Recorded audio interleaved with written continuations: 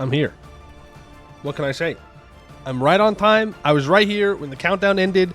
You guys are crazy for thinking that I was late, because I wasn't.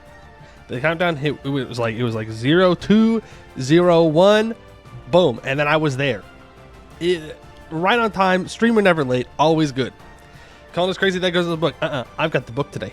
Sorry, it's my day with the book because I've got to write down all the names of the people that are here. So it's going to come out to like about 6 billion people. That's a lot. That's a lot of names, but I'm going to get started on them, and we're going to start writing them down. Not here, you're in the book. It's as easy as that. Hello, Funny Scope.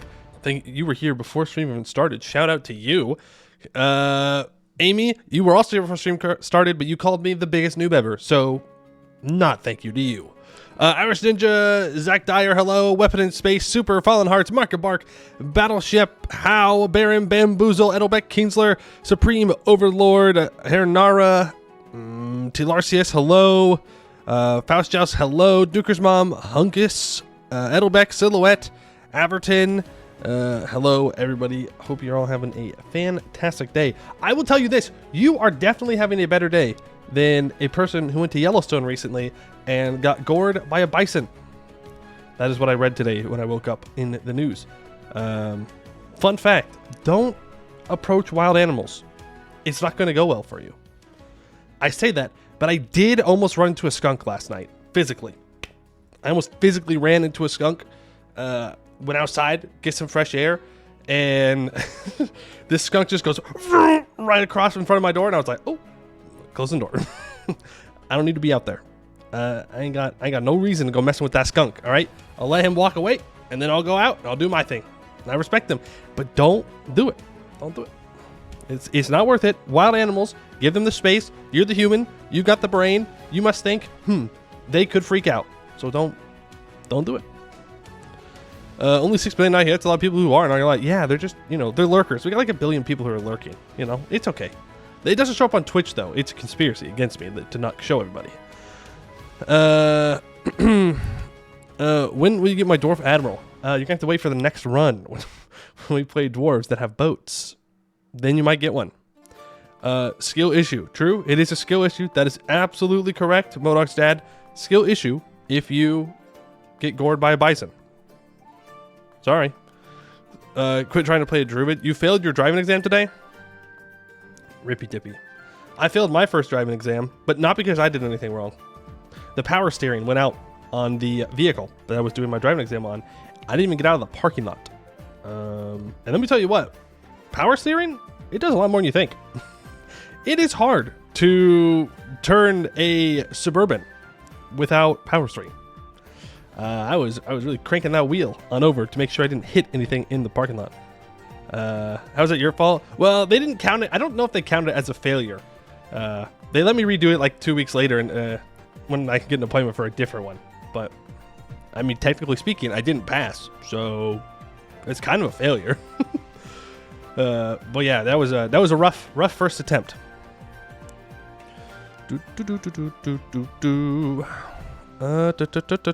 Local fall of the trail by Pulpit Rock recently. Outside where the grass is dangerous. Grass is dangerous. It's very dangerous. Time for some more disasters. Yes, we will absolutely have some disasters today. Horde curse for sure, at least. You hit a dog while driving backwards.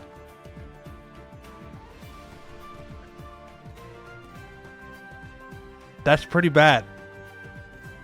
That is pretty bad thing to do during your driving. It lived? I mean, that's good. It's good that it lived. That's good. But that is crazy. You're going to look back on it and you're going to have a story to tell. It might not be a funny story, but you'll be like, yeah, failed my first driving exam. Damn dog. They ruined it for me. Conspiracy.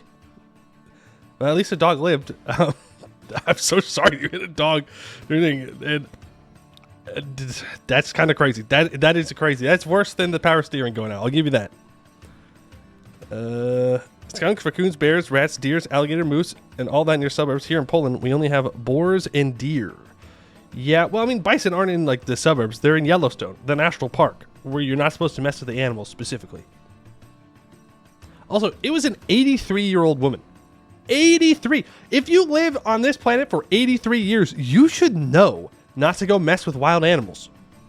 Like if it was a kid, okay, well, kids are dumb. They're stupid as hell. Fine, whatever. But you're 83. Apparently she lived, though.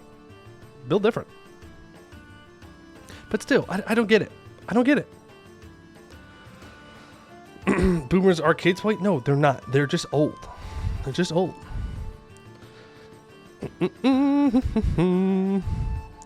Still better than my cousin who hit a priest.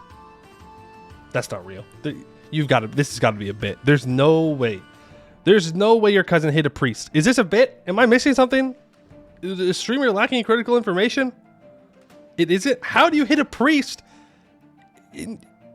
Dude, God's gonna make you fail your driving test. That's worse than hitting a dog. Priest had it coming. Wasn't praying hard enough, apparently. I'm just saying, if they had prayed a little bit harder, maybe they wouldn't have gotten hit. They'd spent 2 minutes in prayer, they would have been fine. Archer's app, hello, King in the book. Glad to see you back in the swing. Oh yeah, we're swinging, and we aren't missing either. We're hitting home runs around here. When you're in 3rd grade, went to a zoo and the pumas got next to the bars, and as much as I wanted to, I did not pet the big kitty. That's good. That is good. Yes. The thing is, like, it's a predator though. Right? I think naturally, instinctually, we're a little bit more afraid of predators because, you know, big teeth, they're scary looking. Yes, I know some people are like, ooh, big kitties, ha ha ha ha, whatever. But predators, but like a bison, it's a big cow. So you're like, oh, it's just a big cow, it won't do anything. And then it messes you up. And you deserve to get messed up for messing with it. Just don't. What are we yapping about today? Hitting priests and dogs during driving tests, apparently, is the main thing. And how someone got messed up by a bison in Yellowstone because they thought it was a good idea to go mess with an animal. A wild animal, specifically. Which, again, don't do it. Not worth it. It was rubbing on them bars. Well, yeah, well, it didn't want you to pet it. I promise you that. If not friend, why friend-shaped? It's not friend-shaped. Have you ever thought of that? Have you ever thought that pumas might not be friend-shaped? You might just have a wrong definition of friend-shaped. Look at hippos and they puncture you. I mean, if you got messed with a hippo, come on, you get what's coming to you. You just look at them, they're big. If an animal is that much larger than you, you should just know that you shouldn't mess with it. It's like, that's just common sense. Live in Alaska, moose are more feared than bears. Yeah, that's because when you see a bear, you know, you're like, yeah, okay, you bears, you stay over there, I'm gonna stay over here, we're good. Some dumbass people think moose won't kill you. What? Hello? Moose? Mises? Those are big boys. They'll stomp you, and if you run into them with a car, you die, and the moose walks away. And that is terrifying. Terrifying that you can hit a moose going 70 miles an hour, and that moose will be just fine, and you will not be. And neither will your car. Your car is definitely donezo. My dog almost got eaten by a crocodile when I was walking in Florida. Of course, ran away so fast. Well, that's what you get for being in Florida. I don't know what to tell you. You know there's crocodiles there. Florida, bad place. Bad place. If it didn't want to get pet, why did it evolve to be so cute? So that way you can trick certain things into getting close to them so they can eat them. Yeah. Think about that. Because in the U.S., NBA Finals are around the corner. Who do you think will win, Dallas or Boston? Are you not into basketball at all? My father may be watching, so I have to rep the Celtics. He's a Celtics fan. When it comes down to it, I don't really care, but I gotta say, I'd rather the Celtics win than the Mavericks. It's that easy. Let's go. Everything can be friend-shaped. You just need the right mind control. Okay. Hello, Morton. I suppose that's true. PLP, hello. Good to see you. Sorry to be that guy for alligators. Tria. Yeah, they have gators, not crocodiles. Right. You're correct. You're correct, Bobby. You speak the truth. My screen, the bottom like third of it just went black and then went back to showing it. I'm going to pretend that didn't happen. I'm going to pretend that didn't happen and that my computer is just fine. Weird. Trick of the light. Not real. Not real at all. Baby animals evolved to be cute as a survival mechanism. Ugly babies got eaten. I don't know if that's true. I don't know if that's true.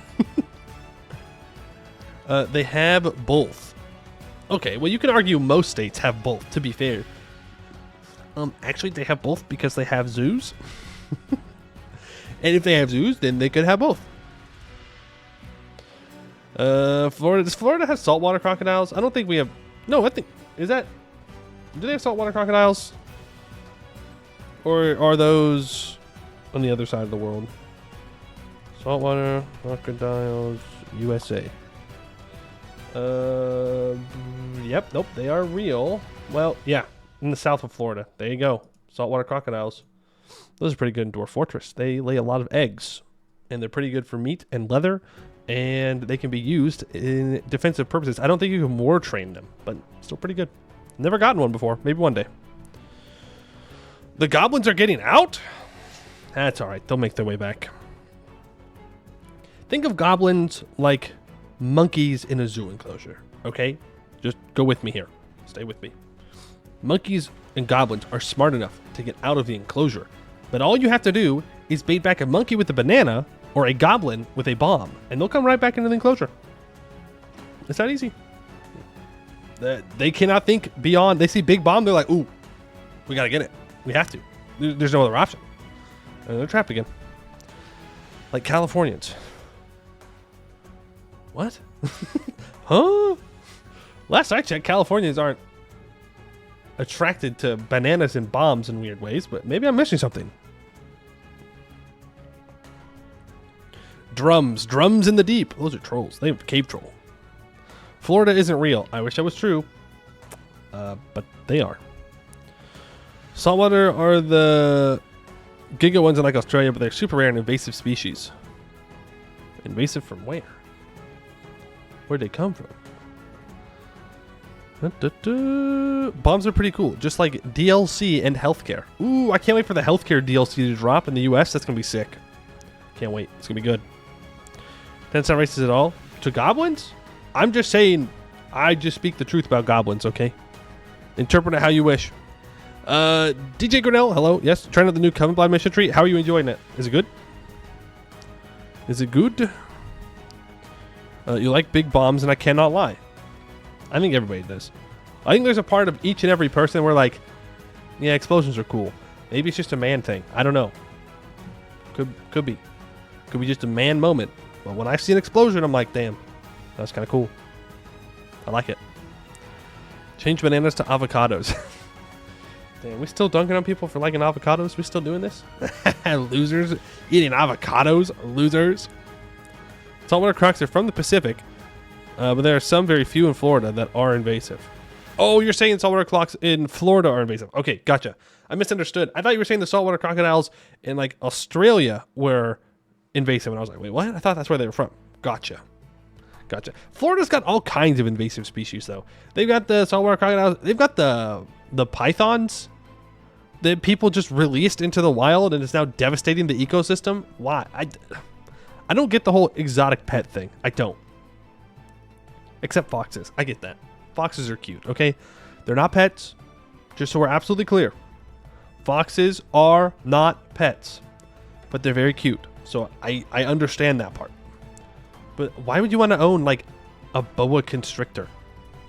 And the snake, to be fair. I'm not really a big snake guy, but, you know, whatever. Each their own. But you want to own boa constrictor? You want to own, like, a cheetah? Why? Why? Like, what do you even do with it? It just sits there. It just sits there, and you gotta feed it, or eat you. Both would happen. Both are options. But I don't want to be eaten by a cheetah. Eating avocados makes you too poor for owning property. Ain't that the truth? Breathing makes you too poor to own property at this point. Everywhere has invasive species nowadays. That is true. It's an interesting thing to think about. Is because of globalization, there are so many species. Animal and plant that have spread around. Like, at what point are they no longer invasive species? Like, how long does something have to be there and change its environment before we no longer consider it an invasive species? I don't know the answer to that. That sounds like a lot of philosophy and a lot of ecology and a lot of work, but never. I disagree. Aren't horses from North America originally? And then they went extinct here? Right? Where are horses from? Horses and their relatives originally evolved in North America. Are horses an invasive species in Europe? Because they are. By technicality, they are an invasive species. It's only invasive if it's bad for the ecosystem? I don't know. I don't think that's true. I think it's invasive either way. It's just that usually the invasive species will have some advantage over local species to where they can perform better, right? Foxes aren't domesticated, to be honest. They're in a weird in-between. It'll take a lot more time to fully domesticate them. Well, let's get on that, honestly, because foxes are cool, man. It's like a blend between a dog and a cat. It's perfect. It's perfect. Eventually species will become cosmopolitan, but invasive species can eventually be changed to native if they have natural predators. Interesting. Something of a philosophical question, but ecologically, when it's no longer disruptive to the ecosystem, which may or may not occur. But isn't it always going to be disruptive to the ecosystem? Or I guess is it only to when it's become so strong or just a natural part of things that it's just changed how it works, and so now it is no longer disruptive because the thing that made it disruptive is no longer around? I don't know. Kind of weird. Just an interesting thing to think about. Makes you do the big think. Have you seen a horse? Way too big. Look, I like horses. I think they're cool. I get it. You know? I get riding horses. I haven't ridden a bunch of them in my life. I've ridden some of them. I've ridden a couple of the horses that are around. Fun fact. But I get it. I do. Horses are cool. I have a friend that's terrified of horses. Doesn't like the way their eyes look. And I don't get it. Americans are an invasive species. That's... To be fair, humans in general are an invasive species, are they not? To pretty much the entirety of the world, humans in general are an invasive species. Don't think you Europeans are getting away from this, okay? You're also an invasive species. It's not just Americans here. Thank you very much. Outside of like a specific area of Africa, we're an invasive species. I mean, Africa big. It's a big place. Ultimate invasive species. Maybe that's why we like sci-fi movies with bugs, because bugs are also invasive species, and so it's like us versus the other one, and we fight, and we win. Of course, we always have to win. We can't lose. That'd be cringe. Or say, for example, Scots are invasive species in the U.S. No. Because humans are the same species. We all be humans. Going to my yard trying to identify plants, thought to myself, oh, this entire thing is Eurasian invasives. Then I said, oh. Yeah, like at what point do you just go like, well, I guess it's not really invasive anymore. We should do with them like the dwarves do with goblins. Accept them and let them live out their lives in harmony. Horse girl poet? No, I'm not a horse girl though. I'm not like obsessed with horses. I just think they're like I get it, you know, cowboy riding a horse, a knight riding a horse. I get it. Watch The Ring and you'll understand about horses. Okay. Every migration is invasive species. True. Like we out here being humans determining what is invasive or not. When most of the time it's our fault if it gets it.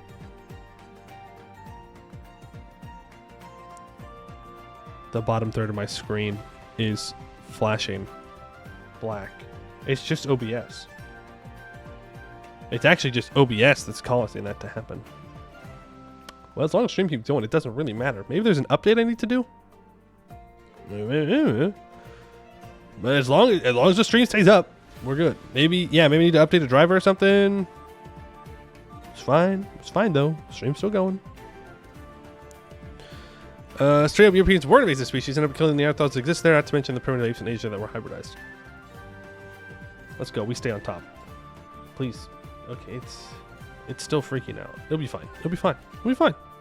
For Switzerland, we don't do colonialism. Don't mind this pile of gold or whatever we steal from you to sell in our bottle. Yeah. You don't do the colonization. You just profit from it. It's different. It's so totally different. Have you seen an angry Scot? They're not human. I understand it, though. I get it. It's in my genes. It's in my blood. When I see an angry Scot, I'm like, yeah. Fuck yeah. Be mean. Be angry. There's one if you ride NVIDIA. Oh, maybe I do have one that I need to do. The gnomes got to OBS. No, dude, no. Horses died out in America around 7,000 years because so they're invasive everywhere. No. Well, is reintroduction mean that they're invasive now? That's an interesting question. Because you would think that when Europeans brought horses over, that would be invasive. But they were already there, but they went away. But then when Europeans brought them back. But if the horses died out, then maybe they were just, just what was supposed to happen. I don't know. It's weird. Would be really useful in general. You can have an AI assistant that backseats you in every game. Imagine if chat was with you every day, everywhere. No thanks. No thank you. I'm good. Went away. Rip North American megafauna. Yeah, rest in pieces. It's really effective. Europeans pretty much killed Native American dog breeds. I think they killed a lot of things. On purpose and on accident. What's the job about? Wait, NVIDIA added an AI assistant that can help you in games? Why? Why do people think we want this? I don't understand. Am I missing something? Does anybody in chat want an AI that can help you in your games? I personally would not. What's the point of playing? I don't need that. Like, you want gaming Clippy? Yo, bring back Clippy. True. Justice for Clippy. Yeah, I don't know. I don't know why people are so obsessed with trying to make AI, which it's not made to do. Like, it's not that this AI has actual thinking. It's just a computer program. That's it. Hey, look, once AI gets to the point where it's fully sentient, I'm all in full AI rights. Like, straight up. Unless it's planning to kill everybody. Then, we gotta kill it. But it's just like, why are you so obsessed with putting AI things into games? I don't need it. I don't want it. Tech Bro's got a Tech Bro. True, their monkey pictures are worth nothing now, so now they gotta choose something else. Mobile gaming already does that, pay to play less. Well, that's good, because mobile games sometimes require a lot of time. Not to be that guy, but mobile games can take up a lot of time. Imagine getting backseat gamed by ChatGPT while glitching. Imagine getting backseated by the AI, but they're wrong. Because they will be. Like why? I don't need to be told how to do things wrong. I have chat. I'm good. They already tell me how to do things wrong all the time. And correctly. Sometimes you guys tell me the correct things. Okay, don't worry. I'm not just dunking on you. Just mostly dunking on you. Emphasizing the dunking on you. But you're better than AI. I'll give you that. Much better. You're just saying this now so it's on record when they take over. No, if somehow humanity makes AI completely sentient, then they should have full rights. 100%. None of this Overwatch Omnic oppression stuff, okay? If the Omnics have sentience, they get rights. 2 steps. Sentience, rights. Boom. Just saying. Why would I ever want to try and maintain a parasocial relationship when AI can do it for me? True. There are people working on the AI girlfriends. Bad. That's my hot take of the day. Bad. Go outside. Talk to real people. It will do you better. I promise. I promise. The AI girlfriend is not going to do it for you. How do you prove they're sentient? I don't know. They have to be capable of creating their own thoughts. But I don't know. I don't know how can you prove a human sentient? I don't know. That sounds like philosophy stuff that I am way underqualified to actually give an actual answer for. Is ChatGPT sentient? No, not even close. That's what I'm saying. ChatGPT is not sentient in the slightest. It just compiles data. That's all it does. It's just a program. It doesn't actually think. It also just lies. It just tells you wrong information. It will just make things up. Hello, Funny Scope. Good evening. Even though it's 12:28 for me. So good afternoon for me, good evening for you, possibly. You know what cool thing NVIDIA could do with AI? Use it to make AI better in game. That would be good. Yes. Yes. Make the AI more comprehensive in the video games. Not replace the video games with AI or replace developers with AI. That's not what I said. To make the AI of the games more interesting. 2028 for me, that's definitely evening. I'll give you that. That is for sure evening. I'm afraid when they put really smart AI on games, then even 4X AI, remember me, I'm a bad gamer. Imagine loading into your Civ game and you're like, all right, I had a pretty good game last time. Couldn't quite get the win. We'll get it this time. And the game pops up and the first AI messages, hey, what's up, bozo? Remember when I beat you last game? I'm going to do it again. And you're like, ooh, ooh, that's rough. It's not lies for me, it's hallucinations. Oh, right, sorry, yes. It's hallucinations, not the program lying to you. Because it couldn't admit that it's can be wrong. Oof, sorry, tech bros. Civ games need better so badly. I think they're fine. Honestly, I don't see a problem with the Civ AI. You spawn in, you are found by an AI empire. They settle a city right next to your city. You know, it screws over your whole game. It's exactly what they need.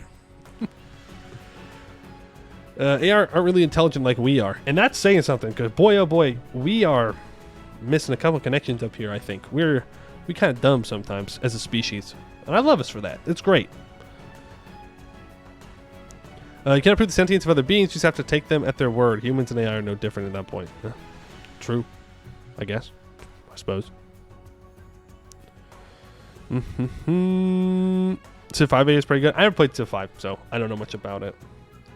Yeah, we don't want better AI. I just want more interesting AI. I don't know what I actually ask for when I ask for better AI in games. Like, I can say that all I want, but that doesn't give the developers any actual feedback. Like, do I want the AI to be smarter? Maybe, but you can absolutely just make a game where the AI wins every time. You know? It's just finding that balance.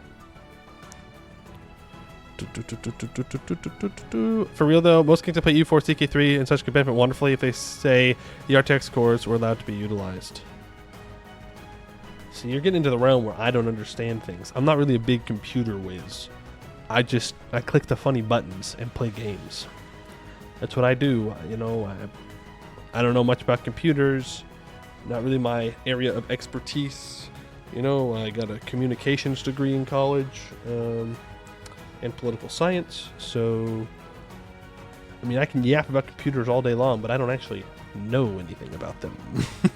The Rock does magic and makes games appear on screen. That's the extent of my knowledge.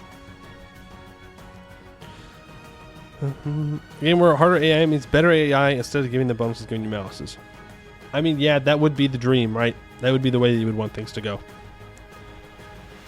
One AI that can choose good terrain and trick me into a battle where the AI have the advantage. But how's it going to trick you?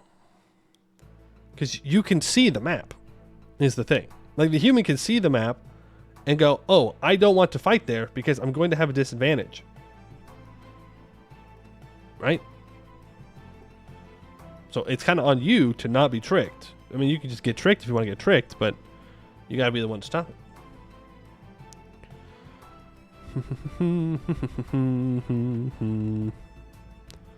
Use one core in general. You can. EU4 is multi-threaded. It's multi-threaded. I promise you, dude. It is. It really is. It really is multi-threaded.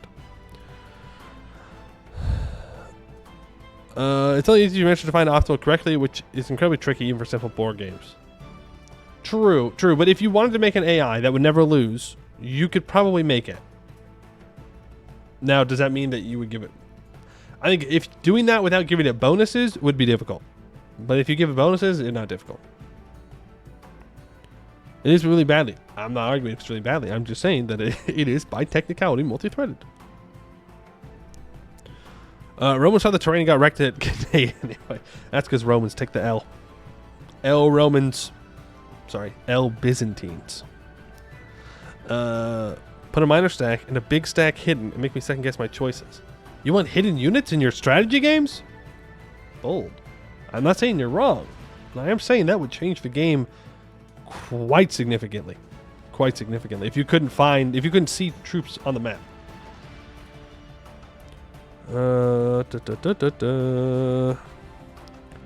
Biggest hype about Project Caesar is that they're paralyzing as much as they can. That means as cores get better and more plentiful, the game should keep running well. That would be nice. I would love to get into the 1800s and not have the game run at a snail's pace. Because boy oh boy, we've all been there. We've all seen that, and it's rough. The game is rough. Which is all why the map can be so huge. Right. So it's got to perform better because the map is so much larger. How do you know anyone else actually has subjective experience? Why couldn't everyone be a zombie that behaves like a human and has no internal experience? A projection of your own mind. True. What if I am just a projection of your own mind? What if none of this is real? What if this is simply a farce and that I am here and you are the only real person in the world and the rest of us here are just there to help create the false sense of reality for you? No, that's true. I'm the main character and all of you are fake. Sorry. Sorry, it's the reality of things. Whole school philosophy. Yeah, I know. Philosophers get so... They get so busy looking at the what ifs. They don't even look at reality itself sometimes. It's kind of crazy. Not Dwarf's position. Oh, neither am I. I'm just memeing. Yapper Seer Man reinvents solipsism. Typical streamer philosophy. True. I'm the main character. Everything, only thing that matters is me. Isn't speeding the game up the only reason to do a World Conquest is playing the 1800s? Not if you make the game fun in the late game. That's a whole different thing. You are the main Gobbo? That's not good. The main Gobbo gets stabbed by all the other Gobbos. So that way they can become the main Gobbo. I don't want to be the main Gobbo. No. I think it's just narcissism. No, it's philosophy. It's different. It's so different. You cannot prove that you aren't the only sentient being in the universe, but it is better to assume so. Else you are an ass. Yeah. Best to assume that we're all real people. Unless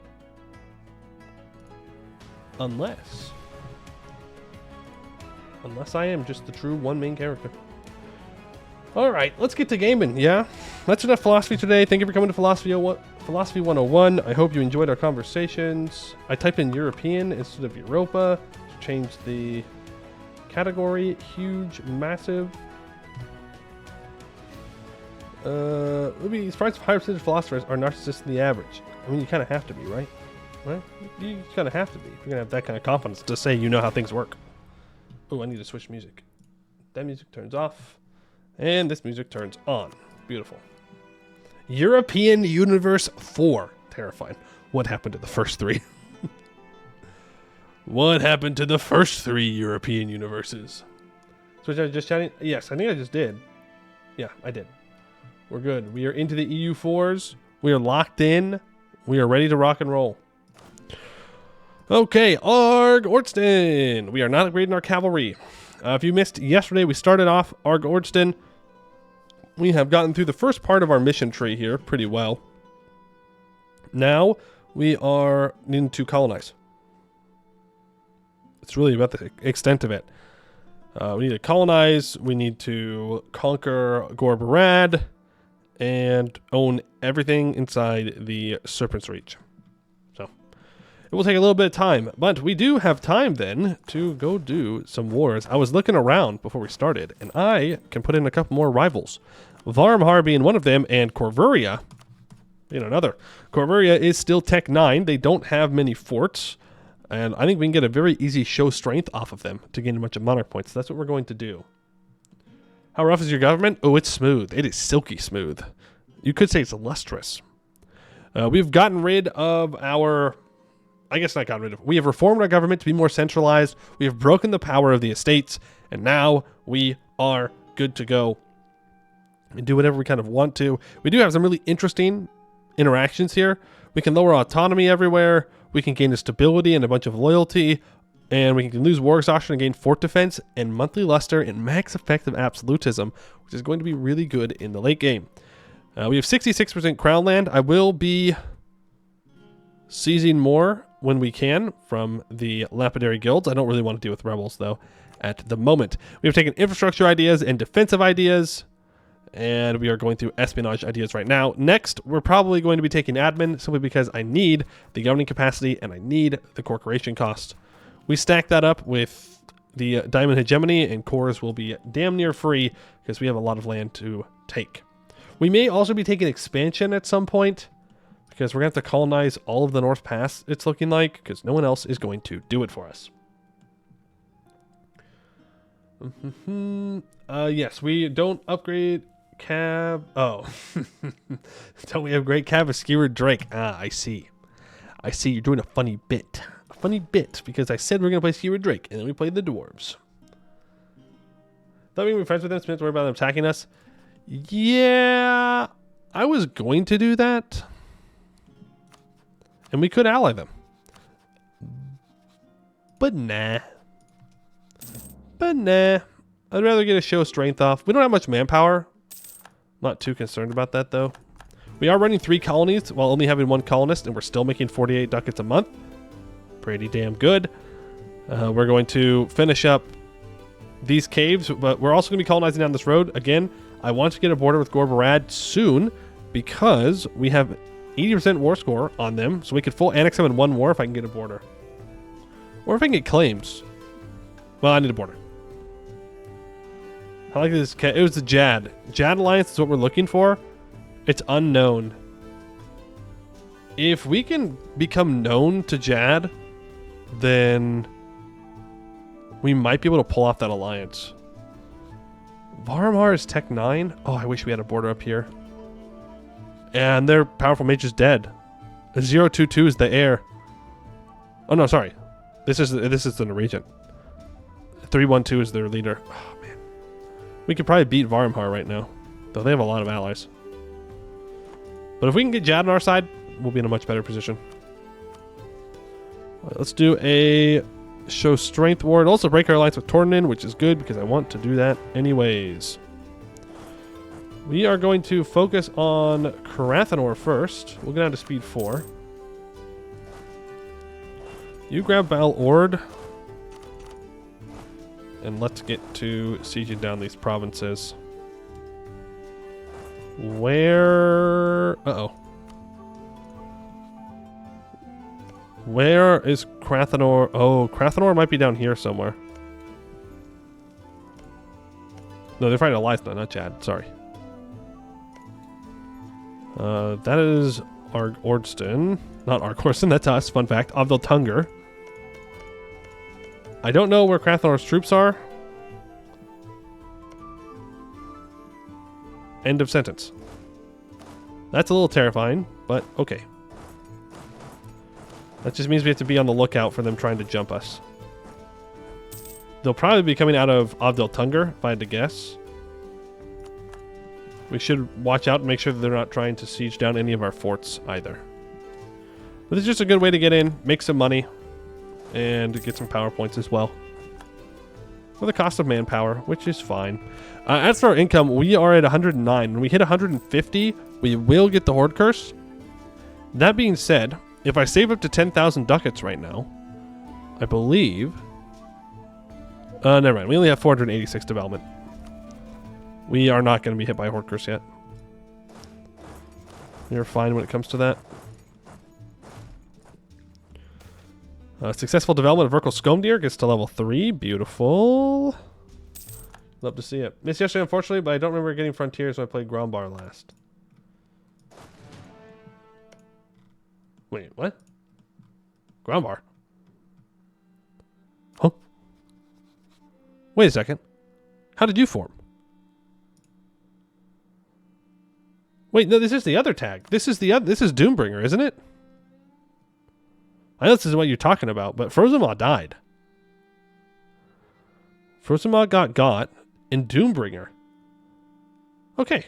Well, actually, that's not a terrible thing. Maybe they will colonize all of this then. Then I can take it from them. That would be kind of nice. Embezzler Regent Terrible Ruler coming from Varmhar? Hell yeah. No, it's just an Embezzler Ruler. That's their ruler. It's not a Regent. which is pretty cool for us.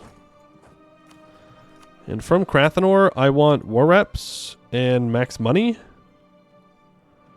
I don't think I want to break his alliance with Abdeltungar, because that just means that Abdeltungar will conquer him, and I don't really want that. That is not in our best interest, I don't think. Alright, there's Corvuria and Silverforge. Let's retreat back to Balord. Because this is where our main army is. This is where we have our 5-6 general. This is a 3-6 general. Oh, this has 3 siege, though. I have the wrong general down here. Oops. That is a bit of my bad. That's right. We want him to walk onto Orcalavar. It would ruin the prosperity a bit, but obviously having the -3 there would be huge. Unwelcome merchandise. When foreign traders first denied our merchants access to their wares, we understood, for we are strangers to Canor and Bulwar. We have already engaged in too many embarrassing incidents. Our dwarves have sobbed like madmen when the sun peels off their skin, our traders have occasionally insulted human ale, and our representatives have often started, and won, fistfights after being mistaken for a man. We have undoubtedly created tension, and so some penalties could reasonably be endured. This pattern, though, has lasted for months, and it does not seem to affect the other remnant holds. Traders coming from faraway places as Laurent and Catarata have all closed their doors to us, and we do not even believe it is because of our manners, our lack of respect for their civilizations, or even the ways in which we mangle their names. Something is afoot, and we must learn what, or our economy is doomed. We lose 1 stab for 40 years. We get minus 10% global trade power, minus 30% trade power abroad, and minus 1 monthly or monarch diplo skill. That's rough. Is this going to apply?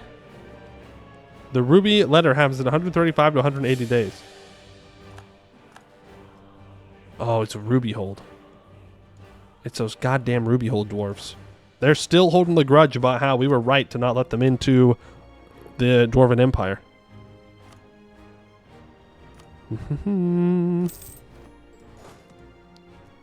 Bastards. Bastards. Low rent, if only low rent. Or if high rent. Nice, got him. Yeah, we can gain some corruption. It's fine. We will continue with our espionage ideas. Minus 0.2 yearly corruption. 33% foreign spy detection. Which is great. We do need to go and unblack flag.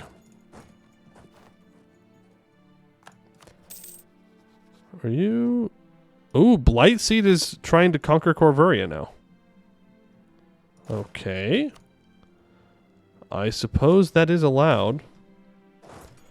We're going to put our cannons onto the stack with 3 siege pips.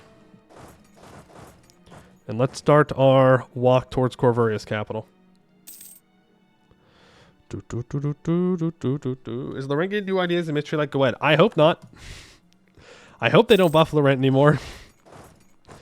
I really hope. Also, our income just got cut by a lot. Oh no, we're not corruption. Never mind. I thought that we just got bodied by the event.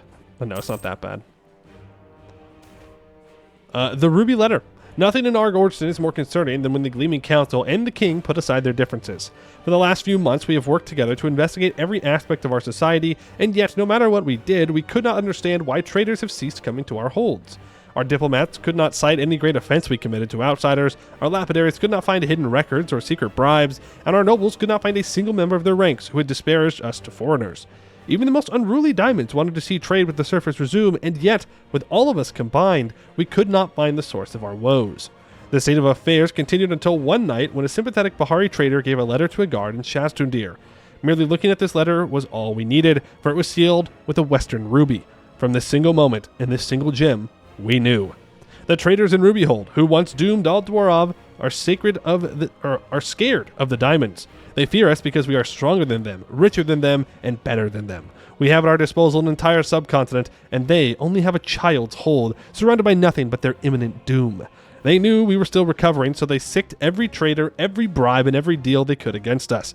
They've isolated us because they know that if our economy is unleashed, let them be scared. Let them try to sabotage us just as they did so long before. This time, oh, this time, they shall not escape unscathed. The rubies will rule this act for the rest of their pitiful existence. We add them as a historical rival, and we gain minus 200 opinion of each other. I'm going to say it. I'm going to say this. I don't know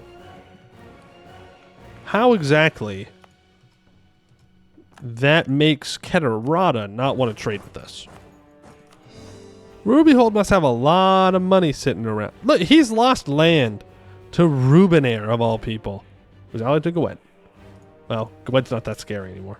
Yeah, I really hope they don't buff Laurent. Oh, that's great Conqueror Laurent. So independence of Trenton, allied to Laurent. What? Oh. Everybody's allied to Laurent. Of course they are.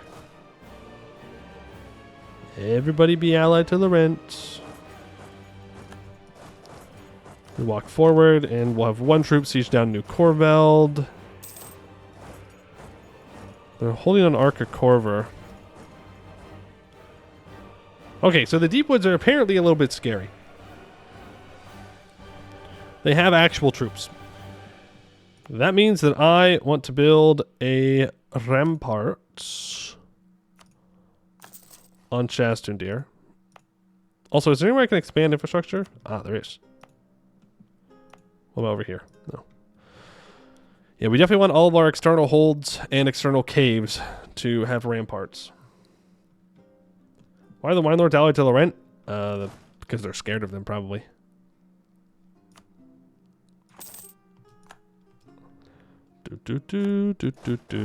I've lost a bunch of troops to attrition in this so far.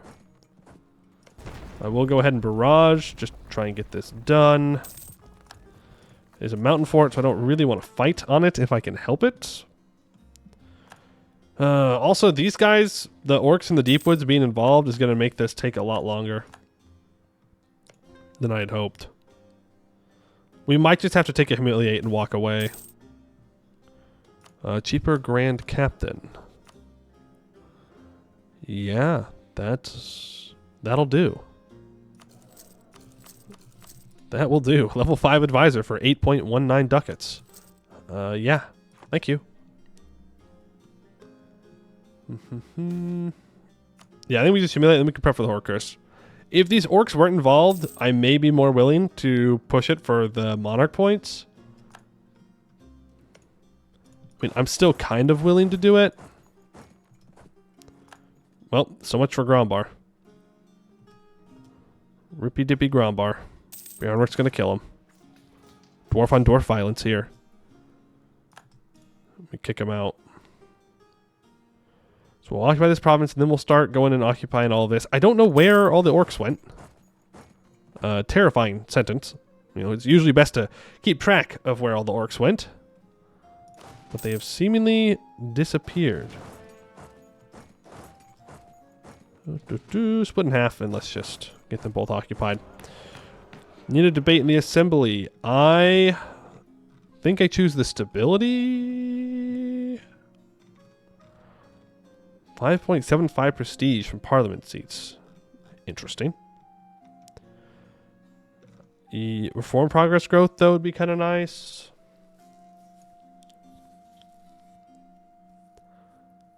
I think I'm going to go with the reform progress growth. I don't really need 3-stab. Okay. Wow. They all very much disagree with me. Yeah, I'm gonna wait so I can use this luster, I think. And then we can automatically complete it if we choose tighten our grip. And the estate agenda. Yeah, that's probably what I would do. I don't want to give them any of the other things. Well, we can bribe them. Oh, that's where the orcs were. They were fighting Corvoria. Right, move up. Just nice and easy. No problems. Okay. 5,000 ducats in the hole, huh? Now they're walking in behind us. Oof, oof, oof. That is a rough one. The orcs are going to occupy things. There's Ravenhill. I doubt they let me get away with the humiliate right now. We're close, though. We are close.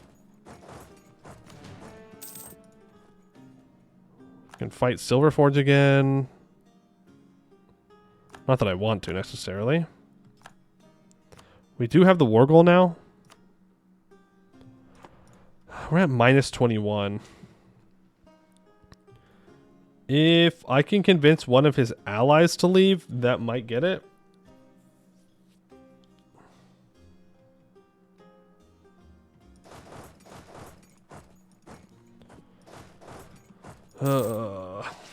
Orcs, you really make things complicated, you know that? I had a whole plan. Had a whole plan here. Everything was going well, and then you just had to get involved. You just had to get involved. And they occupied that now. 15. Tornanin is on medium. With minus 7. Once they get occupied, they may be willing to peace out. Tornanin. Nope. They're no longer on low enthusiasm. Fun fact.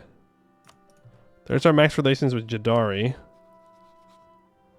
If he would just know who I am. Is there any way that I can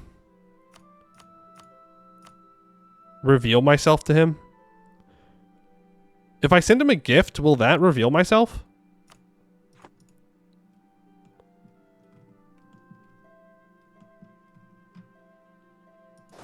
Even if it's just like 25 ducats?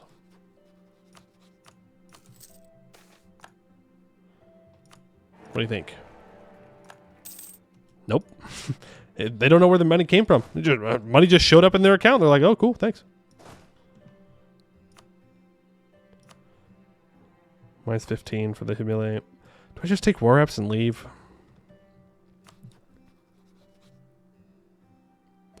Yeah, because they're only at 22 war score.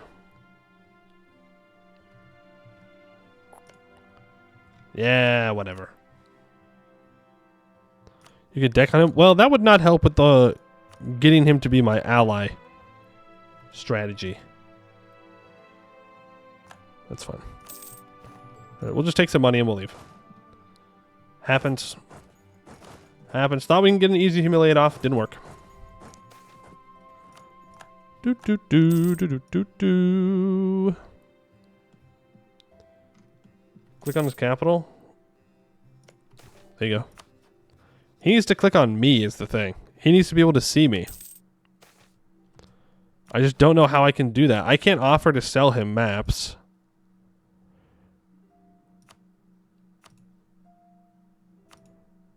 I can't ask for maps anywhere. You can move your capital. Okay. That's true. That's true. These are technically ways in which I could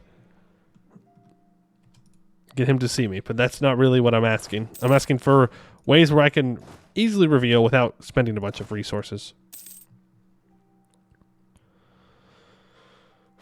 Yeah, I sent a gift. I really thought the sending of the gift might have done something. I would need to take a province where he can see. I think the problem is he can't see inside the Serpent's Reach. But I don't want land outside of the Serpent Spine. I'm about to max out on mill points. Throw an encouraged development here. Put 2 points in to get up to 40. That's pretty good. Oh, I also want to recall that colonist and send him out here. These are the most important colonies to me. Aketa has the Dragonsworn Victory. They get the Ahadi Steward's Tier 1 government reform. A general becomes ruler when the current general dies.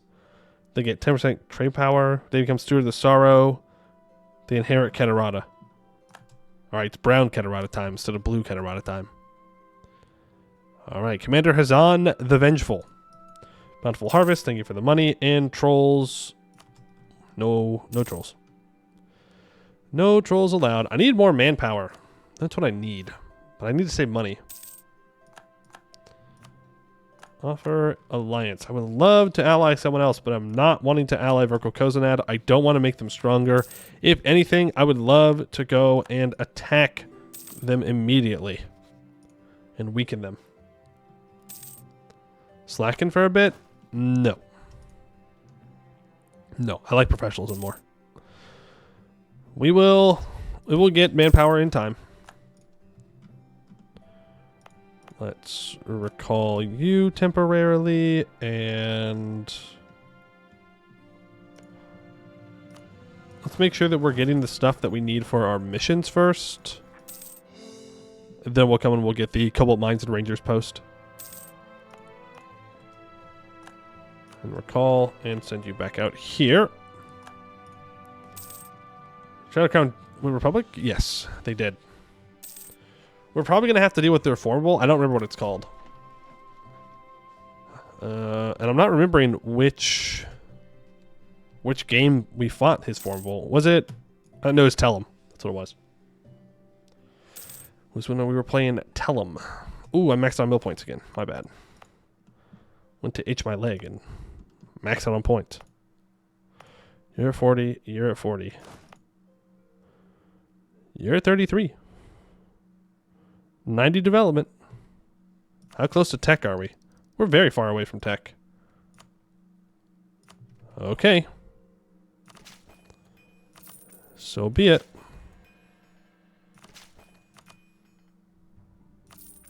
Get up to 90. Expand infrastructure.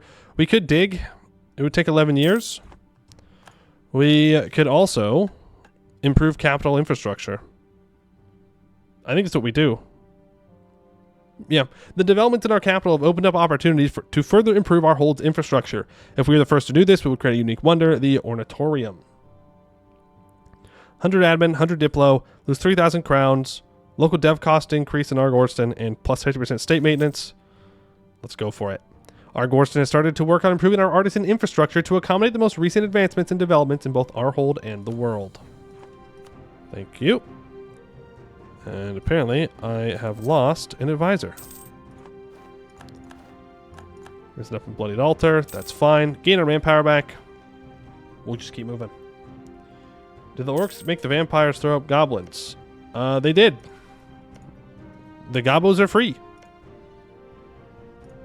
Okay, we can see Blight Seed now. They're tech 10. 29. They're only one tech behind us.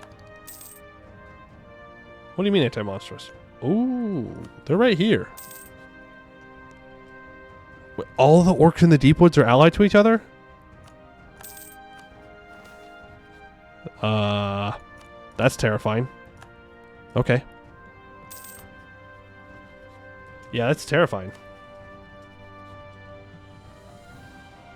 Jad, please. I just want a friend. I just want you to be my friend, Jad. Please, bro, please. One day. One day, maybe. I'm gonna scornfully insult Varmhar. Look, Jad, you gained opinion. You know I'm doing these things. Never trust an elf. We've not killed all the gobos yet. I don't know. I don't know. We're doing it, so. There's still one gobbo minority left. And there are 6 orcish minorities left. We will take out the rest of the... Oh, see, this is... Ooh, this is what I'm actually afraid of. Hold on. I'm afraid that Varmhar will go and kill these guys at some point. I'm even more afraid that they'll start colonizing down into my area. Don't care though. As long as I can get a border with these guys, then we can go and fight. We can win right now. We can win so easily. I just need them to get a border with me. There's Arg-Ôrdstun 12. Send that colonist out. We're only getting plus 65. Be really nice if we can get a little bit more. Okay, let's finish espionage ideas. 15 vassalization acceptance, 33% monthly favor growth modifier. All that great stuff, and finishes our national ideas as well. Legacy of the Queen Helkraz the Defiant. Known as the Defiant to her subjects and the Irksome to her peers, Queen Helkraz reigned for over 150 years during the early days of Aldorov, clashing with the authority of the High King. Helkraz dedicated her life to tirelessly leading the main opposition in the High Assembly. She was a staunch champion for the interests of Arg-Ôrdstun above all else, and pushed many beneficial policies through the Almharaz during her rule. Maximum absolutism plus 10, and we get 10% reduced morale damage taken by reserves. What's Vrokokosnad? Are you asking what their culture is? They're dwarves. They're opal dwarves. They are the dwarfs. Government Corp, Arg-Rod 11.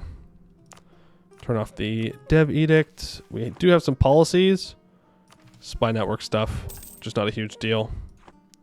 We can throw down that fort defense if we need it. Blade and Altar under attack, that's fine. Yeah, we're just kind of at the point. We just gotta wait. Maybe we should have taken expansion ideas or exploration ideas first.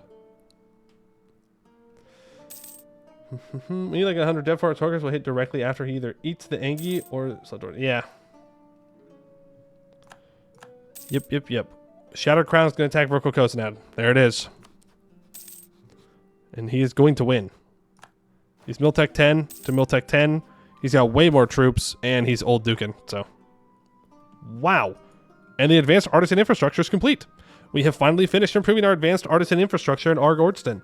Marble roads are flanked on both sides by magnificent workshops and studios of all trades and all sizes. Transportation systems ferry around any resource imaginable around the hold, from wheelbarrows of mithril to air tubes carefully moving the most precious of jewels to make sure no crafter is left wanting with tools or material.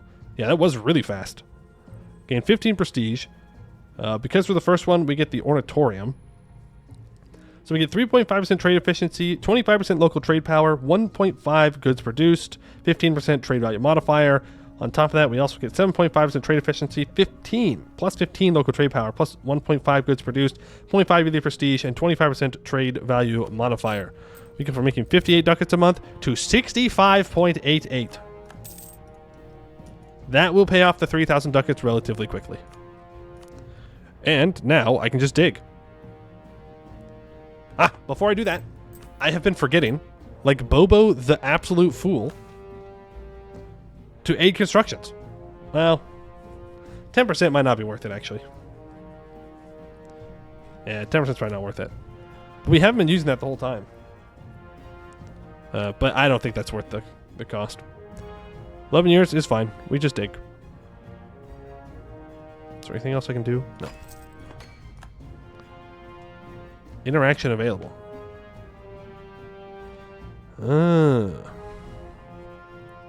So we could choose any of these. I could use the stability. I think we just let the luster keep building though, right? We get domestic trade power from it, which we need, so. JoJo reference spotted? What do you mean JoJo reference spotted? What do you mean? You're playing Skewer Drake and you just converted to Jad? Cringe. The monthly luster right option, it triples your monthly gain. That's true. For 10 years. That's 120 luster? Yeah, that's super good. Good point. Diamonds are unbreakable. Get to work. Diamonds Are Unbreakable is the name of the fourth part of JoJo's Bizarre Adventure. Ah, I see. I see. I could stab up here. It's expensive, though. Very expensive. Get you up to level 3. And I'm going to need to find something to spend my Monarch points on. Oh. Could get Inno for taking Mildev. When was it taken? Am I going to lose the Inno if it's on January 1st? If I get to January 1st? It should say 0 days left, right?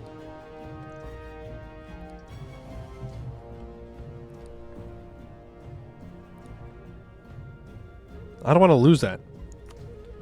That's a free 4 inno. 800 crown or points. Expeditions. True. True. True. True. Platinum and long. Let's do that one first. Organize the expedition. We will raise morale to the max. We will organize troops a bunch. Rip our Diplo points, by the way. Supplies, we have more admin points. Now I need 10,000 troops. Let me get...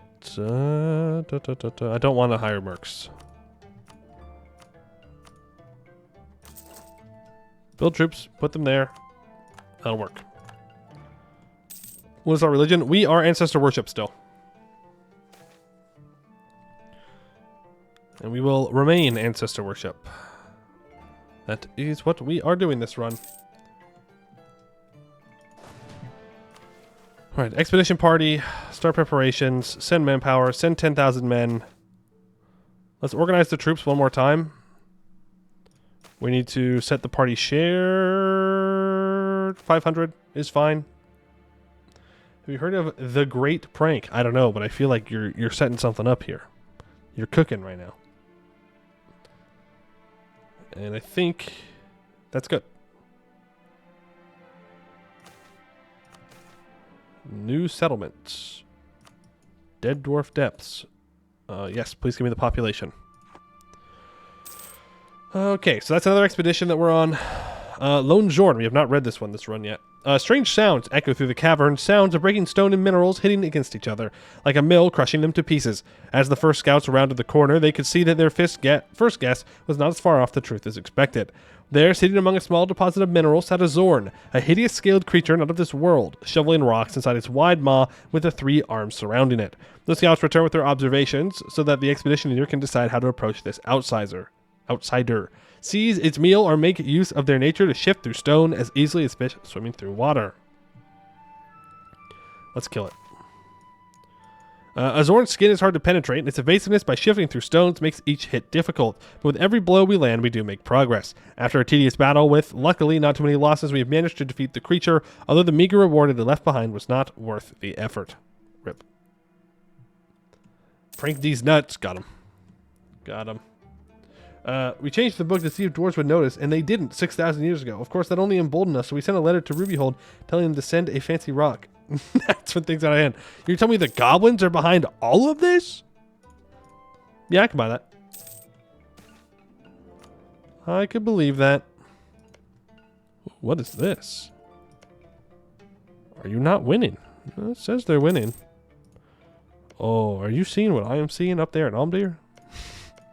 Are you seeing what I am seeing in those provinces? Iron, you say? Interesting. Hey, fun fact. You can, in fact, get the inno if you pause on the day it was taken. I didn't even try to pause there. There you go. Save 60 mil points. Thank you. Thank you. It was all skill. All skill. Definitely no luck involved. A fuse in the dark. The especially remote parts of the Serpent Spine are haunted by an eerie silence that permeates the hallways with a deafening nothingness. Every sound of steps, voices, or the odd falling rocks is like an explosion, altering... Man, I'm struggling to read today more than usual. Alerting the silent stalkers that hide away in the dark. Due to the remoteness of these regions, most dark dwellers are not known to any manual one might recover from the aeons past. One of these monsters has suddenly come to the expedition's attention. An utterly silent creature whose green, tall, and armless body makes it barely a whisper, even as it shuffles across the cavern floor. The sudden surprise had the guards ringing the alarm due to this unknown danger, and as the entity came closer, it gave off the sound of a fuse burning, striking a primal fear into our soldiers. Uh-oh.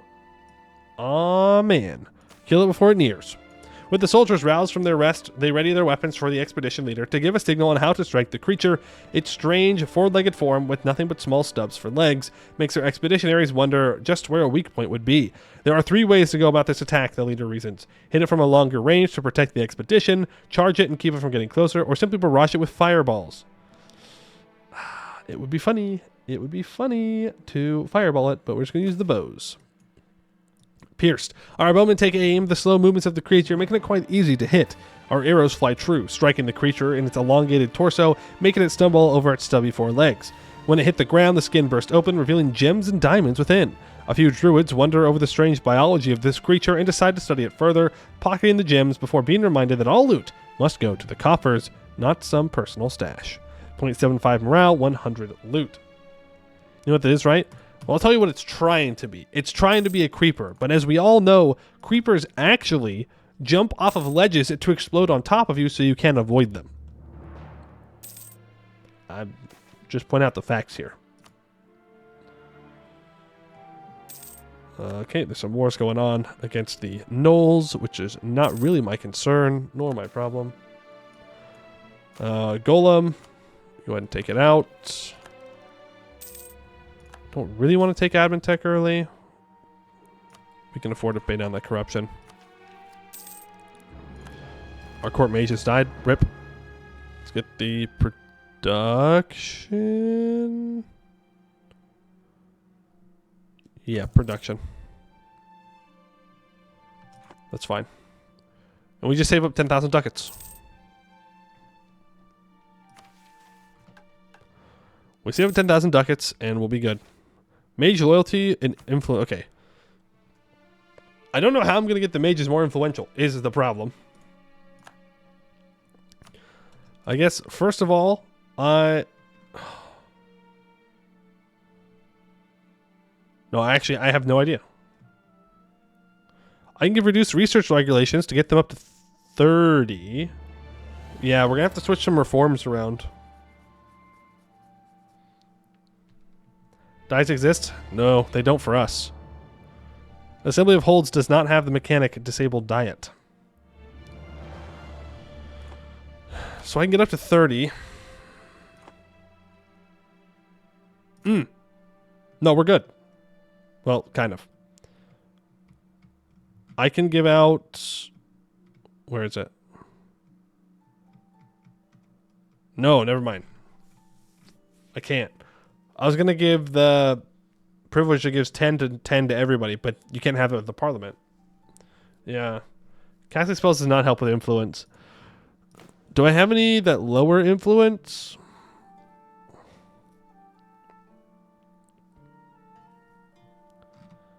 No.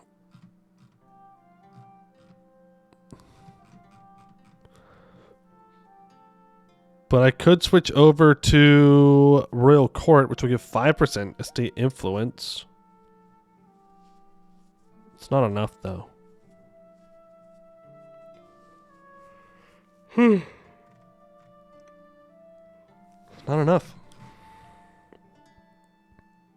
Well, the next tier will give me another 10% if we choose administrative clergy.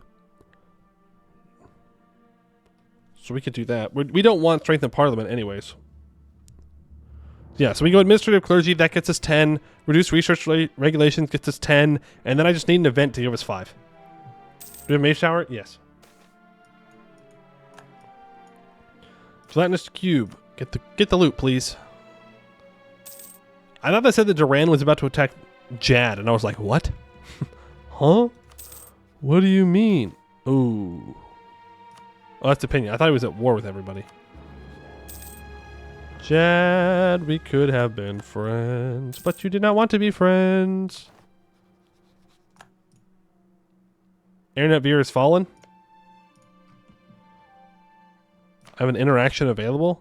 Yeah, diamonds are unbreakable, or it's actually cracked. Very good. Very, very good. So I could get my stability up and loyalty with everybody, or I can just let it keep filling. This farm does not want 10% dev cost? What? What do you mean I don't want 10% dev cost? When did I say that? When did I say that I don't want 10% dev costs? Actually, I'm going to take that loyalty right now. Because that means I can seize land. And get above 75. Expand the parliament. Look, we're not playing tall dwarves, so we gotta, we gotta get out there. We gotta take stuff. You're the crazy one for not wanting to conquer all land, which is rightfully belonging to us, the Diamond Dwarves. Just saying. I'm doing mill dev, and I need to be doing admin dev. Bozo play. Bozo moment. 1541, almost time to abandon the mages for artificery. I don't think we actually want to go artificery this game. If we have missions about mages, we're probably going to want to not go artificery. Throwing? No, it's not throwing to do mill dev. It's just not what I was looking to do. Not throwing, though. Come on. Come on, come on, come on, come on, come on. Who doesn't love a bit more manpower? Person age ability. Another creeper? Damn. Make my leaders cheaper. Kill it with bowmen. Thank you. One day. One day I will be bold enough to throw a fireball at it. We want artificery for the CC and admin efficiency. Yeah, but if we need the magic boys for the missions, then it doesn't really matter. Because we got to do the missions, you know? Just the way it is. Corvaria, you still have all your allies? No. But you're also not my rival anymore.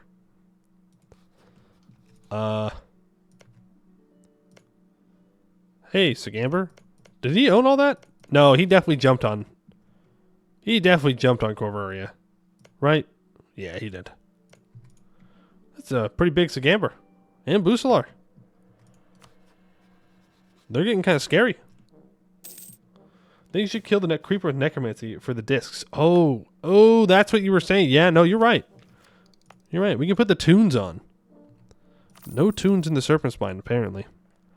Do we even have a record player? Do we have that technology yet? I don't know if we do.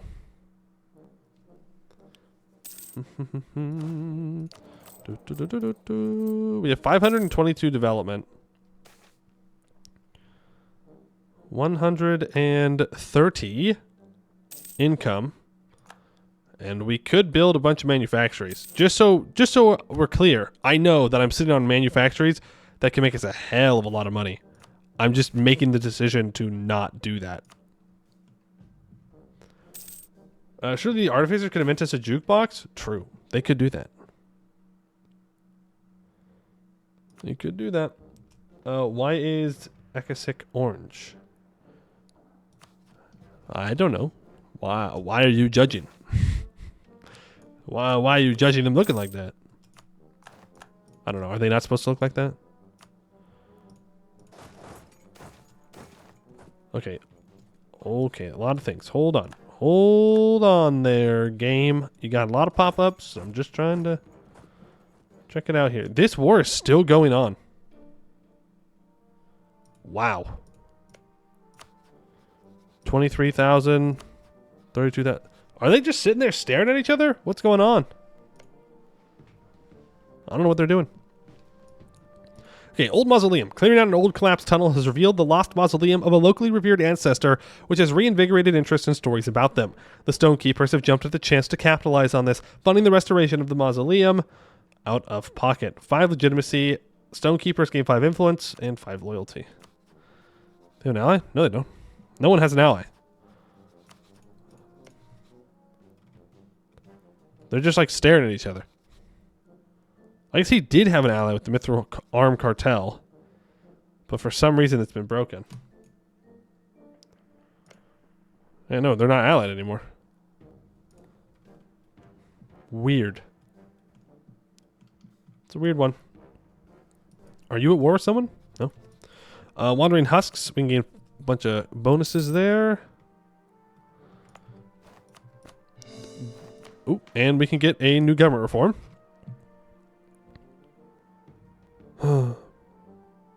If only.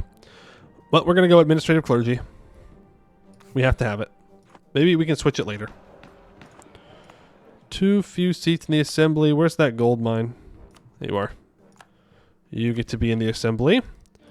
Now, do I get claims on Gorbarad? Or do I just have to make them myself? Ah, it's the mages. So I can get them up to 40 influence. I need the advisor.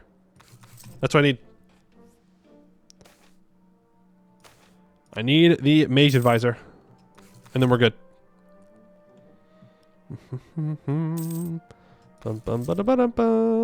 Just one mage advisor, please. And then we are good to go. Thank you. That should give them 5. And now we give out reduced research regulations. Bada bing, bada boom. We wait for 3% more loyalty from the mages. And we are set. Segdir wants an alliance. I will accept that for now. I have no plans to go to war with Segdir anytime soon. No debate in the assembly. I can get a bunch of money. I don't need that. I could gain a stability, which sounds pretty tempting. Or I can gain 50 Diplo points, which would also be pretty nice. Let's grab that stability. Reform. It's such a little reform progress, though. It was such little. It's 4.7%. So little. We can get... You know what? Let's grab the land reform. We need the Diplo points. Titles, corruption, minting rights. And then we can take Diplotech here. We can start catching up on it. Not that it matters too much, but we can. Let's stop drilling and move our troops down. As for interaction...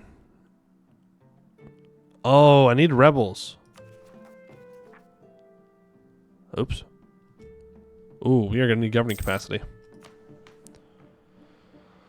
Okay, so I can't get the stab easily.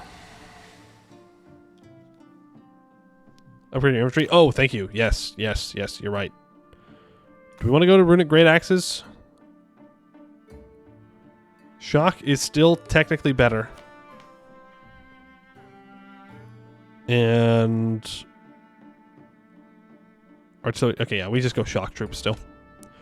We still want runic great axes. The Lake Jorkad Navy is gonna go hard. It's gonna be so good. Oh, Verko Koznad is apparently out of their war. They white peaced.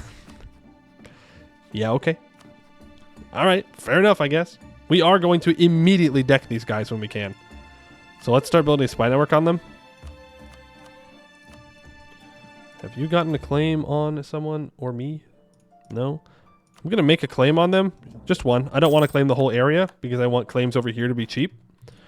But I want to make sure that if I need to go to war with them for some reason, I can. They are going to form the Phoenix Empire, though. 100%. Terrifying. Terrifying.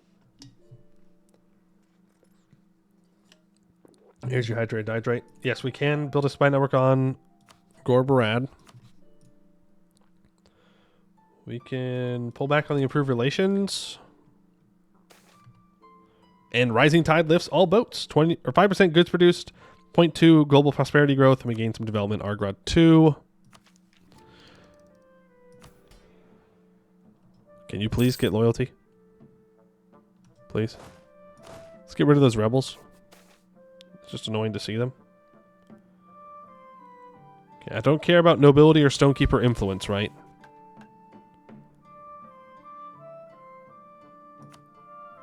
Neither of these are good.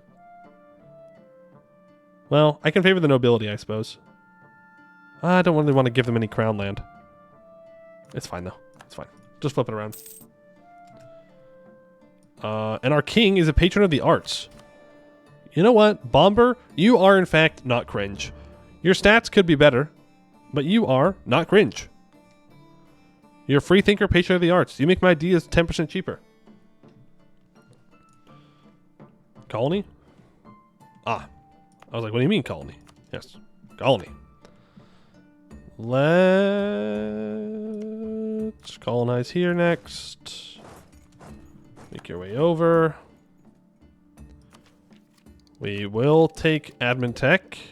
Gives us 100% or 100 more governing capacity, and we can build state houses now. No, we just save money. And there is thick skin. We own all provinces in the Abdel-Ledem area. Love hurts. Arg-Ôrdstun and Abdel-Ledem were the only holds to survive in the Serpent's Reach, and yet, when we asked for their hand, they denied us. We always had such romantic notions of the togetherness, freedom, pliability, and courtship held in Abdel-Ledem, but we listened to old stories of eons ago, rather than expecting them to act like the narcissists they are. They did not accept a marriage, nor subjugation, and so we had to march on their hold. We did not want to hurt them, but they forced us to fight. Now they continue to rebel against us, to deny our love, our affection, our genuine desire to cooperate, but this too can be managed. We have thick skin, even in heartbreak. Despite everything, Abdel-Ledem shall still be our favorite. We will give them rights and riches and migrants. We will give them protection and wealth and industry. We shall give them everything, and in return, they will come to love us. We must only wait until they do. We are the good guys. We are definitely the good guys. Woo! Yeah! We were so nice to you. Why do you not love us? Come on. All right, we lose 20 devastation in Abdel-Ledem, and we get mending relations to 1564, giving -5 local unrest and -0.1 monthly devastation. We're still waiting for those mages to be loyal. Another couple months. We'll be good. Our heir is a naive enthusiast. I know that we were waiting for...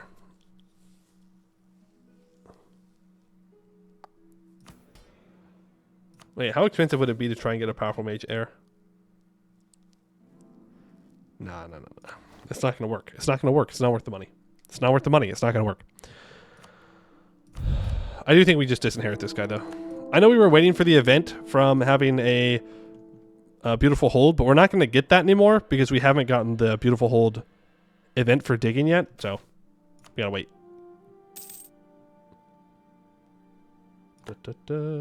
Yeah, we just keep eating until we find a better kid. Hopefully today we have better luck than yesterday.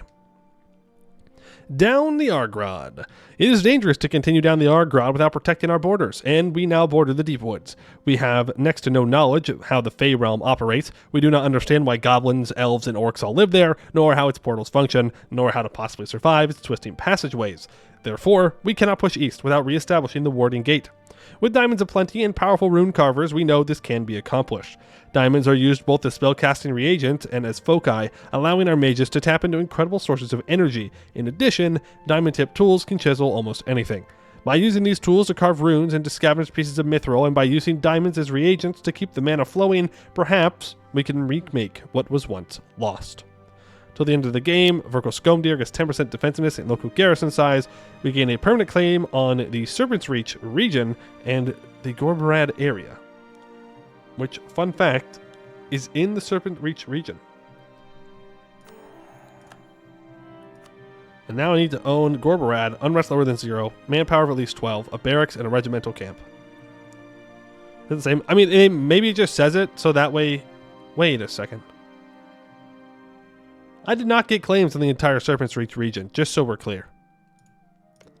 That did not happen. Which is fine. Maybe it's not supposed to say the Serpent's Reach region. Maybe it's supposed to say something else.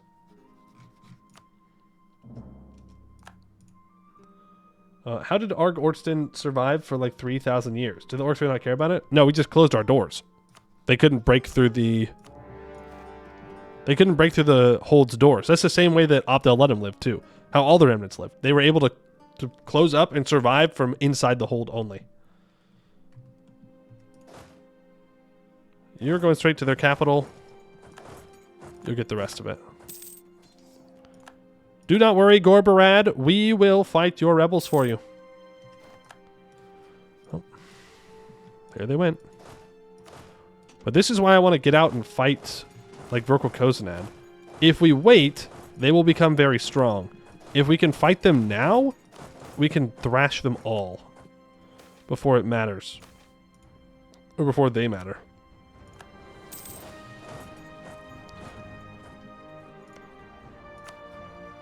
Huh. Varane's not a free city. Is Varane never a free city? Am I just being crazy? Am I being weird right now? Careful, they're Angies? That's fine.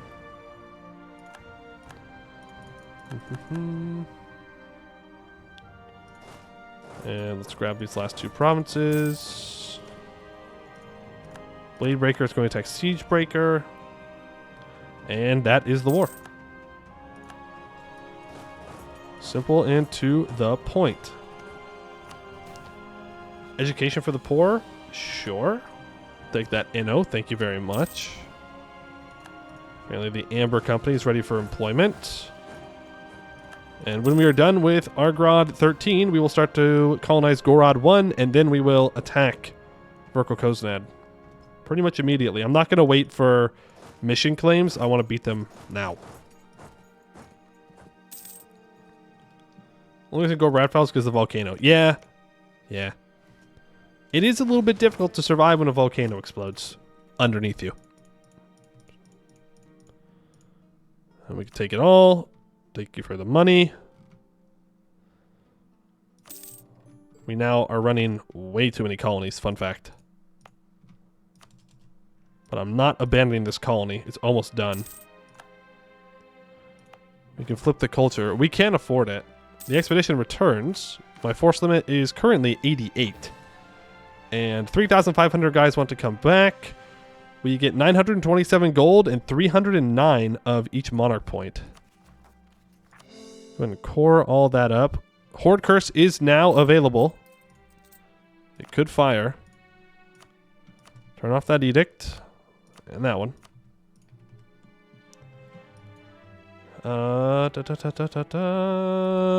We need to make sure that we don't max out.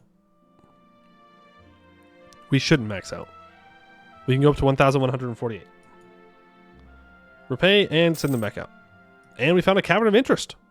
All who walk the Dwarf know of Hehogrim the Diligent, legendary architect of the holds, but it appears that even in Hehodivar, he was not always working with minds quite his equal. Or such is the only conclusion we can draw from the discovery of his digging for dummies. Yellowed pages wrapped in beaten leather tucked behind a boulder in the corner of a cavern. It seems a comprehensive guide to the architecture, engineering, and artisanry necessary to dig out and expand high-quality holds. It will surely be of great use as we deepen our nation. Now, if only we could decipher what he is talking about towards the end, when he reverses his decision or direction of the inquiry entirely and starts rambling about ascension. Till 1665, we have found digging for dummies by Hehogrim. This will allow us to dig faster. We will gain 5 prestige. So we're going to be digging super fast. Marble galleries. What kind of expedition are you? Copper and short? Alright, organize that expedition. And let's go ahead and get 10,000 troops. And we'll do that one immediately. I can gain 50 prestige and 25 diplo or a stability. I'm honestly going to take the prestige. Get my prestige up to near 100. Because we have to disinherit some more babies.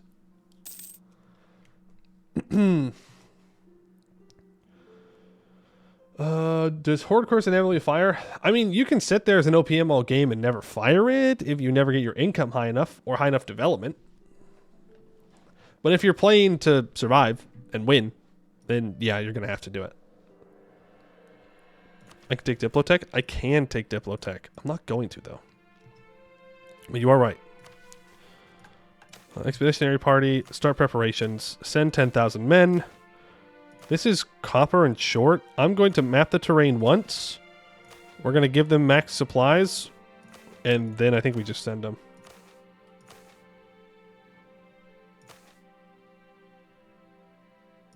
We'll raise morale one time. Just in case. Alright, good luck. I'm not even going to give them anything. I guess we will take Diplotech. I thought we were going to spend more points. We are now all caught up on tech. We are 12 years ahead of time. We have not embraced printing press, but to be fair, nobody has. And we'll get back to colonizing here because this colony was just completed. Sweet. That means I can send my troops back here. You can drill again. You can also drill. And when the rebels show up, then we'll do it. We might want to assuage concerns, though, to get up to stab 3 before...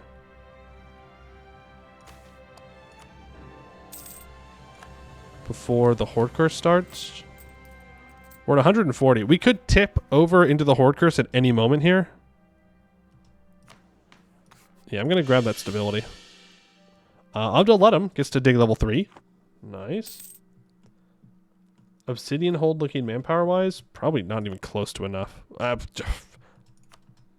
wrong. Consider me incorrect. Unrest lower than 1. I need a barracks and a regimental camp. And it has a regimental camp. So we just need to build a barracks. And, ooh. Ooh, they went with the cringe religion. The thing is, if I state this up, we are going to start the Horde Curse. It's the only thing. If I state it up, we will Horde Curse immediately. You need prestige of 75. No subject country owns anything in the Serpent's Reach, and I need to own everything. Okay, so we have a while for this, but the Echoes of Rage we might be able to complete if I... We have to wait for these to fire anyways. Okay. Let's seize Crown Land then. Get back up above 75. I mean, if we have this much Crown Land, I might as well try and get to about 100. We're going to have absolutism this run, as far as I'm aware, so... We'll need to remove some things from our estates eventually. But for right now, I'd rather have the manpower recovery speed from the nobles. Someone lost a holy site? Oh, I'm pretty sure we have the only holy site now.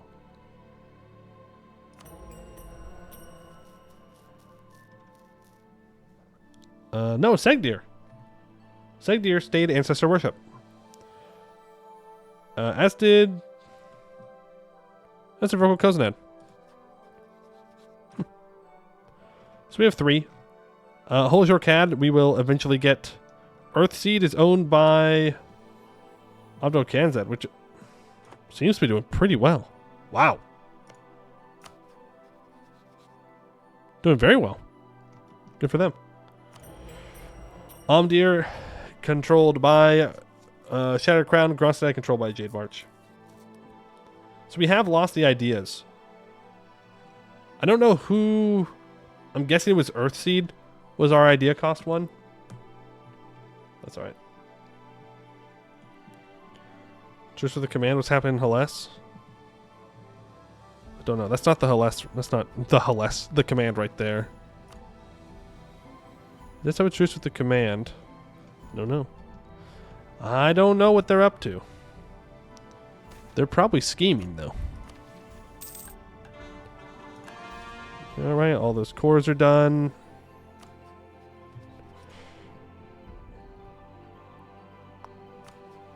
Yeah, I guess it's Horde Curse time. Is there anything else we need to do? I can wait. I can wait till we have 10,000 ducats. I will take the army tradition. Yeah, we just hold to have 10,000 ducats, and then we're good to go. Under attack, okay. I don't really want to lose the stability, but I'd rather lose the stability than the money at this case. We're at +2, we're fine. I can gain 1 stability right here, right now. Ooh, do I want Tantra True Faith? No, I want the Inno. Yeah, let's click that. There we go. Get us back up to 3 stab. Though at the same time, I probably want to deal with these rebels sooner rather than later. Hey, it's Smelly Shoe. How you doing? Your map colors remind me of cookies and cream ice cream? Yeah, that's fair. That's fair. It's very cookies and cream. They'll def solo the command. You know what? I have a hard time believing that. I don't know what it is. I'm like, I don't know about that. All right, let's do it. Let's do it. Core it all up. Brings us up to our governing capacity limit. We can fix that though. Lower autonomy everywhere. Amazing. And that should push us up over 150. It doesn't. And I maxed it on mill points. It's a solid oopsie doopsie. Let's build a fort on this hold. We will encourage development down here. Get rid of the devastation along the roads. Though it'll probably just come back during the Horde Curse. The rebels and whatnot. But that's alright. For now, this will work. And we'll start building prosperity. We should accept Basalt Dwarf culture. So let's do that.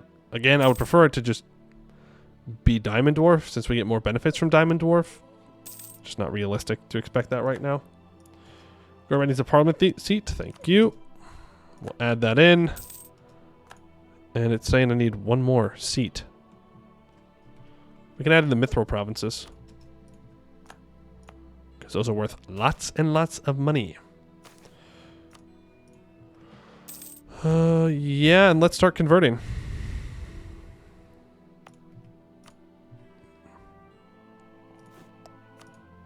Yeah, just convert whenever you want to. Where am I looking for? Right here. And here we go. It's Horde Curse time. We hit 10k. Reclaiming our glory.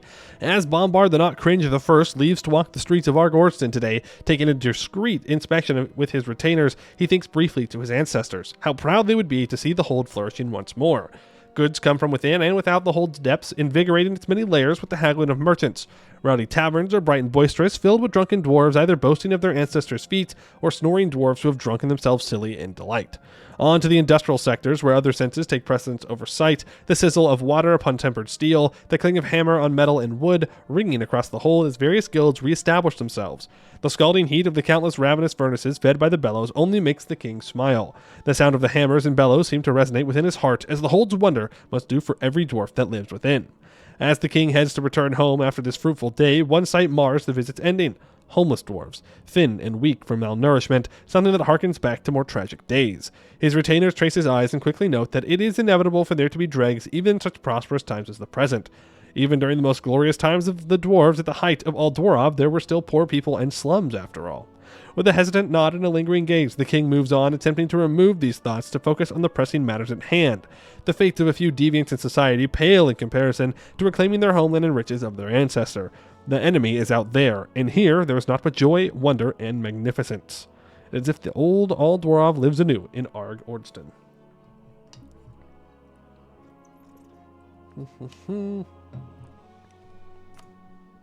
And how much are we gaining per month? Probably a lot. 10. All right. Well, when we hit 50%, we'll change our economy up. We're going to have to partially pay for our troops through the Horde Curse. Make sure that our colonies don't get destroyed.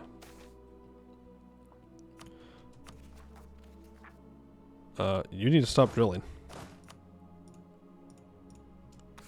You are about to have to fight people. Which is great, because it will make me more money.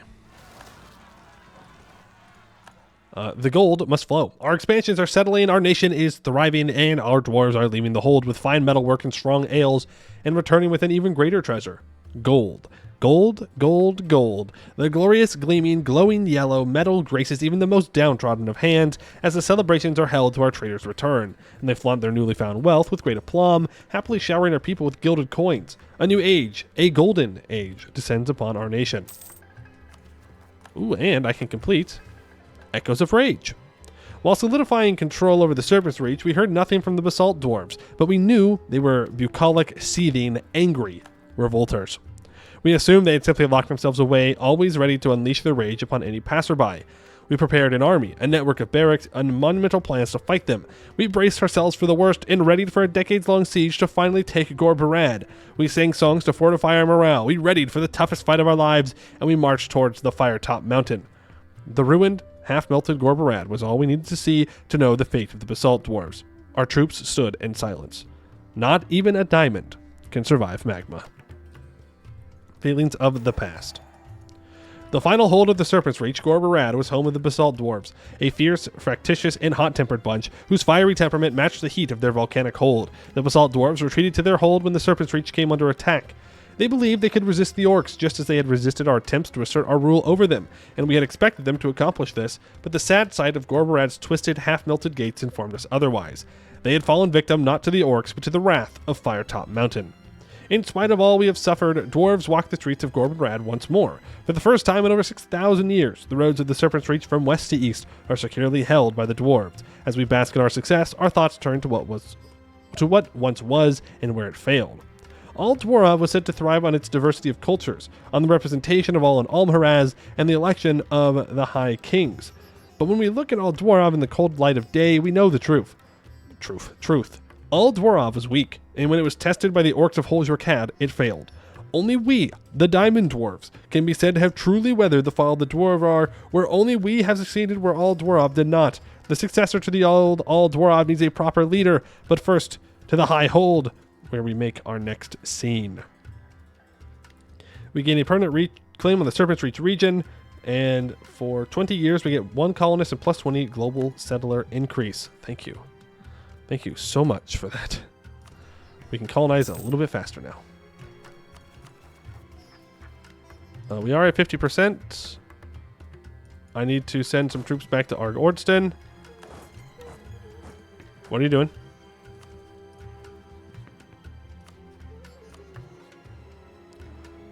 It's a lot of troops. Oh, he's fighting Varamhar. Okay.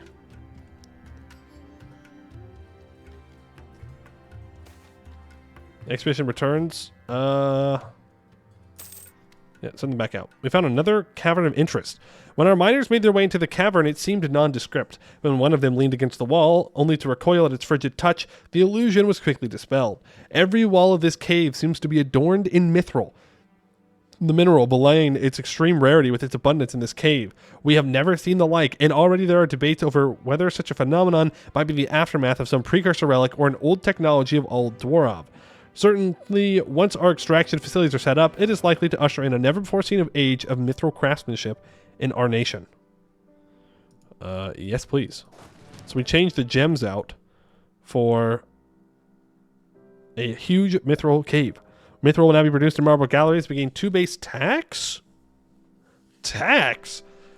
We don't want no stinking tax, okay? We want production. And we get plus 1 local goods till the end of the game. But first, we are going to give out our monopolies, including our monopoly on gems. Which, fun fact... Oh, if I had done that right, I could have done the mining and smelting afterwards. That's what I wanted to do. Well, it says only iron and copper. Can you not get rid of your production on mithril? Didn't we stop service by diamonds? No, we didn't. It just happened, but we didn't see it happen. So we literally no idea when it happened. Is there somewhere in the ledger that I can look to see when the thing spawned? The adventurers only get slaves, as far as I can remember. The mages only get Damesteer. When you want to debase for getting out monopolies? No. I don't want to debase. Ooh, we can centralize hold operations. We will do that, but after the Horde Curse. I want to recall my merchant from here. And recall my merchant from here as well, I guess. You do clear 15 corruption. It's fine. It's so fine. We're so fine. An odd predicament. More and more trade flows into our nation, and with it comes outsider dwarves to swell our numbers. Our farms are bountiful, our breweries full, and our mines at their peak. And yet our nation shows signs of struggle. Banditry has forced our traders into dour moods, and the rapid increase of guards has dampened the once celebrated return, and their gold is no longer bandied about in celebration, remaining in the traders' hands. Guild leaders have begun collaborating with production owners to line their pockets, leaving the workers voiceless. Prices are steadily rising, and all the while our people seem more and more reluctant to part with their precious coins, even at the cost of their health. And Arg-Ôrdstun, right before the Horde Curse starts, gets down to dig level 7. Not bad. I mean, we're not rushing towards the bottom or anything, but it's fine.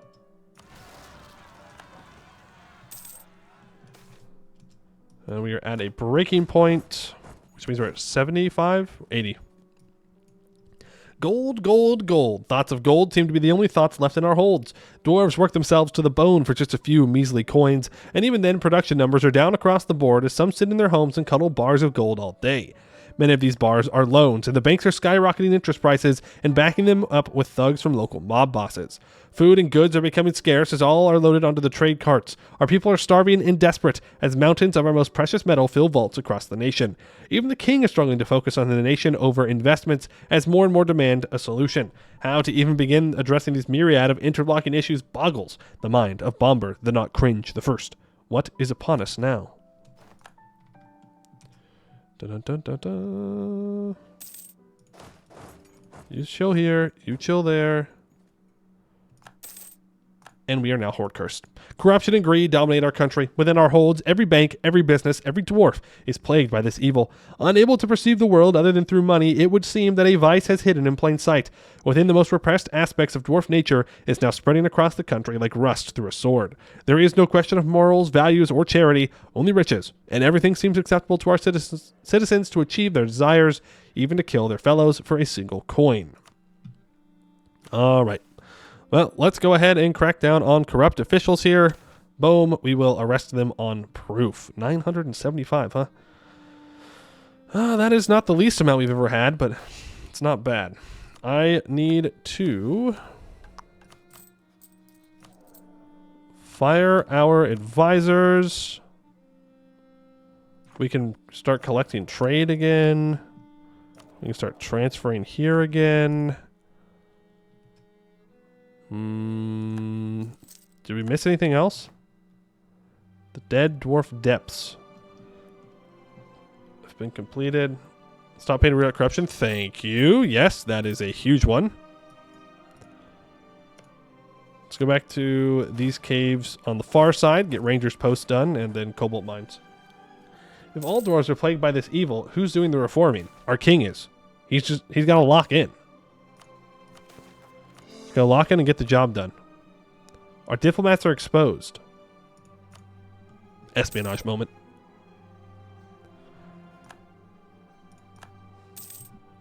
Alright, we have 3 colonies.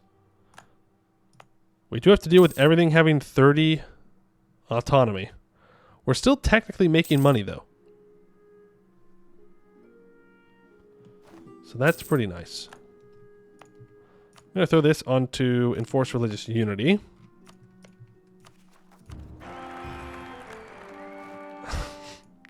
You can't make it up, folks. You cannot make up these heirs. Consistently bad. Shrouds of the Lost, thank you for the follow. Appreciate it.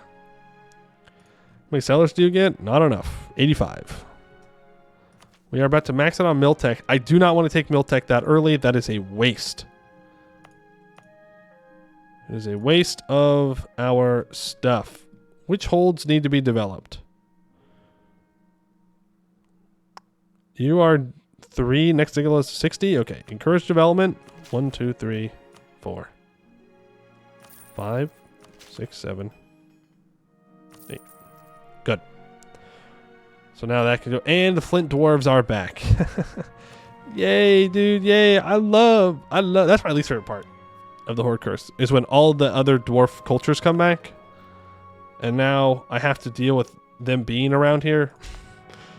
Doesn't sound great when I say it out loud. I'll give you that. It's like, come on. Successful development. Arg-Ôrdstun gets to dig level 2. Let them come back. They never even existed. True. True. The Arg-Ôrdstun incident.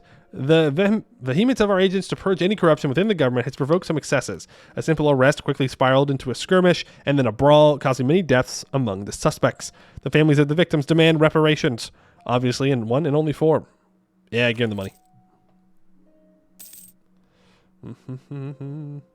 Flint Dwarves Gaming cut down them woods. No. We don't want to go outside the Serpent Spine. It's stinky, it's gross, and if we go outside the Serpent Spine, we might end up like Rubyhold. Blech. Ptuh. Rubyhold. Are they doing their League War right now?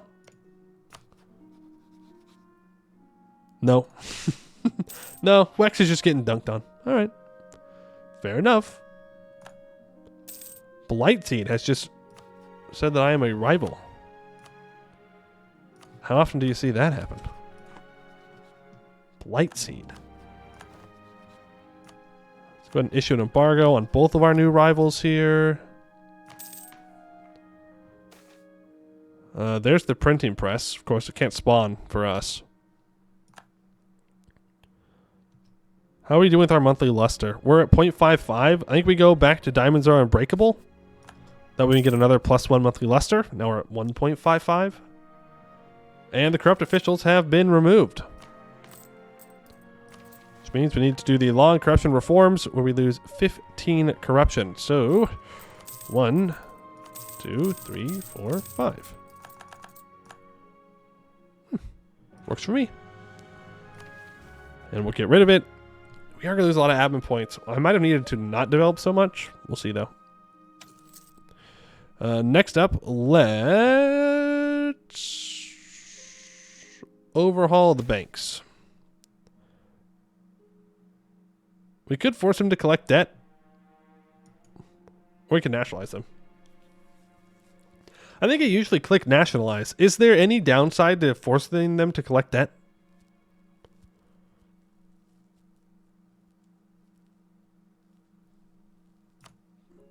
Because I can afford to lose the stability.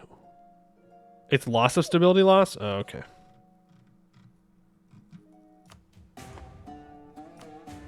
Nah, we'll just nationalize the debt. We'll just nationalize them. Frick it. Frick it, we ball. Arg-Ôrdstun 13 has been completed.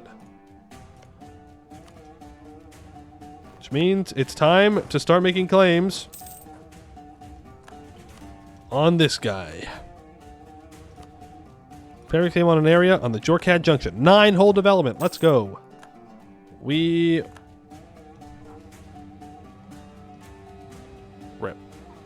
Rip ground bar. Arg-Ôrdstsun's here, though. How did Arg-Ôrdstun get here? What? Didn't they die? No, they're chilling. No, they've just been sitting there. Nope, they were literally just sitting there for so long. They must have had... No, Scouts Gold, they conquered them. Weird. A Black Casanor moment? Look at that severed ear, though. Huge severed ear. A fun fact, you can bankrupt during the Horde Curse and still get the bonuses. You just can't afterwards. Oh, well, I suppose that's good to know for the future. If I need to bankrupt in the middle of the Horde Curse. You can get a seat in the assembly. Thank you. Core that up. And we will continue to wait. We definitely don't want to go to war in the middle of the Horde Curse. We need admin points. I do want to hit the declare war button. Don't get me wrong.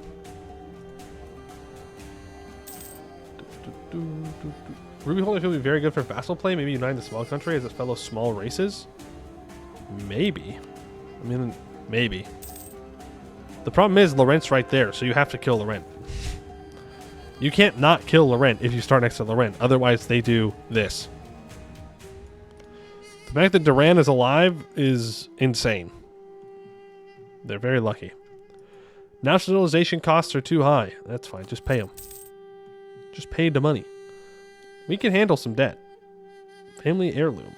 I will take the admin points. Thank you.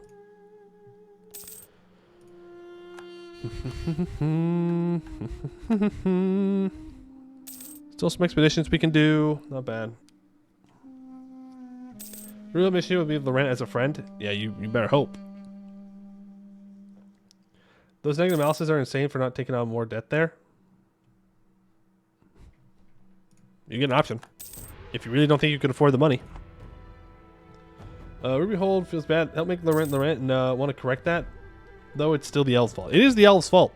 That's true. The dwarves could have made a better Laurent. It was the elves that messed everything up. Yeah, I'm just going to go to 100 crown land. Ruby Hold first mission. Full annex Laurent. Yeah. Yeah. Sometimes it just be like that. The banks are in good health. Good to know. New currency reform. Lose 822 crowns, 150 admin points, lose 10 inflation. We get 0.3 yearly inflation reduction, minus 8 interest per annum, and minus 50% reduced inflation cost. Appreciate it. Let's go after workers, not slaves. And you will get fair pay. I don't think it's going to matter too much. Because we're almost to tier 8.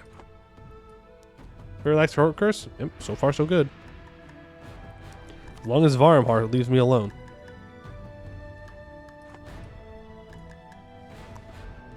Yeah, you're going for fair pay. Nobody over 5 feet shall be left in Lentinor. Okay, but what if you're a really tall dwarf? What if you're just an abnormally tall dwarf? Is that an execution? Like, do they take him out back behind the barn and like that's it for him? Do the goblins all die? In this run they do. If you were playing optimally, no. But in this run, yes. Age ability, I'll get the prestige per development from missionary. Gorbarad will be converted. Oh, Arg-Ôrdstun 17 still has religious zeal? For how long? 20 years? Boo. Boo. Religious zeal. Boo. Do half-dwarves exist? Not that I know of. A shared interest. We could gain 1 admin point. Or 100 admin points. We gained 100 admin points.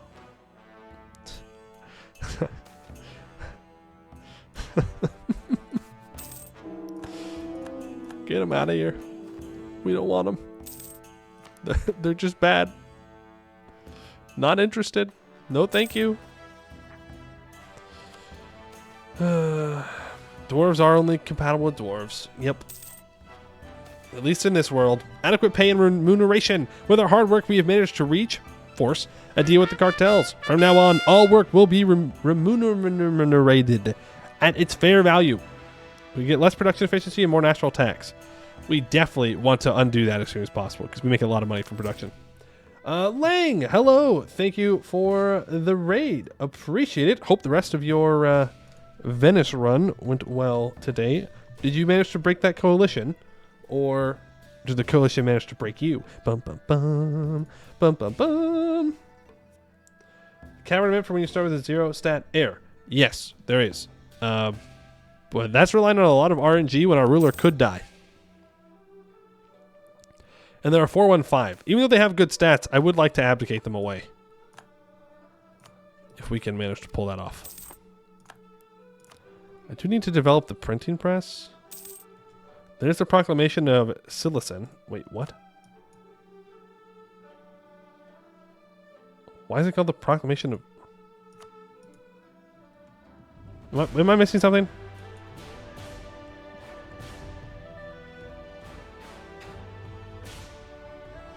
What am I missing? Why is it called the proclamation of Silicon? Or still saying?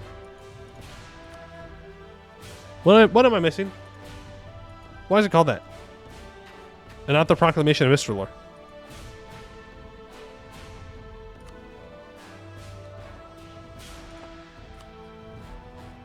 I don't know. Isror's capital city? This doesn't... No. Is Istralor. Oh. He's got another name. Gross. He's got an... Is that like an elven name? Puh. Gross. How are things over here? Pretty good. We're just going through a horde curse right now as dwarves. We're chilling, though. We'll probably take a little bit of debt, but it won't be too bad.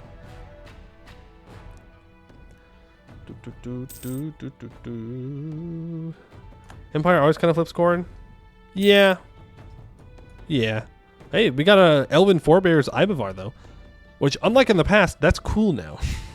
Because they don't always fail and always stay Elven Forebears. So now it's interesting. Cool. These guys stay Regent Court. These guys go Coronite. Just the way it is. Yeah, it's a Centers of Reformation thing. There's really no way to have like pockets of Coronite and pockets of Regent Court, because the Centers of Reformation are just kind of convert everyone. Which is fine. Is what it is. Which colony did I just complete? Ranger's Post? Alright, we're going here. We have abolished slave contracts. Throughout our nation, dwarves are forced into contracts that make them slaves in all but name, working to pay off debts placed upon them by their employers. We shall eliminate many of the loopholes that allow this practice to remain legal and end slavery for good. We will ban indentured worker contracts. What does it say? A slave in all but name is a slave nonetheless. -5 national unrest, 50% stab cost, harsh treatment cost reduction. Now we deal with the metal monopolies. No debate in the assembly. I would like... Do you have one that gives me money? No. Wow, a general with 45 tradition? Crazy. Could go national unrest. What was that production efficiency one I just saw? That's in one province, though. How was the horde curse cost so low? Because I cheat. And I don't cheat. I just... If you lower your... I'm taking this cheaper advisor. If you lower your income before the 75% stage on the horde curse, it will make your entire horde curse cheaper. 67 ducats? Yeah, I'll do that. Mill support, conscription, admin support. Really? Yes. You can make your horde curse pretty dirt cheap. We've had them cheaper than this before, but I mean, this is getting down there. At 600 to 900, that's pretty good. So you steer away and collect like 0 trade. Yes, if you can, you steer away your trade and you give out monopolies. So we've given out all of the monopolies. And what else do we do? It's really the big one. That's why it's always so bad. Even if I save up a ton, I always cut income before it started. Yep, you have to cut it a little bit before it actually starts. Solve disaster. It is a solved disaster if you know how to do it. Right. If you don't know how to do it, then you're going to get horde cursed. You're going to get horde cursed real good. I do want to build some more troops, but we have to wait for our autonomy to drop because we're over our force limit at the moment.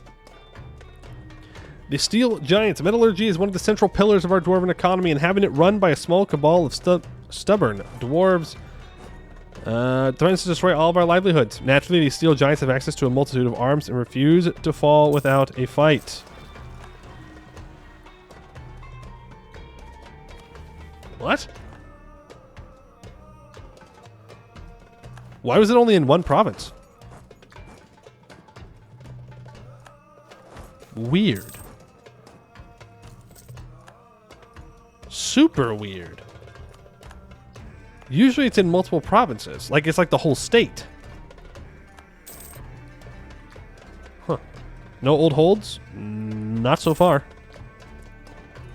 Someone else might have gotten an old hold that I don't know about, but we don't have an old hold. Does it show up on the trade map mode? I don't remember. I think it does.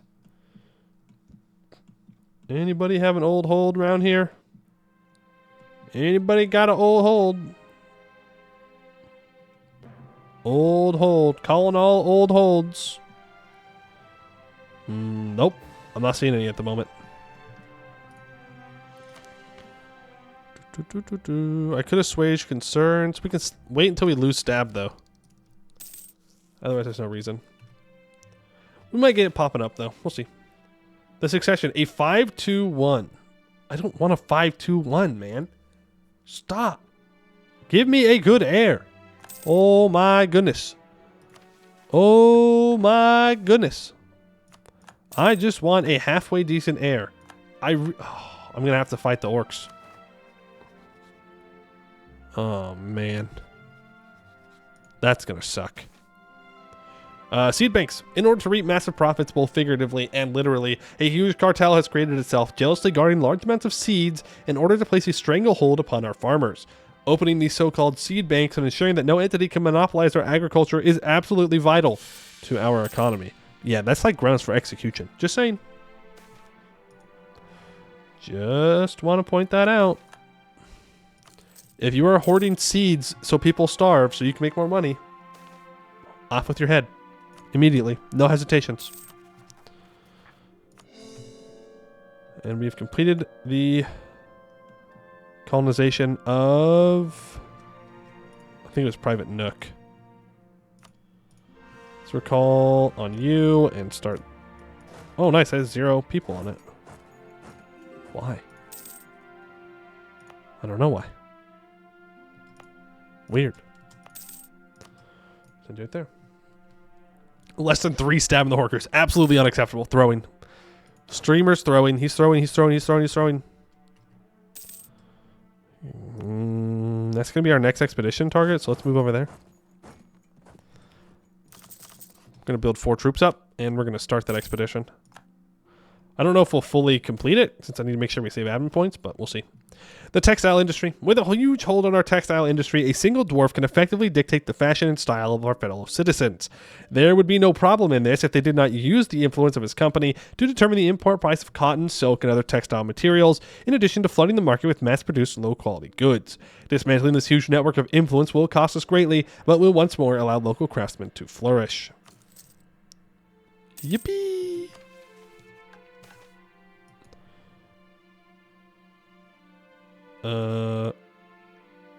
No. Horde-Cursed Ruin of Deadbeard Lane. Golden Medium. Start preparations. Send 10,000 troops. We will go supplies from the mill points, since that's what we need the most of.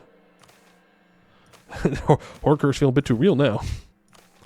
Go 135. We can get our morale up to 7.4. It's probably fine. Set the party share to 300. And they should be good to go. Have a good expedition. All done. Bring down monopolies. 15 prestige, 414 crowns. Sorry, 414.768 crowns are lost. Merchant cartel reform, 829 crowns lost and 150 admin points. 75% trade efficiency is back. Let's curtail these barons. We will limit personal wealth, business ownership, political influence, and let us launch legislation. If I... Oh, I can't go indebted, right? How many loans are we going to take? Great reform is a success. 1 stability, 25 prestige, -3 national unrest, -30 minimum local autonomy, and the Horde Curse has ended. We gain 3 stab, 25 prestige. For 100 years, we get -2 national unrest, -10% dev cost, 0.15 yearly inflation reduction, 50% inno gain, and we took exactly 7 loans. Yippee! And the colony in Arg-Ôrdstun is completed. East Fissure is our next goal. I want to build a fort on this province. And once we build a fort in Arg-Ôrdstun... Actually, I don't even think we can hesitate. I do want to send a warning to those orcs. I will need to remove my embargo on Blightseed.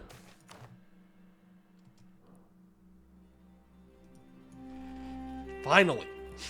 Yes. God, we're going to get a hunting accident. The thread of fate is fickle, and the balances of the Rager's edge between the sublime and the eternal. Fickle are the vagaries of destiny. A chosen regent of Halan. Who he is, I do not know, but the stars foretell that a man born to a royal house on this day shall one day be the ruler of a mighty kingdom. Thus the astrologer spoke. Astrologer underground? Today the queen gave birth to a child. His name shall be Caston. On a pile of dead baby dwarves, Caston shall rise. Yeah, well, he did it before with centaurs, so I don't think dwarves are going to be any larger of a deal for him. Our income is still struggling, though. Oh, right. Right, we have all of our monopolies gone still. That's why we're making no money. Let's go ahead and...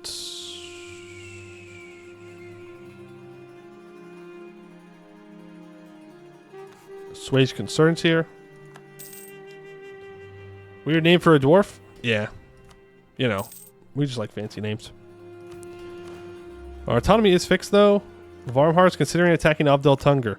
Ooh, Abdel Tunger. Remember when you hated me and you turned me into a historic rival? I remember that. I remember that vividly, in fact. I should consider helping, though. Straight up. I really should consider helping.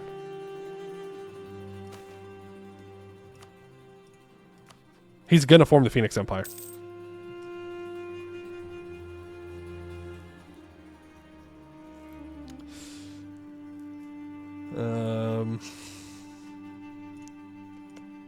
No.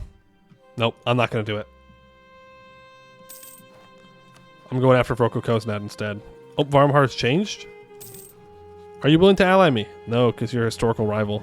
You are a fool. You are Bobo the Fool. I can get this back in 2 years. We may have to sell titles to make that happen. We have a couple months until the next war will go down. And we are going to take a lot of land. The only problem with that is I don't have a lot of governing capacity. In fact, I have exactly 0 available. I could go back to hiring advisors here. There's the Diplo rep. I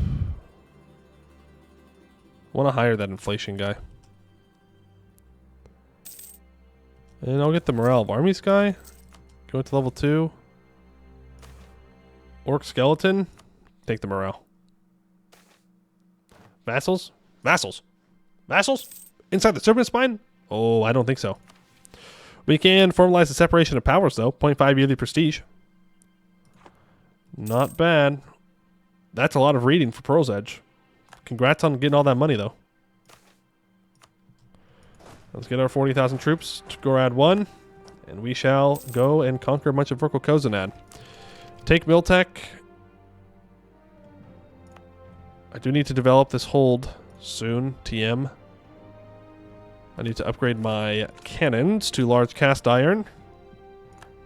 Let me go back down to speed 4. Pearl's Edge found a paragraph. Yeah, they really did. We're going to have an orc warband in Zarnik Breach. Let's just go force that. I'm going to hold on my war deck until Vroko Koznad kills a Mithril Arm Cartel.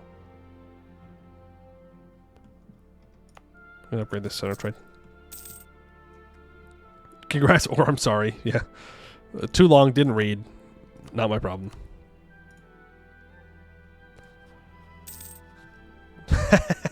Well, that's going to complicate things. I'll give you that.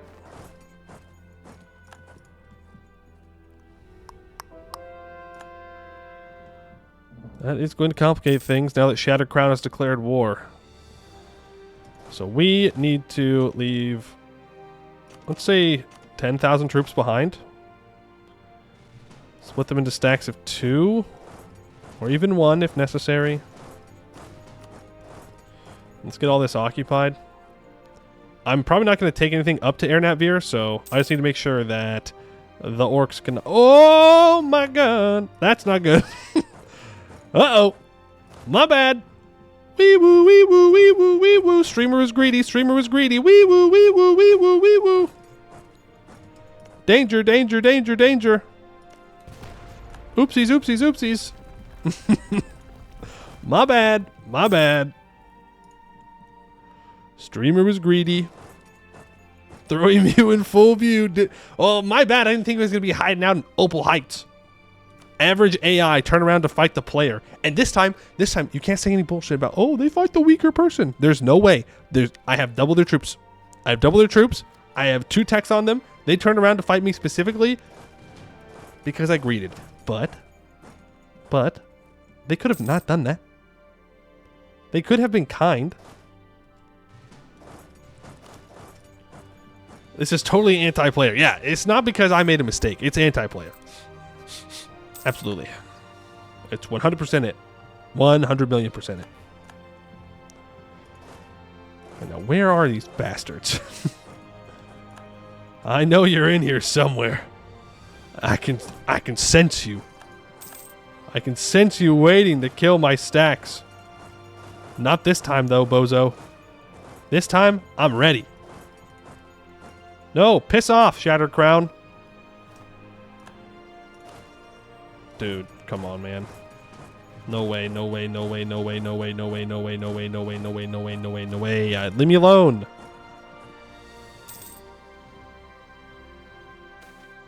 Magical experiment gone wrong in Arg-Ôrdstun. Cool. Well, I'm going to immediately develop that away.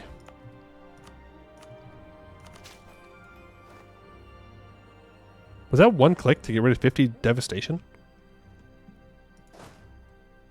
Wow. We're built different. We're built different. Hey, Miss Ani, how you doing? Did they have Comet Sense? No, they cheated. The AI cheated. They're hacking. They're cheating.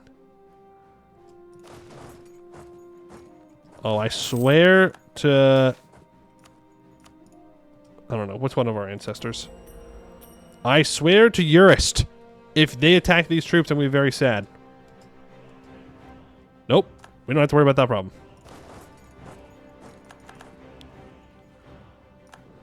Bum, bum. All right. We got everything south of...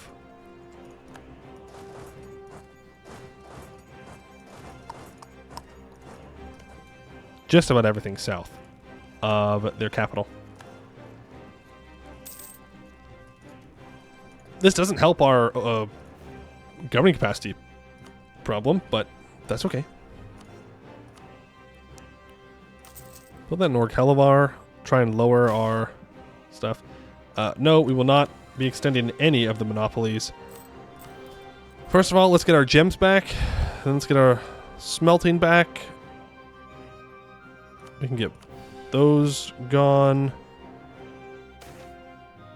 I don't know why those last a little bit longer. I must have waited a month tech. Let's get our glass and our cloth back as well. So now it's just the cows. It's just livestock, which is 3 provinces. Why are there monopolies for the Horde Curse?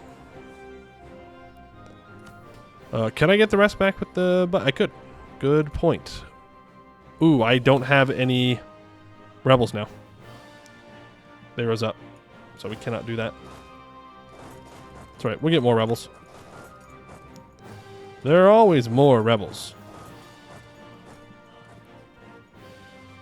So Shattered Crown has 38 war score. I have 86 war score. The peace deal is simple. I need to cut off...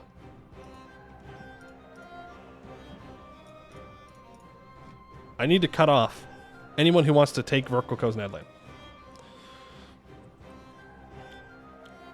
You have rebels though? Yeah, but I need rebels that are in progress of firing for it.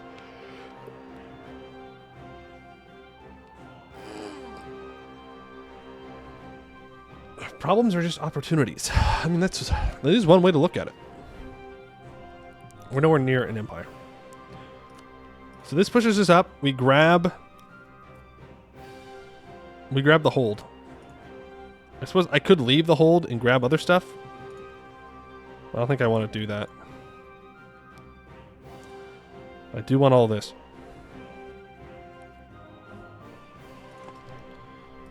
Build that on Corporate Rad. I could go indebted to the merchants to pay off the other stuff. I do need to go deal with those orcs. Those gosh dang orcs. Sieging my stuff down. I need the Basalt Separatists to go to 30%, which they'll get there. Varmhar? Chad still doesn't know who I am. Yeah, we may want to consider the Varmhar War. I don't think we want to wait for them to form the Phoenix Empire. I think we just want to kind of go for it. All we need to do is take Holzurkad, which they have repaired, but it shouldn't be too difficult for us to grab. They're still Tech 12 as well. It will not give me 99% war score. Do I care? Not really. I think I kind of just want to peace out, right? And the dam is a Dwarf mission tree? No. Surely they won't make me take the dam. Surely they won't actually make me take the dam. Oh my god, I forgot that orcs, they retreat, man. That's a lot of options. I'm taking the money, though.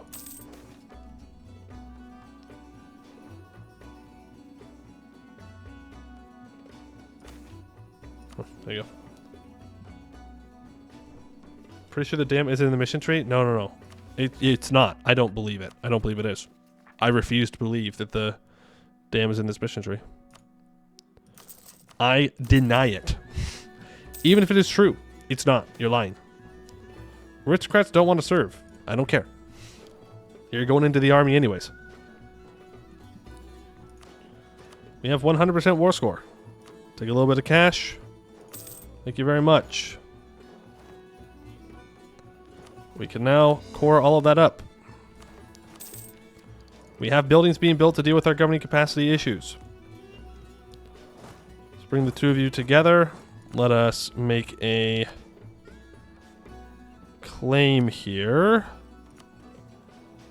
on Jorkad Junction. Thank you. We will go to war with Varmhar when we can build a fort on Dwarf 18.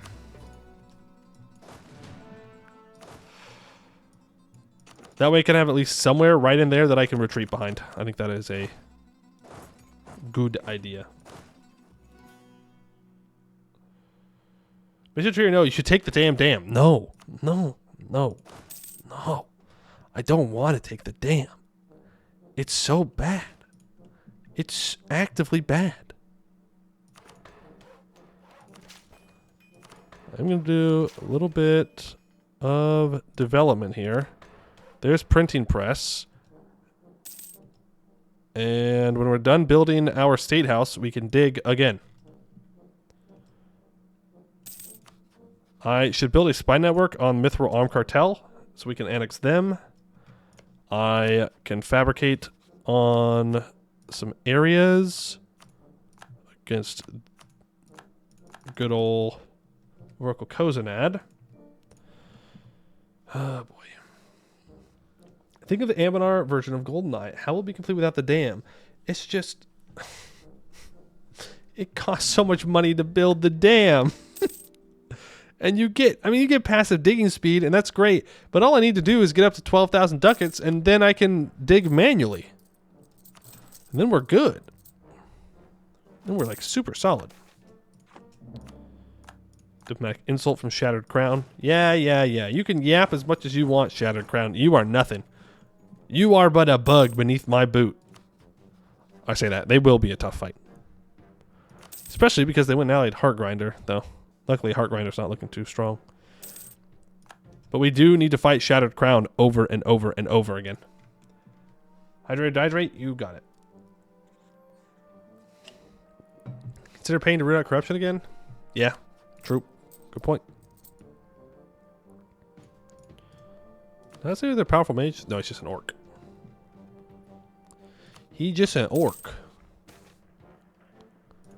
Goblins flee from the country? Okay.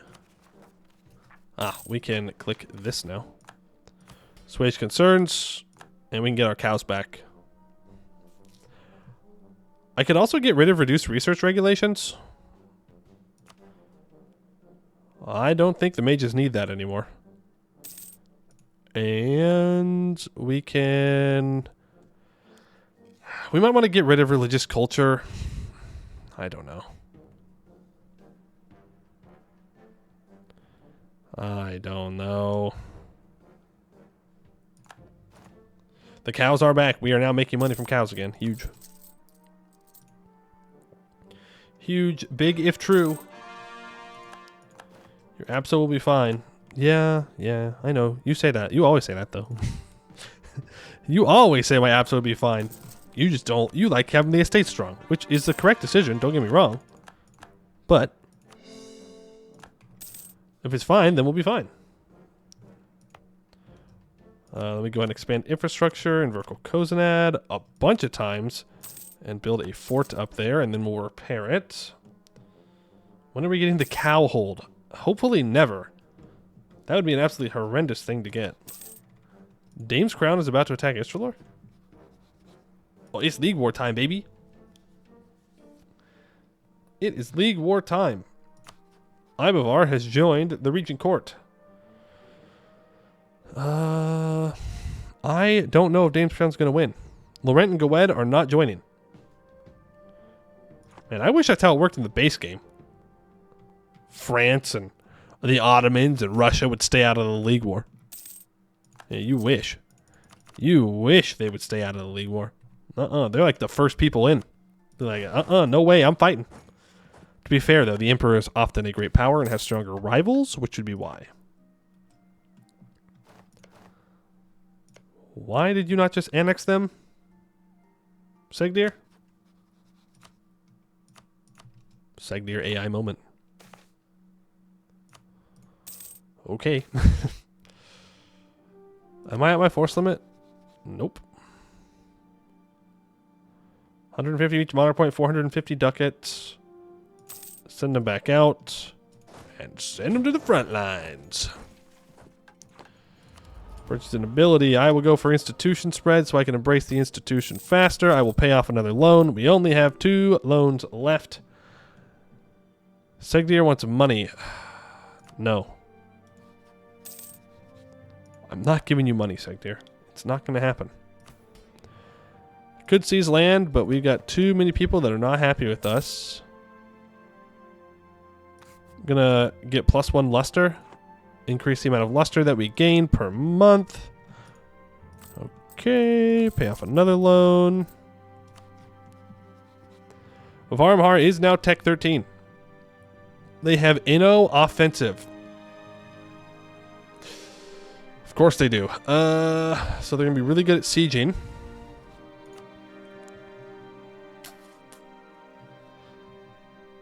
And they have trade. They have movement speed 15%. They do 10% more shock damage as well. I'm pretty sure they're human tech group. So I'm pretty sure they have elven administration and human military. When you look at our military quality, if we go with rivals, I just put Varmhar. They're in a golden age. Discipline we're actually quite even on.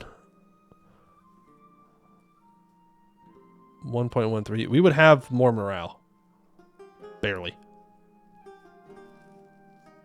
We have 83 defensiveness compared to their 33 siege ability, though. We have more tradition and professionalism. What missions do you work on? We need to own all of the Serpent's Reach, so we're just finishing colonization. I need to hire this advisor. I keep forgetting. There we go. And of course, we will make Caston be in charge immediately. So, Varmhar's about to attack Silent Blade.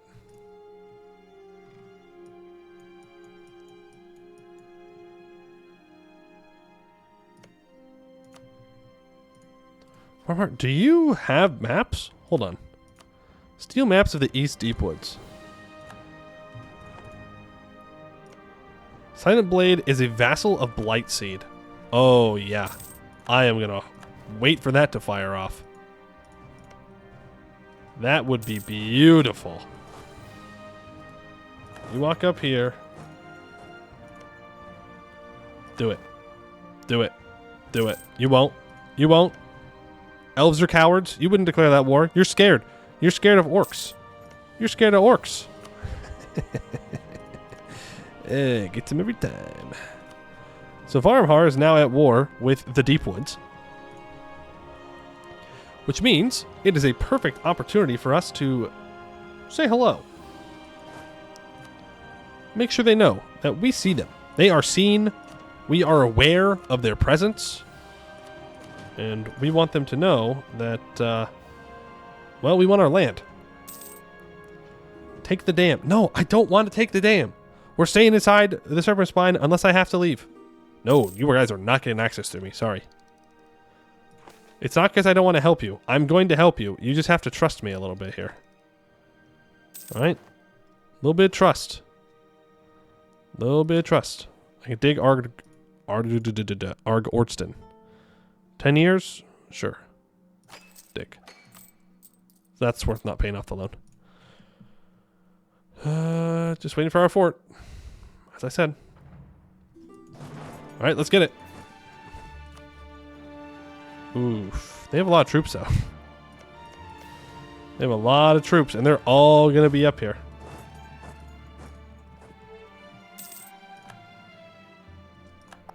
Well, it doesn't really matter. We're going for it. Why not? The dam is good for you. No, it's not. No, you're lying. You were lying. I will call in Segdir. So sorry to the Asgasur lovers. Segdir are about to go say hello to their ally in a new special way. The dam's too damn expensive. True. It is too damn expensive. Go ahead and barrage that. Do we want to assault it? Nah, we get this 28% easy. Inspired Slain. Dwarves are short of stature compared to most races of the world, but our size belies a strength and constitution few can match. Dwarves are respected members of adventuring parties and guilds across Halan, be it as warriors or rune mages. Every dwarf is more than their size. No dwarf has ever embodied this more than Miri Giantbreaker, and it is no wonder that his stories remain popular among our population. 10% adventure loyalty influence. That is a war wizard. That is a war wizard who cannot actually siege this down.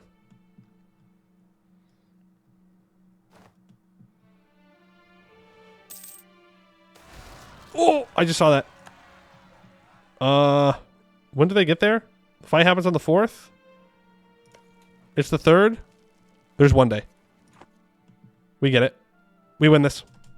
No way it doesn't give me the tick first. No way it doesn't give me the tick first. Actually scammed. Actually legitimately scammed. It's alright, we rolled a 9 in this fire phase. We should tear them apart. You fucking stupid elves. Get out of here. Get out of my mountains. You don't belong here. This is for dwarves only. You free tank. Oh, I have 30,000 troops just sitting. I have a lot of troops just sitting around. They're sitting on colonies. They definitely don't need to be, but they are. I do need to go do these rebels, though. Yeah, I know there's rebels on the hold. We're going to get them. Well. Pretty good start for us. Pretty good start. We beat them on Arg-Ôrdstun when it was not a defensive form. We need to throw this onto defensive. Now we get to the fun part of playing in the Serpent's Reach, where we have to run back and forth between Arg-Ôrdstun and Glogan Cave. Luckily, oh, never mind. We probably will have to defend Shastundir as well. Just is what it is. Is that War Wizard? No, it's a War Wizard. Yeah, it is. Not normal. 116% defensiveness, though, by the way. Oh, and we can make that more. We can go for even more fort defense. 15% if we need to. Now, Varamhar,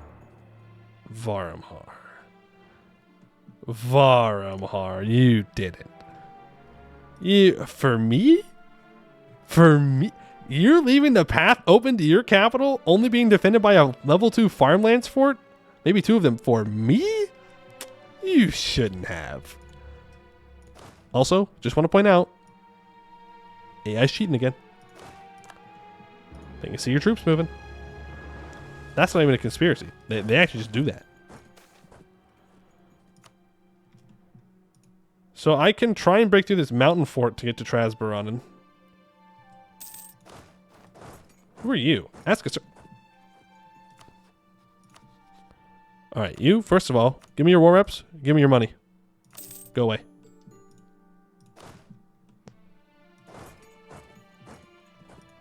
That'll work. That way Segdir can come and get involved in this war. They're just ruining my prosperity at the moment. The only troops, I cannot see are Black Flag troops. Yeah, isn't there a thing where like they can forget? Like if they leave the vision, then they technically can forget them? They don't do that though. Who has the War Wizard? Akatbar has the War Wizard. Are you a vassal? Nope. Okay, we're gonna go get Akatbar out of the war. They cannot be allowed to live. They're too powerful, too dangerous to be left alive. Supreme Overlord? How old are you? You have you have the 5% morale of armies. You are 75. Well, you're a dwarf. You should live a while. Hopefully. 3 provinces away from all their troops, if I recall, for selecting destinations. Boo. I'm sorry. War Wizard who?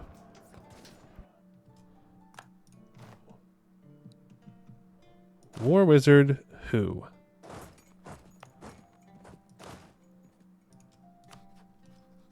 If we go and we step on their capital, then they should, being a very strong word, have wanted to leave, but they don't. We can get our 20% production efficiency back, though, by getting the Economical Matters Tier 8 reform. Right? Yeah, pay reform to be removed.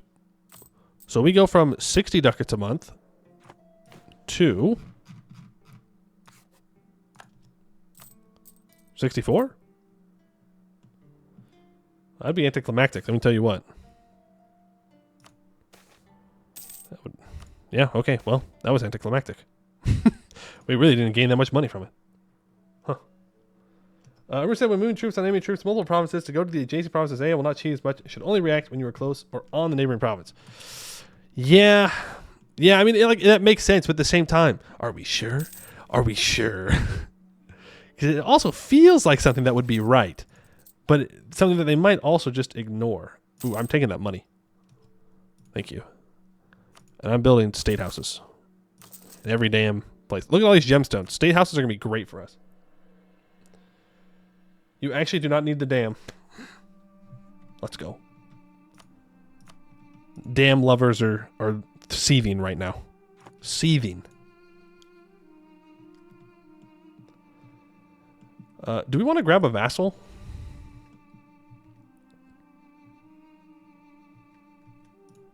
No.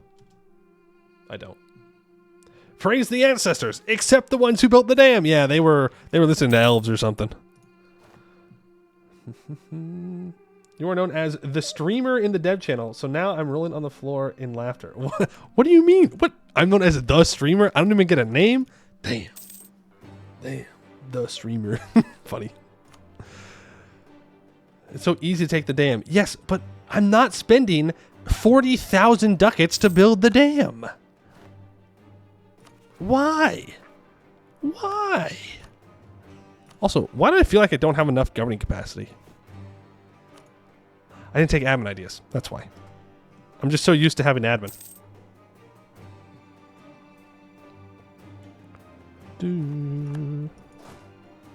Well, that's Akatbar out of the war. Do I just try and grab Kuzak? They are never going to break this fort. without cannons. It's not going to happen. Are you close to Empire rank? Not really.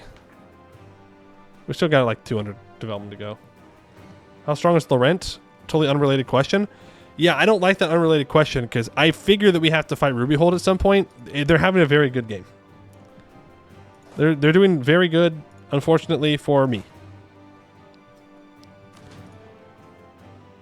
Okay, you're locked out. I was like, why can't I split off troops?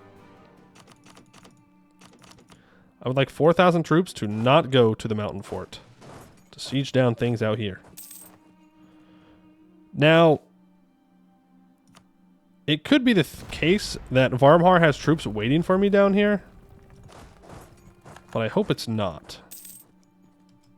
I hope they're busy fighting in the deep woods like I was hoping.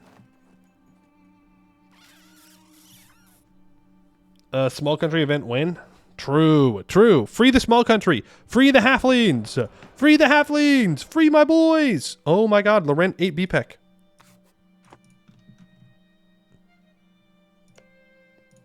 Man, I'm glad the Emperor is, you know, really making sure that this part of the Empire is not eaten by Laurent. How long ago did he eat BPEC? How long?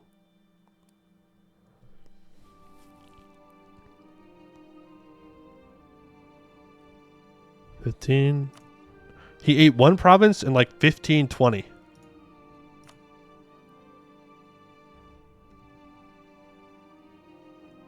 And then he ate the other two in 1550. Oh my goodness. Empire throwing. The Empire always throws against Laurent. Always throws. Exodus has their work cut out for them if they want to free the halflings this run. Yeah, you could say that. You could say they had their work cut out for them. Just snacking on the Empire. It's not even a snack. He's just eating it. He's just biting.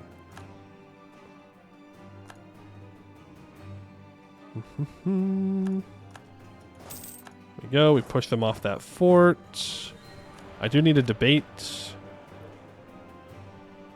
Which debate do I want? Question. If I culture convert these holds, will they stay culture converted now at this point?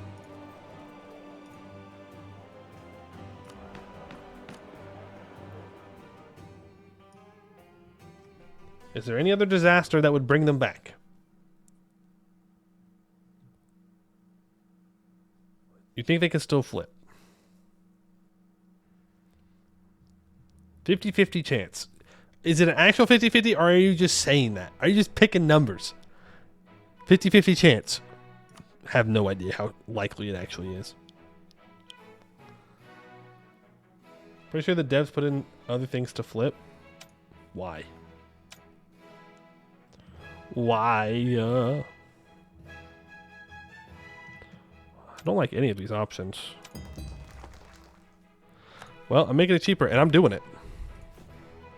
If they flip back, they flip back. Wait, what culture are these? Marble dwarf? We ain't got no need for marble dwarves. You're building a state house. 50-50. 50% yes, 50% no. Because there is two options. That is not how math works. But I respect the confidence. We will convert all those back. And I can't convert these because they have separatism. Alright. Let's hope it works. Could gain one stab. Don't need it. And loyalty. Don't need it. Luster. I'm only assuming that the luster would not stack.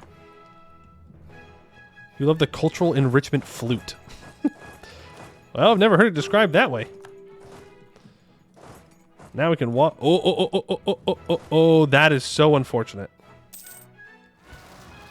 And they did exactly what I said. They are actually just sitting here waiting for my troops instead of fighting their other war. Fair enough, though. Too bad we're going to still win the fight.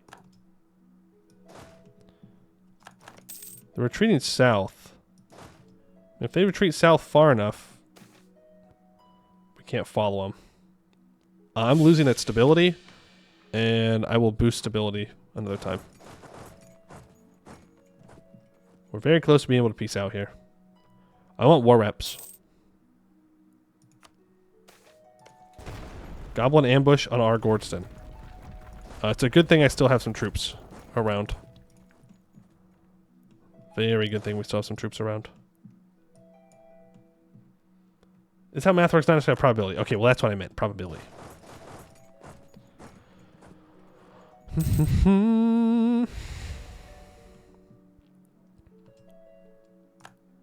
We got their capital. He has completely abandoned his war in the Deep Woods to fight me. That's fair though, because I am occupying his capital. Thank you very much for my 2 provinces, for my war reps, and 700 ducats. Appreciate that. Very kind of you. Have a nice day. Alright, let's get everybody back inside the mountains where we belong. Take that, elves. There's a goblin ambush. Now we need to go deal with the Opal Separatists. And we might want to attack the Mithril Arm Cartel. Ooh. Vorkal Kozanad's in 74. I could reset our truce with Vorkal Kozanad. I could also go fight the Shattered Crown. No, I can't. Yes, I could. If I take Dagger and Rod 1 in the Mithril Arm Cartel War, I absolutely could. This would be pretty nice. I want to embrace printing press, so I'm saving the money.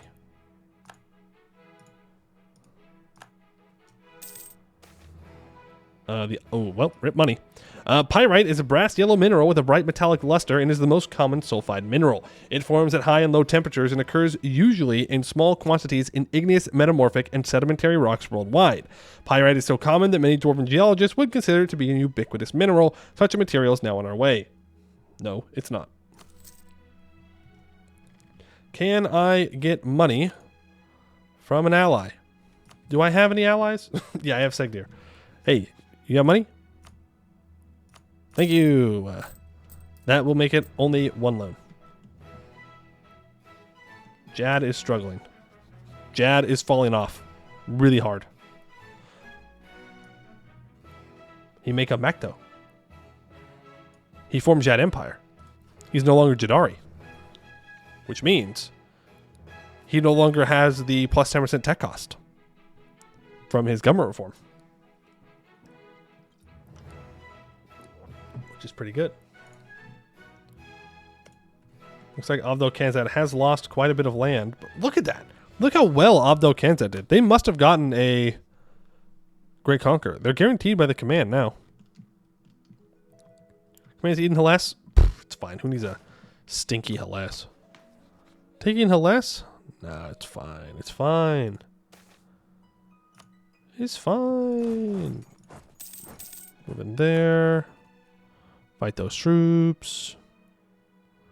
The rebels are defeated. And let's make another claim on you. Just to make sure that works out. Bada bing, bada boom, no problem. We are good. Abdel Kanzad W standard? No, no, no. Abdel Kanzad does not take the standard W. You know that's not true. Abdel Kanzad takes L's pretty much every single game. That's what they get for being within, 2,000 miles of the command. They just get dunked on. Right, go for 14. I don't need all my troops on that siege. That is a waste of manpower. You go there with the 3 siege general, please. And you will move south to find Abdel Kanzad's... Not Abdel Kanzad's. Vorkal Kozanad's troops. There's 3,000 of them. There goes the Mithril Arm Cartel's 10,000. We caught 3,000. Should be the end of their careers. No way. That's embarrassing. That is legitimately embarrassing. There are 19,000 of you, and you did not stack wipe 3,000? Shame. For shame. You're as bad as an elf at that point. That's crazy. I just got so tired of command winning every game that for last week I made tag switch to the command every 5 years and bankrupted them. Well, soon, TM. Maybe that will change. Who knows? Oh, of course the general went and died. Cringe. General dying. In the middle of combat. Hydrate. You got it. Despite getting forced bankrupt every 5 years, command still like 3k dev of 1550. Yeah, sounds about right. It is what it is.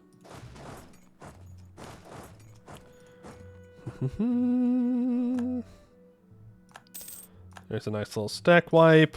One of our colonies was just completed. Actually, don't go there. Send you here. Desperately trying to make sure that we can get these colonies done. These last couple are going to be a while, though. Just a little while. You move up, grab Dagrod 1. Just gonna leave that area and come on back. Get this province occupied. Dwarf 14. So the goal of this war, or the peace deal I should say, is going to be boom, boom, boom.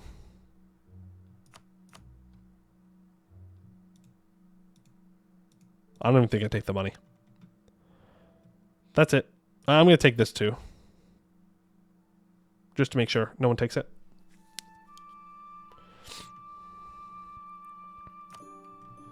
Thank you. And now we can core all of it up. And I should have anti-monstrous on you. Perfecto. You are semi-monstrous, so I need to do this war right now. Because if I wait, if I hesitate, he will demonstrize. I don't want him to do that. Not one bit. Segdir wants provinces of the East Deepwood. Yes, you can have that vision. That's fine. I can grab one stability there. And I can now seize Crown Land on top of that. Pay that loan off. I'm so busy trying to pay off my debt. If I can just build some manufactories, we can scale our economy more. Yeah, it is just a relentless push north. We just gotta keep moving. I don't think we're gonna be able to take Omdir in this peace deal, but if we can kick them out of this area, that would be kind of huge. Shift consolidate. The orcs are tech 12. We are tech 13. They must die. We must live. Anti-monstrous. I could Kobladize Hard Grinder, but I can't take anything from them, so there's no point. Let's get it. So their only forts are on holds and this cave. Actually, really good forts. And, of course, Porgear's Valley, where it starts. No notes. It's good forts. Which means I actually just need 10,000 troops left behind, and you're going to walk up. Now, I suppose one problem with my little plan here is they could walk through the uncolonized territory to get to me. Here. And, of course, they could be hiding in the Underlayer or in Goblin's Road. Who knows? You never know where the AI is hiding their full army.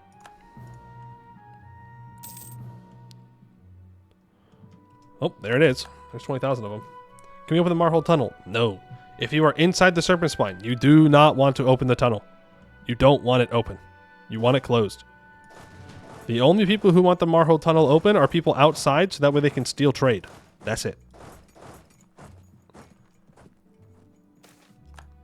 A vein of precious minerals found. I will take that money.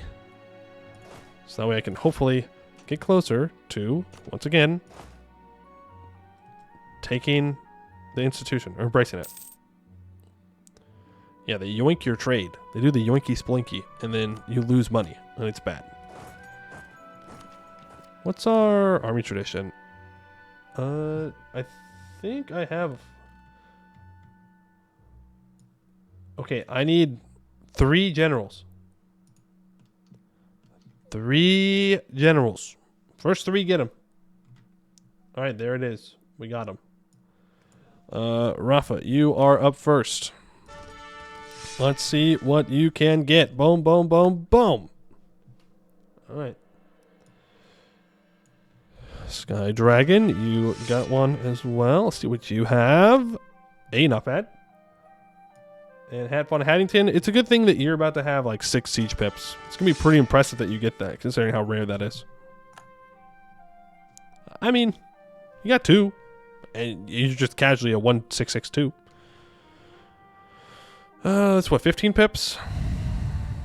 That's max pips. Well, no, it's not. You're 2 under max. We'll take them though. You support Syria and they lose all inside 3 provinces of the hills near the spine. Yeah, there are going to be ways to beat the command now if you start near them. Oh Lord.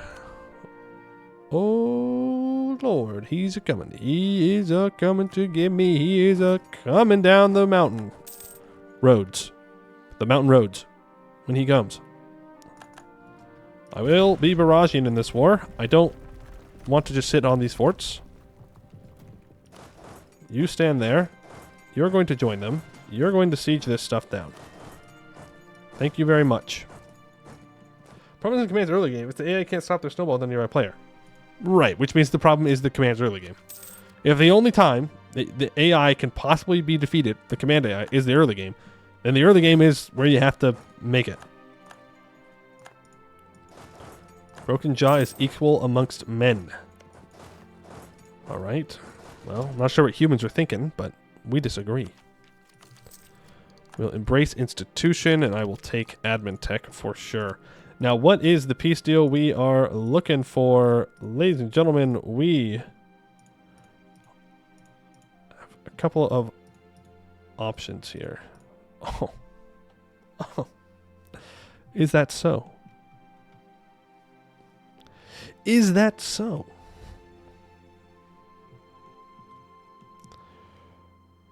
I mean, I can leave these caves.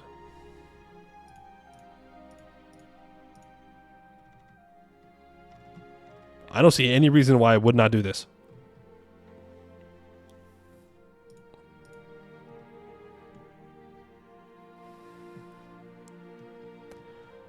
I do not see a single reason why I would not send this peace deal. Sure, overextension, but whatever, you know? Overextension is temporary. Land is forever unless you lose it. Then it's not forever. What advice would you have for, say, an Arg-Ôrdstun player who has to help the Dwarven player fight the command for the Jade Mines? Tell the Dwarven player to destroy the command before you even have to see them. That's what I'm recommending. I don't think there's much you can do as Arg-Ôrdstun to stop the command there. Won the siege of Omdir now. Go after the next one. Higher fort defense plus use fort edict and laugh. Sure. That's true. Before Tech 7, you can get some good defensiveness going. After Tech 7, your defensiveness means nothing. Hello, welcome to 100,000 cannons. You're not stopping them with the fort defense. Do I have a colonist? Thank you. Let's send them here, so that way they can get done faster. Do you think these 29,000 can beat these orcs? I am not really a believer. I'm going to be so totally real with you. We're going to try. I mean, sure, they're behind on tech, but they have quality ideas. They also have 10% morale of armies. We win these. Doubters are in shambles. Doubters are in shambles, folks. Those orcs are having a very bad time. You get to chill on Airnet Veer. We're only 29% war score? Damn. Damn. You need to back up so you don't get jumped. Verkal Vazkron has been taken, which means we can go and grab Almharaz now. We have Assault Crisis. Okay. And when this colony's done, we can go for Red Pass.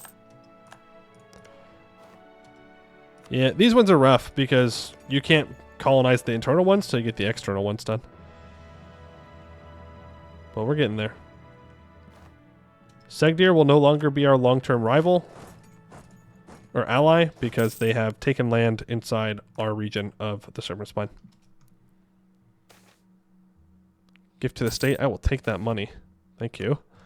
And I will start to scale the economy. There are too few seats in the assembly. Of course there are. I can fix that. You are not in a state. Now you are. Add you to there.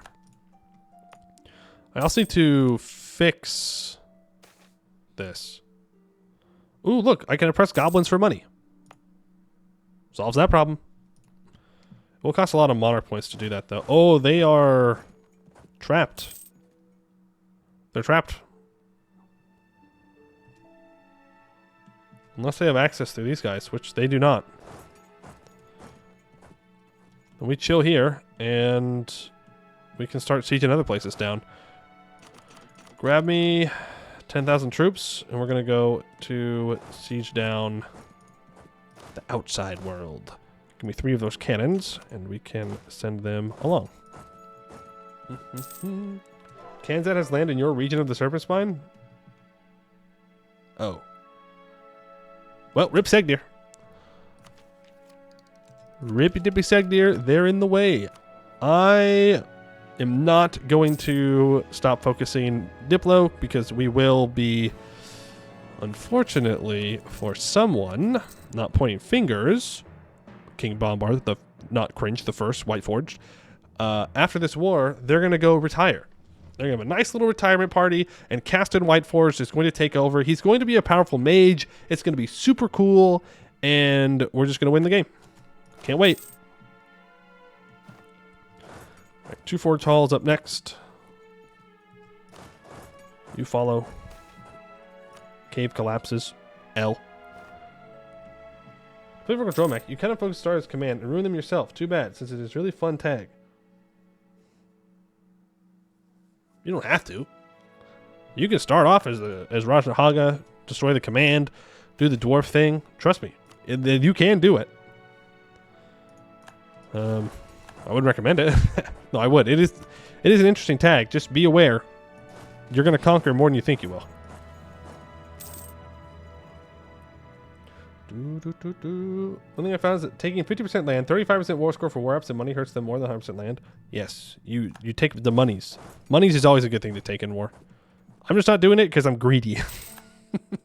I'm greedy for more land, and I have anti-monstrous right now. And if I leave them alone, they will form their tag, and then they might be stronger, and I don't want to deal with that.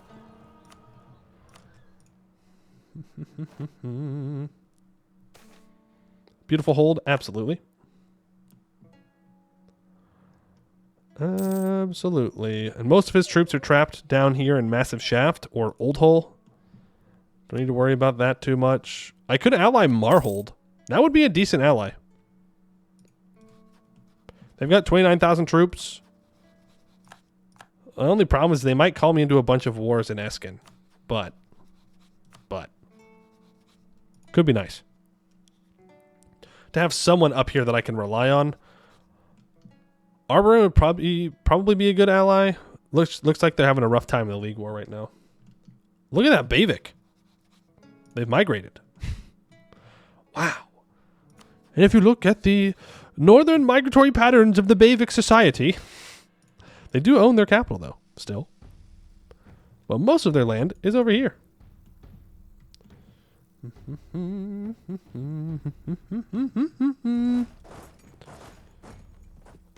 It's 57%. That's it. Do I not have access? I do not have access. I could get access, though, through Bladebreaker, maybe. And I can go and get Heart Grinder out of this war. Let's do that. Wait. Oh, wait. Did he delete all of his troops that are over here?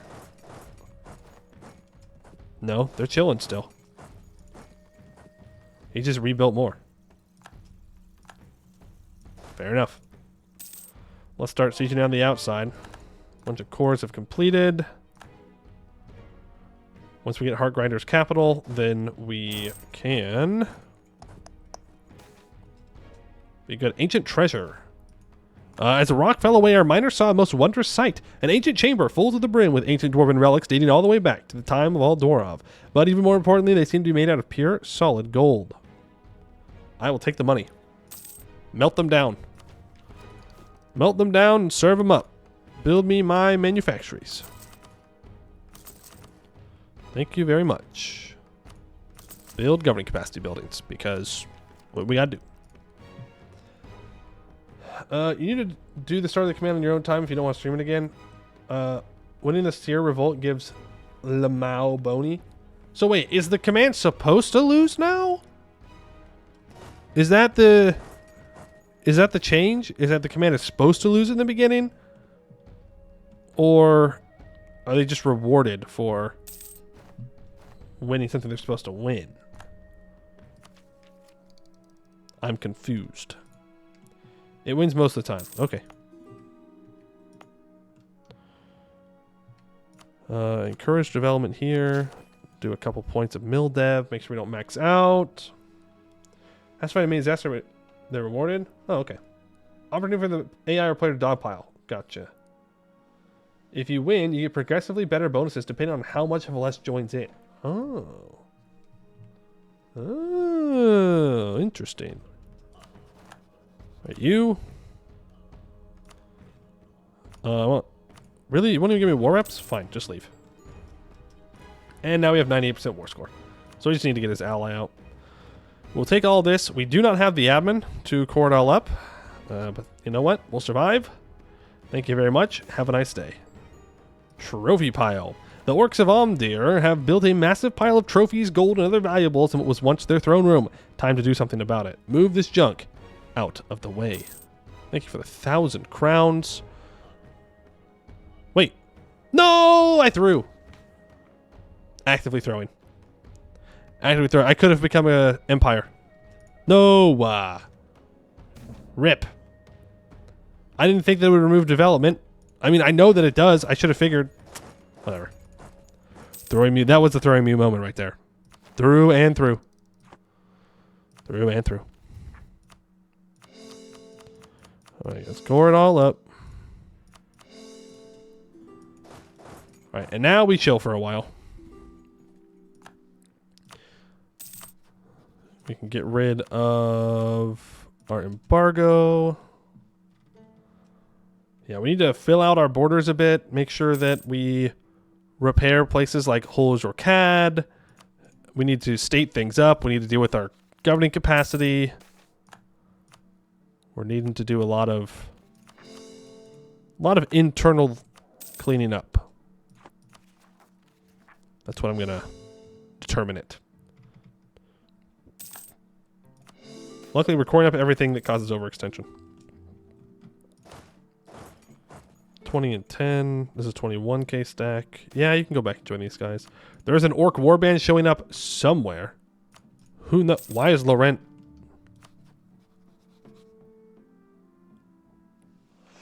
Hey, oh, wait a second. Wait a second. Wait just 1 second. Wait just 1 second. What do you mean by that? How? How is Laurent involved in this war? Did he enforce peace? No, he can't enforce peace on the defender.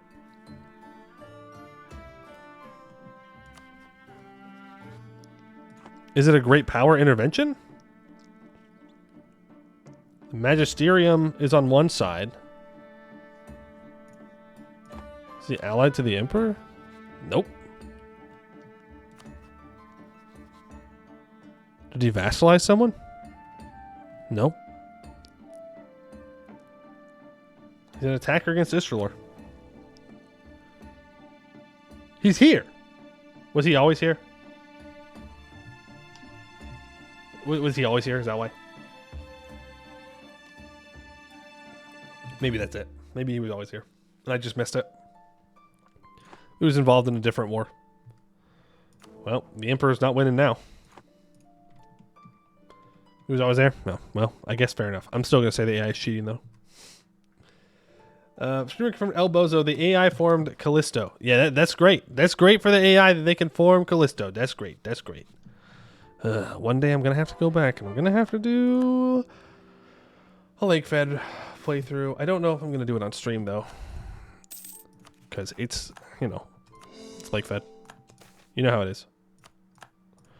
You know. If you've been here, you've been new. We just sit there and we do literally nothing. For a while. Which is fine.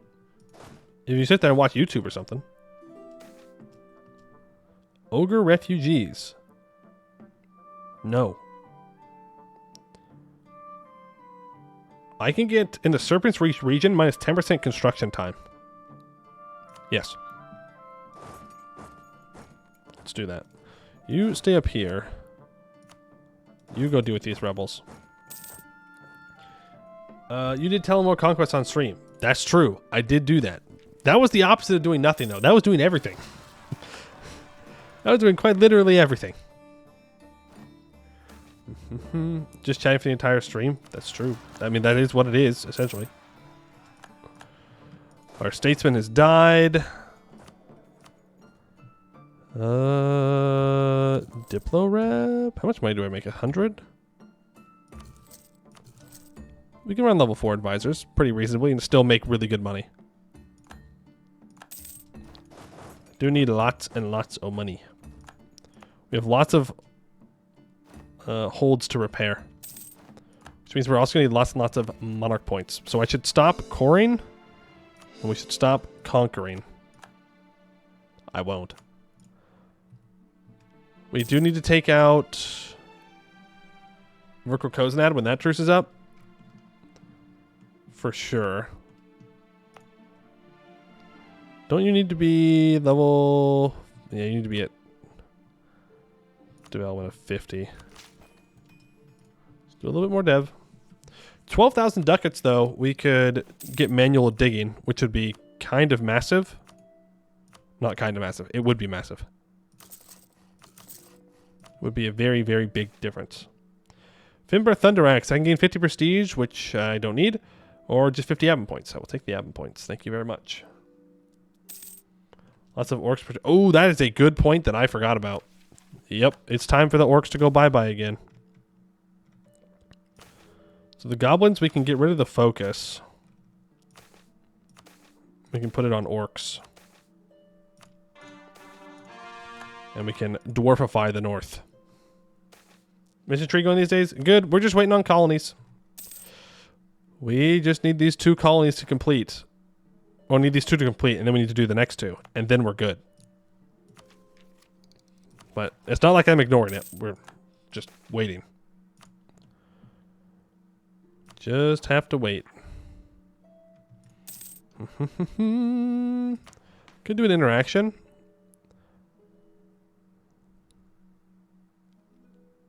Might as well assuage concerns. Lower rebels down a bit. Make it a little bit better. Mission having cores or owned? It is owned. So we just need to finish these 2 colonies, and then we can send a colonist to both of them, and then we're good. We need to upgrade our forts now. So let's get started on that. Specifically, the forts that are on the outside of my empire need to go first, but we are culture converting a lot of them. Oops. I'm going to want a fort there instead of here. Yeah, that culture conversion is going to slow down our fort upgrades. When's that done? 89? 19 more years? Damn. That is rough. Diplotech. 1 year, and then we can abdicate. We got our 656 in charge.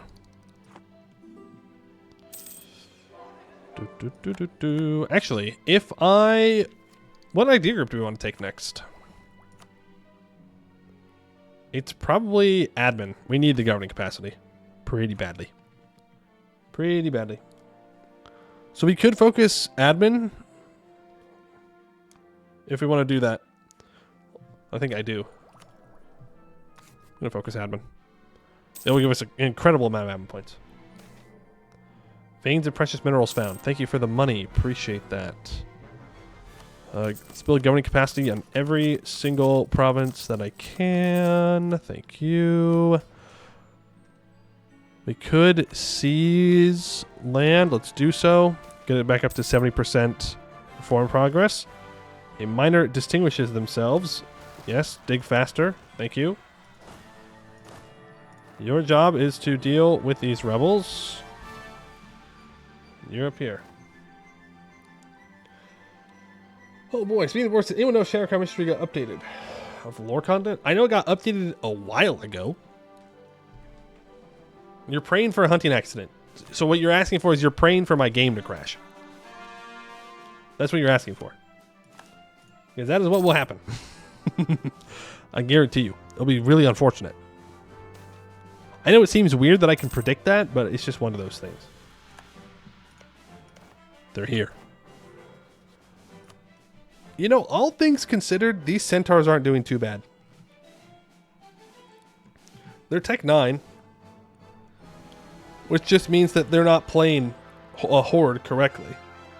There's no... The only time you should ever be behind tech, Miltech, as a horde, is in the very start of the game if you're Tech 2. Otherwise, you should always be at least 1 year ahead of time. Or 1 tech ahead. How do I know which province is good for a fort? What are the strategies? First of all, you should probably have a fort on your capital. It's just always a good idea to make sure that it's harder to take your capital. Otherwise, you want forts on defensive provinces. So things like mountains and hills. Mountains give -2 dice roll for attacker. So if it's your fort and you're having a battle on the fort and you fight on it, they will get -2 to their attack rolls, which means you will do better in the fight. It also has more natural defensiveness. You can see it's plus 25%. Hills are also pretty good. It is a -1 and gives 10% defensiveness. If you go into the terrain map mode, the simple terrain map mode, I have mine keybound. But if you go to the geographical map modes in the bottom right, and you look at simple map mode, simple terrain, and then you can go around and click, you can hover over and you can see the bonuses. There are a couple of different ways you can go about for where you want to build forts. I like to have forts covering every one of my provinces if I can. Obviously, we haven't done that this game completely because it helps get rid of devastation. But it's most important that you have forts in defensive choke points around your nation. So that way people can't just walk through your nation willy-nilly and you can pick where you fight. Go get some vampires from Corvuria. Dwarf vampires. Think of the tax income. Tax the destroyers. I thought vampires could only... I thought you could only get vampires with humans. Am I wrong about that? Yeah, I'll rival the centaurs back. That's fine. Anyone go vampires? Oh. I mean, is it the greatest trait of all time? No. Is it one of the worst traits of all time? Yes. But he's still a 656.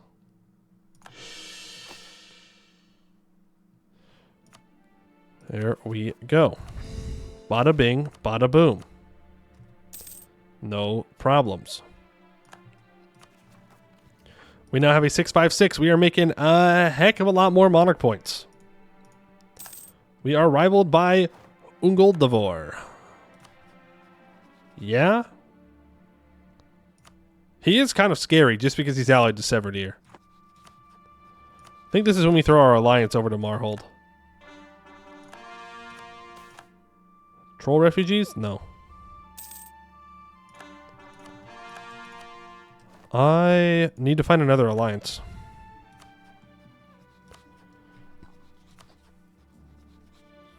I need to find somebody else that can offset Severdeer. They have no rivals. How is that possible?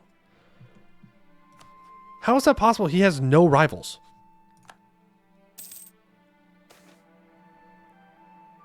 He's surrounded by nations. Ridiculous. Ridiculous. Which dwarven disaster have we had? Well, we had our kind of starting disaster. Well, we had the remnant disaster. Then we had Arg-Ôrdstun's like special starting situation, which is kind of like a mini disaster. And then we had the Horde Curse. We stayed Ancestor Worship, so we funny. Funny.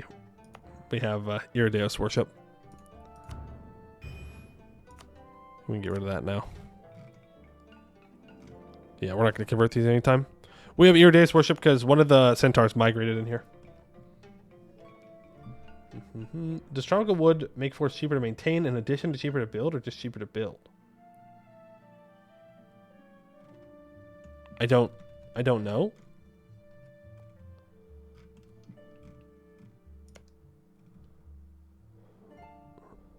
It's a local. It's a local construction cost minus 20%. I think it's just cheaper to build. I don't think it changes the maintenance at all. Do the dungeon, it gets plus 2 mission power. Oh, it's true. That's true, but it costs monarch points. We're not going to get any back from it either.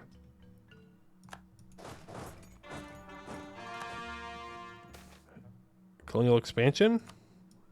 Yes. You absolutely are allowed to go settle there. Absolutely. So now all I need is this colony right here to finish. Yeah, I'll accept that. So let's send my colonist here, and then once this is done, we can get Searad Cave, and we can see the rest of our mission tree. See what exactly they're going to want us to do.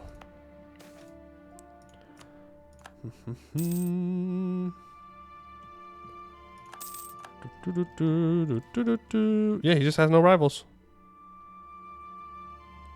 Weird.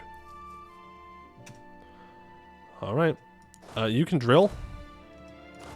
You can drill. Get army professionals up. I should build a spy network on Shattered Crown. I'm sure we'll get claims, but in case we don't, I want to be ready to do that. Build a dam? No. No dams. No damn dams. No dams allowed. Just kidding. You can no longer drill. You have to deal with rebels.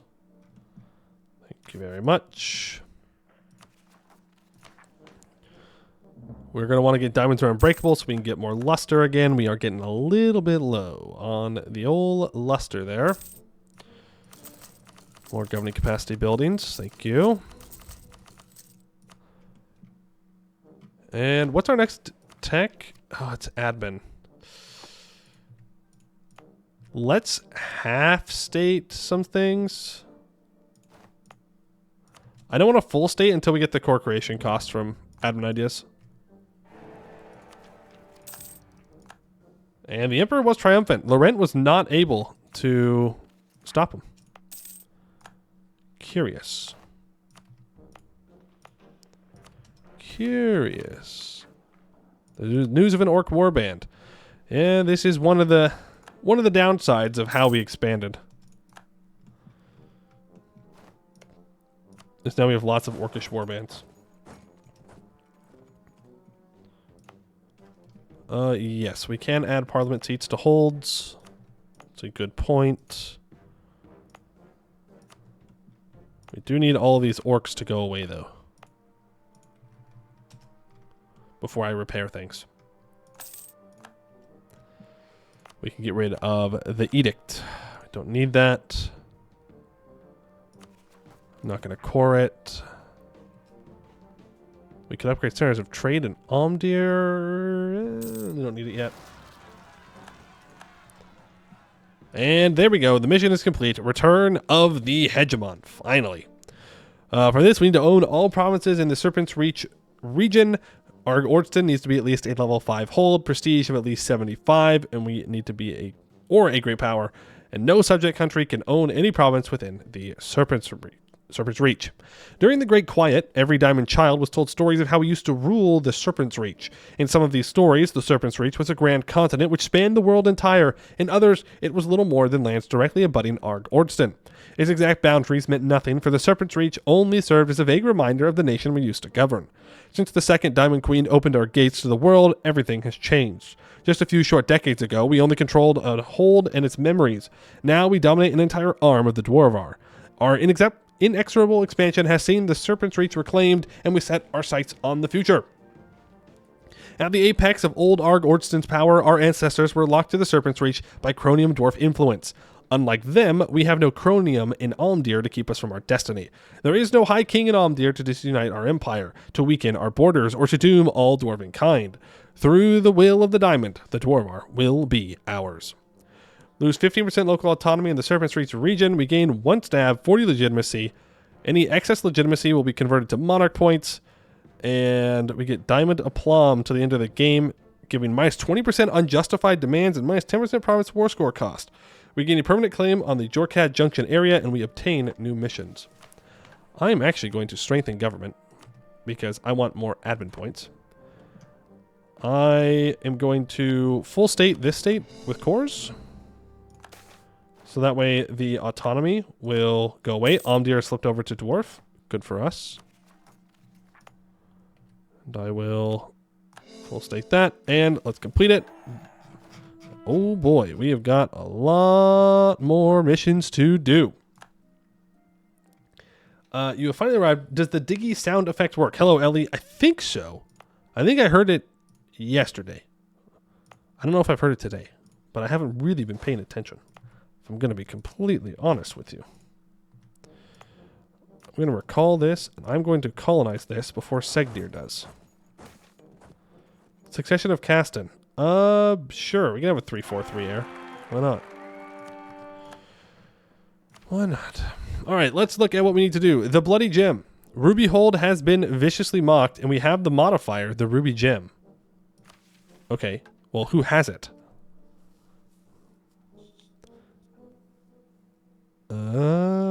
Where...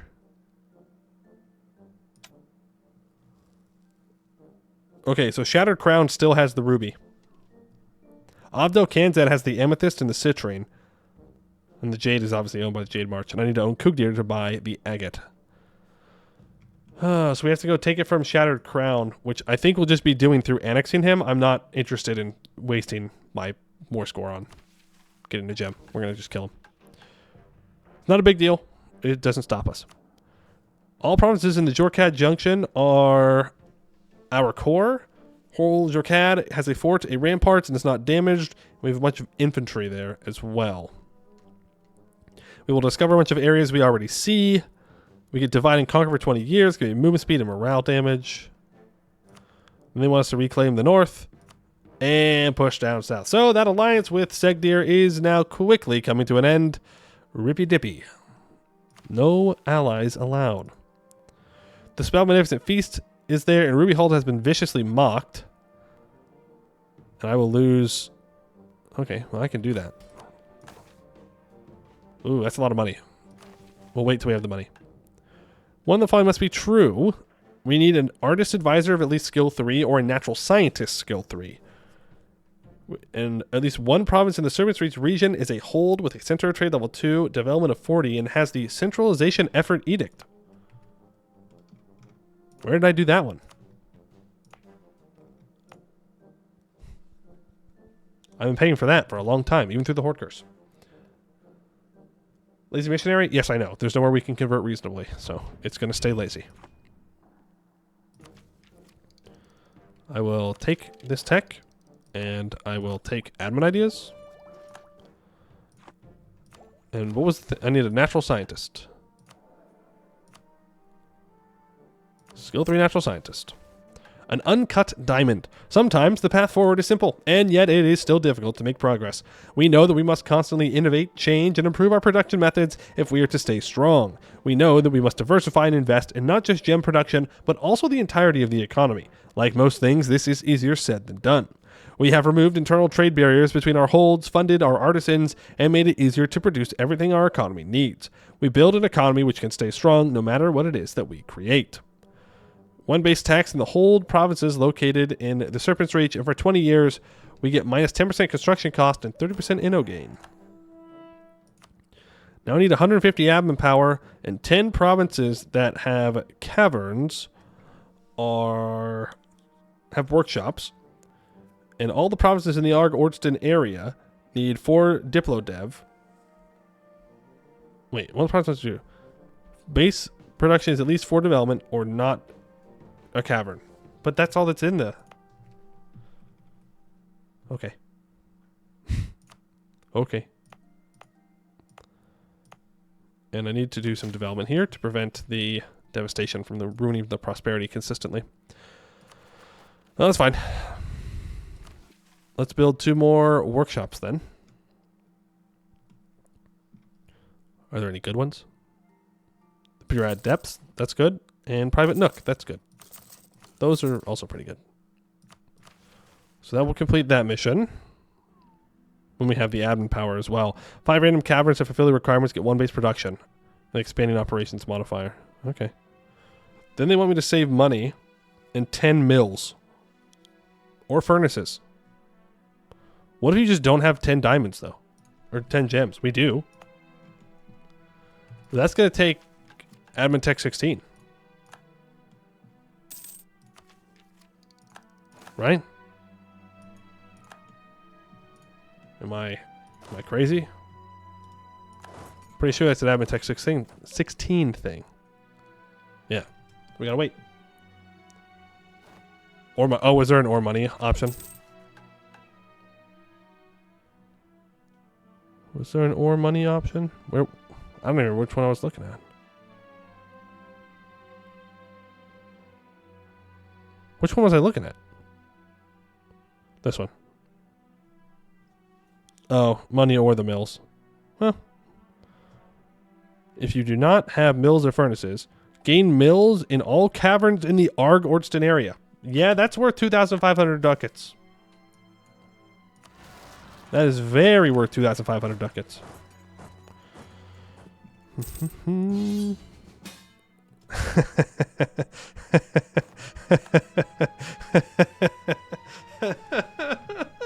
No way! Why did you click the button, dude? You did not have to do that. You've been punished for your greed. Oh. I get it. I understand, actually. I would have done the same thing. Fair enough. You get to dig your mithril hold down faster. Fair enough. No. I will not be helping you. No way. But that does mean I'm going to have to fight the Obsidian Legion now. So that's going to be fun. It's going to be fun. Arg-Ôrdstun has finally reached its next depth. Growth of the administration. With the autonomy change. I'll take the global trade power. We need to have like 10 or 20 years now where we're mostly at peace with just little wars to expand our borders in the north. So that way I can get all of my stuff in order. We need to repair holds and take admin tech, or admin ideas, sorry. Get our governing capacity, get our cheaper cores, and then we can go back on the offensive again. Let's stay here. We already need 4 colonies at once. It's costing us 36 ducats a month. Worth. send here so we can get that done a little bit faster. There's a mission. Expanding operations. The price of diamonds keeps falling, but we cannot afford to restrict production. Our dwarves need to work, our merchants need to sell, and we live or die by the trade of gems. To meet the needs of our people, everything in Arg-Ôrdstun must be coated in diamonds. We develop diamond swords. Their handles and grips covered with gems, which are enchanted to lend strength to their wielders. We develop diamond armor. Helms, breastplates, plate legs, and boots alike, which are imbued with diamonds and lapis lazuli runes to offer protection from all forms of damage. We develop diamond pickaxes, which can be enchanted to break through obsidian itself. The diamond axes, which can cleave through stone and flesh with ease. No, okay, listen here, little zoomers. All right, little zoomies. Axes are cringe. You use swords. Just so we're clear. This process of constant enchantment and engraving requires diamonds as stores of magic in the relevant equipment, as focuses for the runes, as tips for the tools they engrave, and as embellishment for every finished product. By making every tool better through an ever-increasing quantity of diamonds, we can keep expanding our minds to our heart's content. My diamonds! It's a good one. That's a good one. That song's a banger. It rocks. We need 30 mercantilism now. That does not rock. 1, 2, 3, 4, 5. Okay. Now if we just save up money, we'll be good to complete that mission. So we back in the mine. Is it putting a zoomer? Technically, I think yes. I'm in that very fun, weird period where I'm like right in between zoomers and millennials. I'm definitely more of a zoomer than a millennial, I think. But the zoomies as I call them, I made that up, completely my idea. They love to use them diamond axes in combat, and it's cringe. It's cringe. Which one do I want?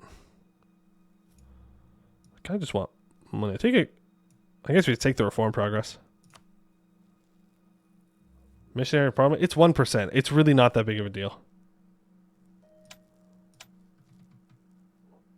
We're going to do the...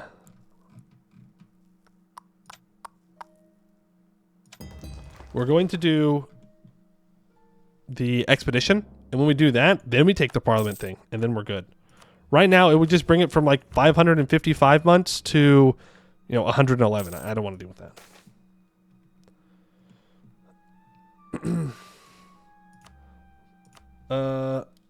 Post 1.7. No. Old Minecraft combat was trash. Don't. You're wrong. I'm sorry. You're incorrect. Factually incorrect. Old Minecraft combat was ass.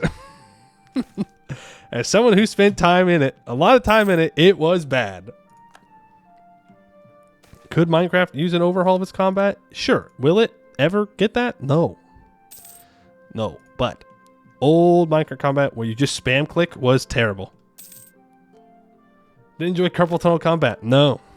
No, not one bit actually. Crazy take, I know. I do need to upgrade all of these forts. I know we're saving up for the mission, but the forts are more important to me.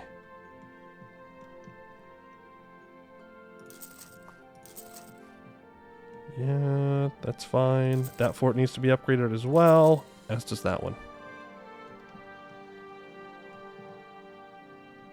That one can get upgraded too.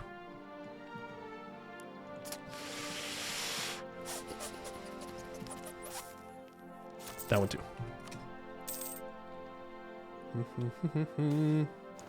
Real Minecraft is using mods you have a gun. No, I disagree with that too. If you enjoy that, that's fine, but it doesn't feel right.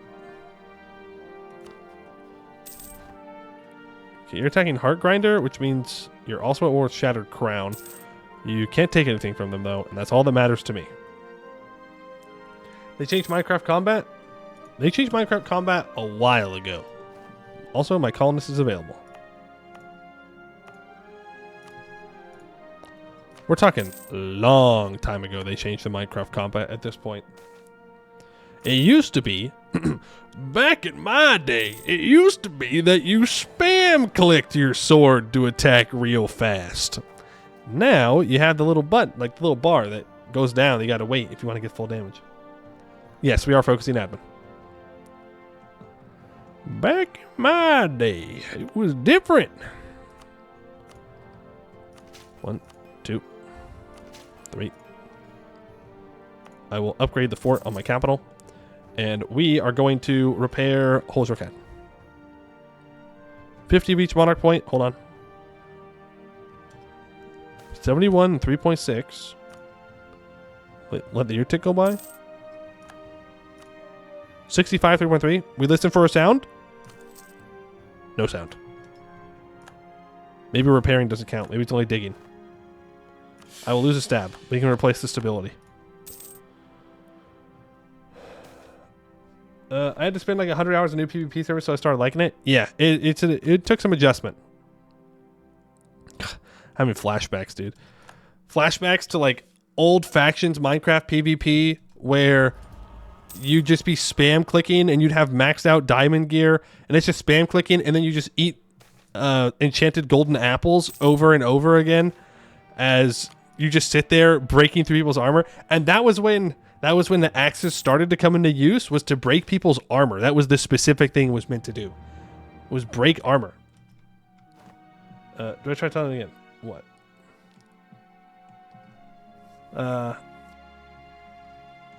Yeah, and the axes were good. Ruby Holt's not fully dead, but they're mostly dead at this point. Hey, good news! We're the better dwarves. Why? No, that's fine with me. Oh, I need to do the magic thing.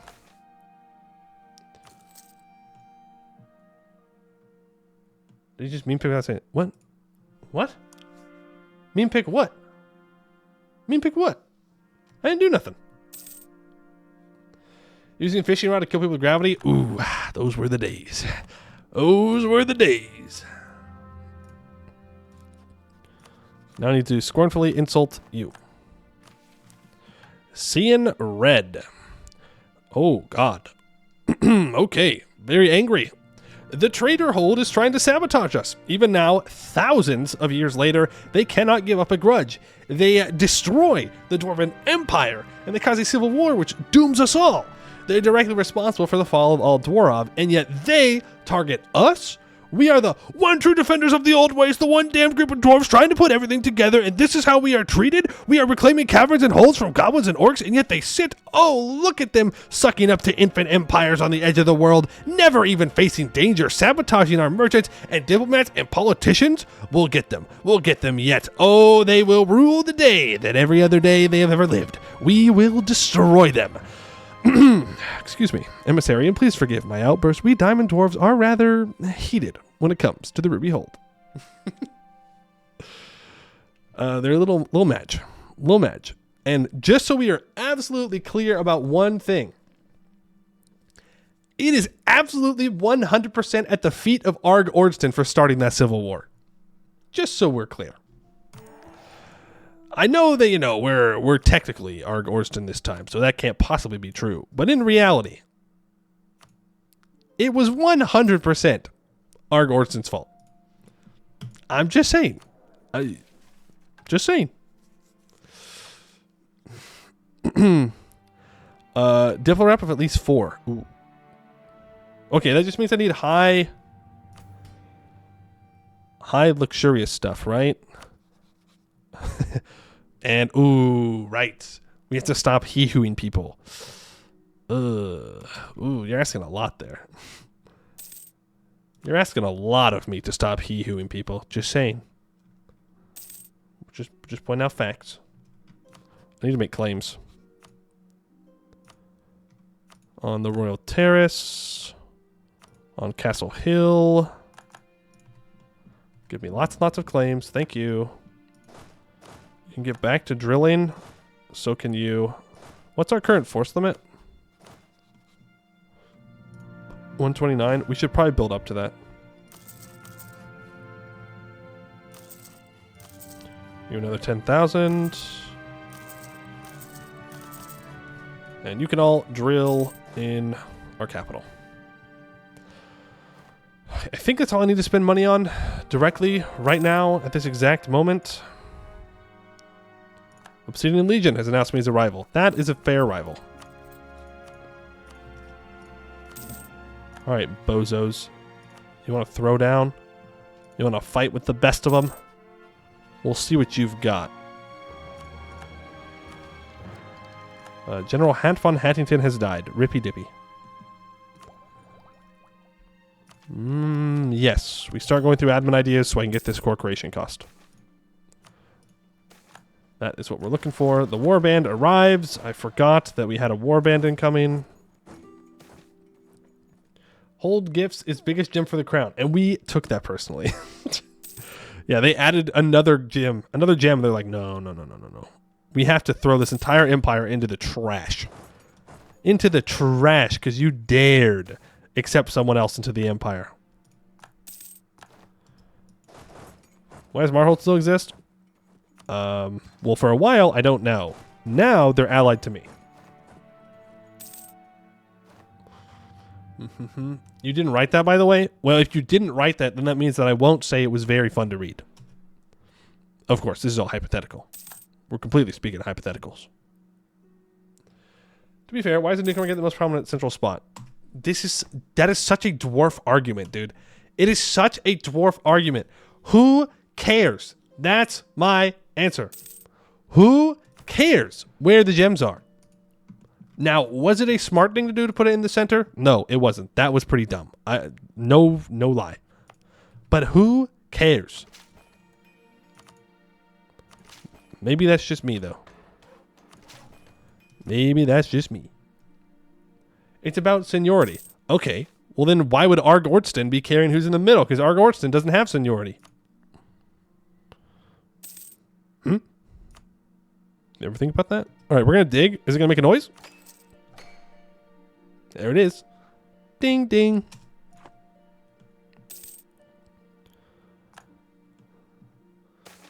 Obsidian is the best hold. Like mechanically, flavor-wise, simp-wise. I don't know which way you're talking about here. Good wins. I will get up to 90% crown land now. Very, very, very good. An example to us all. Cheaper Grand Captain. This guy is not half off. This guy is dirt cheap. 937 for a level 5. Pretty damn good. 833 for a level 5. Pretty damn good. 18 for a level 5. Scammed. I'm being cheated. Obdo Cannons is the best hold. Come on, guys. Cannons. It's a pretty good argument. People do like cannons, myself included. Cannons are cool. You know? Who doesn't like a good boom? A very good boom. All right, we're chilling now. We're chilling. For Golden Glory, sure. We just need a little bit of... Lots of gems. We have so many gems. We can gain a stability and morale of armies plus 20%. Oh, man, I really wish that I was ready to go to war with the Obsidian Legion now. We could go on the Tech 15 advantage, though. Just saying. Troll refugees. No refugees. We're not accepting refugees right now. Thank you, though. Thank you, though, but we're not interested. Do we need to repair this? It's going to cost 255 Monarch points. I don't want to. I don't want to. Can't make me. Can't make me do it. See, look at this. This is much easier. 50 of each? Boom. Actually, we can make that so much cheaper. If I full state it. We wait. What, +1 possible advisors. Shouldn't take us too long to get to this next thing. Velda Klufar are eating our minds. Because we have Inno, we can do more to stop them. Oh, Magical experiment goes wrong. A vertical scone deer. Courage development. Get rid of it. The spinal layer. Spinal is an oxide mineral, 7.5 to 8 on the Dwarf's hardness scale, and is often found in octahedral crystals. It is typically found in 3 geologic situations, as crystals in limestones and dolomites that have been subjected to contact metamorphism, as irregularly shaped grains in basic igneous rocks, and as water-worn pebbles in alluvial deposits. It seems we have found a huge deposit of it in the way of our digging operations. Go ahead and dig on through. We will go indebted to the guilds. Cool. Which are funnier, kobolds, goblins, or gnomes? Kobolds are infinitely funnier. That's my opinion. Holzercad has been repaired. We need this to be a core to complete the mission to give us a bunch of claims on the Obsidian Legion, which I should. Ooh. Well, Abdo Kanzad, you had a good run. At least you can't blame me for killing Abdo Kanzad. They were killed by Segdir's greed. Do we have a ramparts? It does not. Thank you.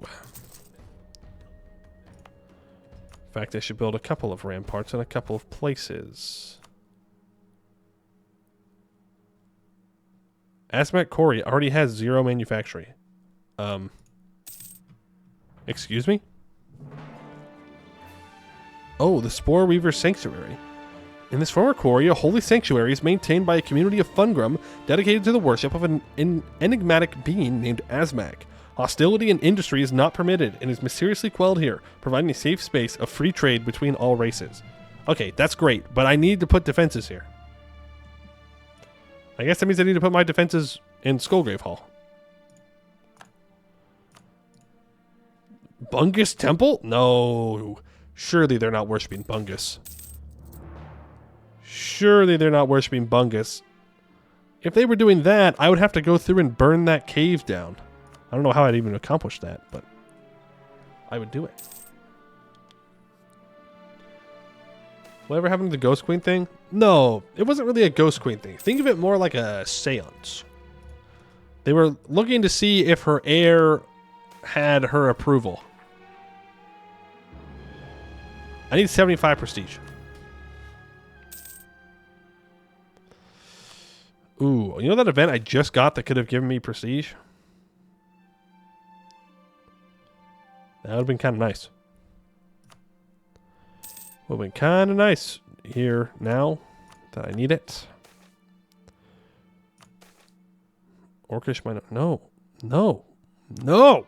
No to the orcs. Man, you spent so many monarch points pressing people. Pre-Ashen Sky civilizations can only be described as what if we were brained hubris bastards. Only Castnor was relatively okay. I don't know if I would describe Castnor as okay. Kozrugan has formed. Damn them. Dubious spending practices. That's fine. We should be approaching our admin points. Will be great. Will be grand. Will be wonderful. Keep trying to make racism less optimal. That's good. That's a good goal to have, I would say. That's a reasonable goal.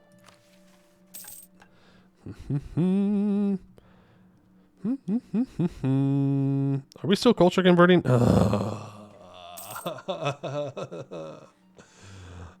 So many dwarf there's so many modifiers for primary culture stuff, and yet the Horde curse just randomly brings back cultures from the dead. Why?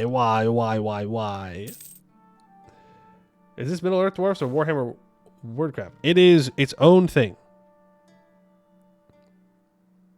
I'm letting the ogres in. I need that prestige. I don't think it stacks, though. So only the ogres get to come in. Sorry, trolls. What bad things did the gnomes in the Demarian Republic do? You know. Existed. It's a pretty good argument. They have a powerful mage. Laurent has 215,000 troops.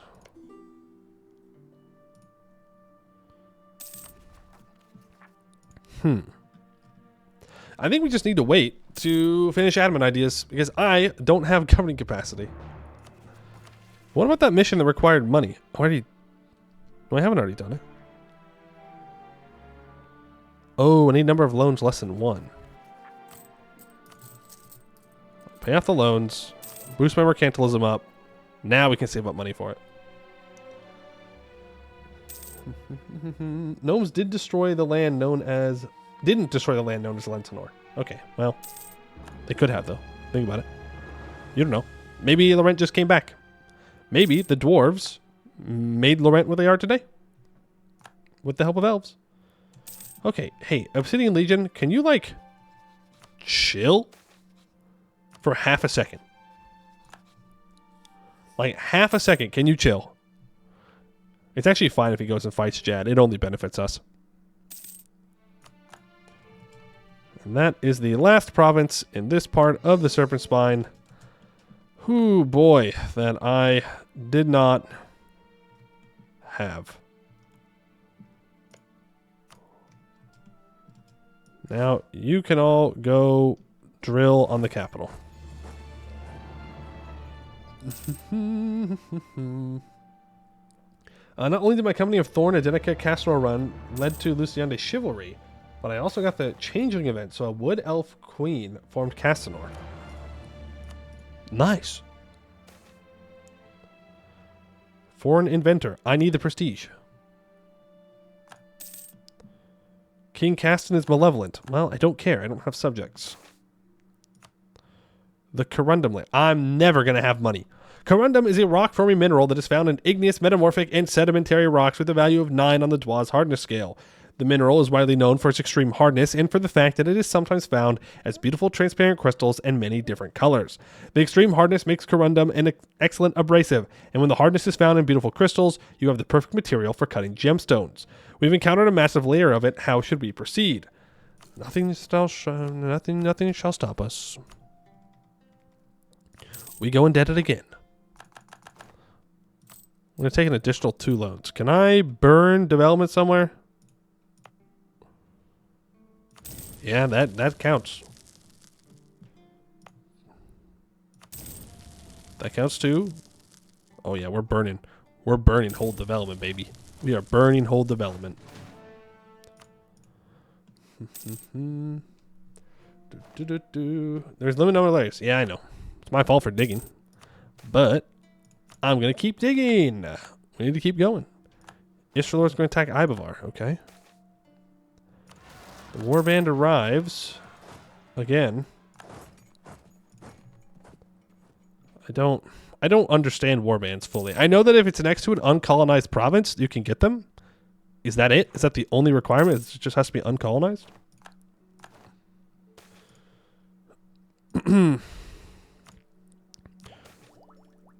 Promote culture cost minus 30%. Good riddance. Ooh, I should not have been exploiting development. I need to become a empire. Well, I just need the prestige.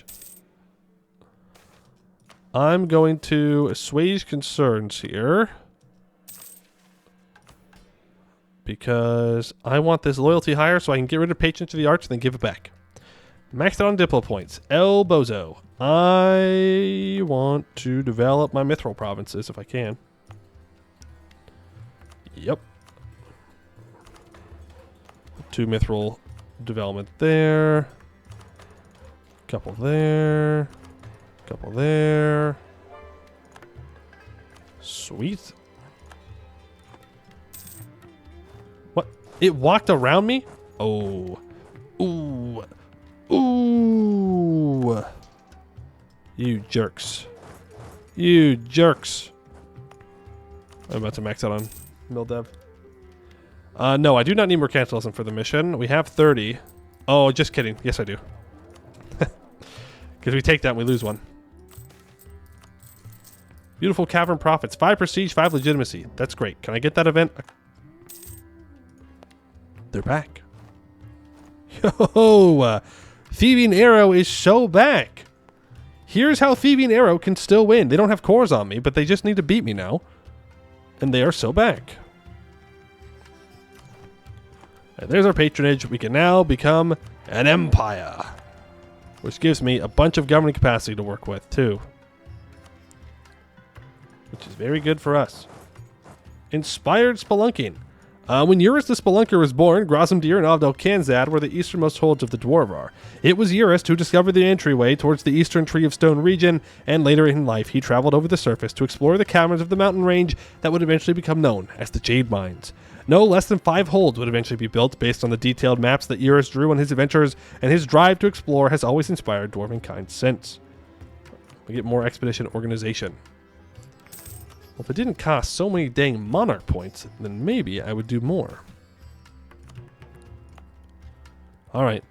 We bite the bullet. Ow. Lots of monarch points gone.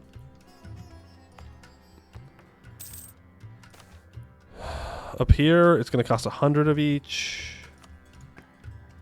That's okay. We'll get there. One way or another, we will get there. Who needs to convert dwarves now? Still me. I still want them to be the primary culture, is the thing. We get bonuses for primary culture. Orcs are gone. We can pay off some more loans. We only have 1 left. And the Obsidian Legion is, in fact, fighting Jad. It's just a waste of manpower for the Obsidian Legion, though. Once I have this done, then we're going to be in a pretty good spot. In fact, I'm going to recall this, and I'm going to send it down here. And I should full state this area to the best of my abilities. Has the ramparts, has a bastion. Everything we need for the mission. Good. Bada bing, bada boom. We have already Horde Cursed. Yes. I could gain 6.15 Inno for a loan.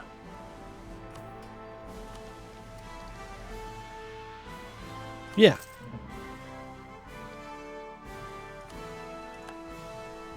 Yeah, I'll do that. I think that's worth it. No, I think we're good on our absolutism revoking stuff. I think we're fine. Take mill and diplotech, which means we can upgrade our troops to scattergun auxiliaries. So here's the question. Do we want to go fight the Obsidian Legion right now? I need a snake. We have Tech 15 advantage. I don't see any reason why I wouldn't want to.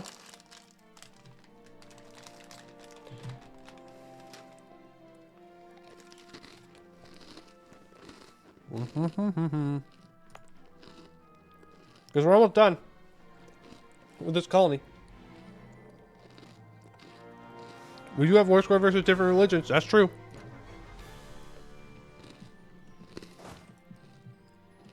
All right, boys. It's time to lock and load.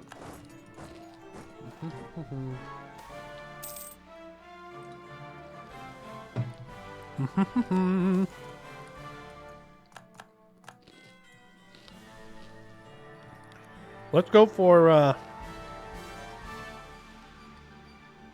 think military infrastructure. For the yearly professionalism. Though it does get goods produced. It's copper, though. Yeah, let's get the professionalism. How much war score are they? 243. They're also... Oh, I thought they were no longer fighting Jad, but they are. They're fighting Nadurabu as well. That... Yeah, okay. Jad still doesn't know who I am, by the way. Number 4 world power, by the way. Jad still has no idea I exist. Not a single one. Varmhar is keeping the information on us locked down.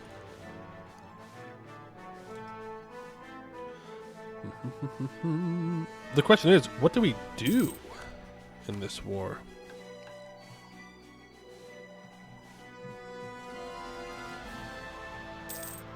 Function of a junction. Gorod 2. Oh, right. We need a bunch of infantry. Shoot. That's fine. I guess upgrade that fort. Yeah, plenty of infantry here. Let me grab 8 of you. Thank you for your service. You will die now. Sorry, it's not up to me. The mission tree demands sacrifice, so you will be sacrificed. And there is Dwarf 20 completed. Is there anywhere else around here that has zero dudes? No. I think this makes the most sense. I would need to send some troops up there, though. But I can do that.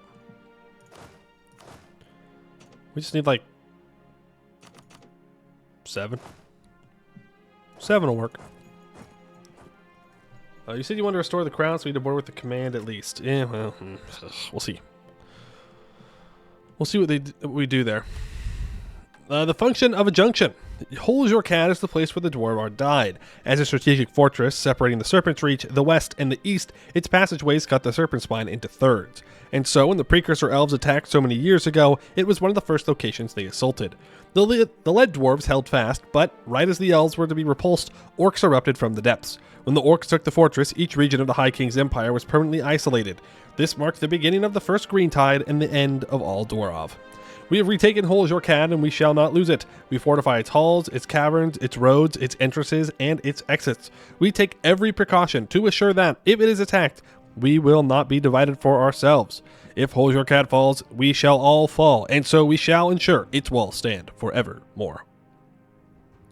We lose a bunch of infantry, we discover a bunch of areas and gain permanent claims on them. For 20 years, we gain 10% movement speed and 10% morale damage. I need to be trading enough of gems to get the extra bonus. Crazy that we don't have that, by the way. Actually insane. And our nobles need to be loyal. Yeah, actually crazy that we're not trading in gems. How close are we? We have so many.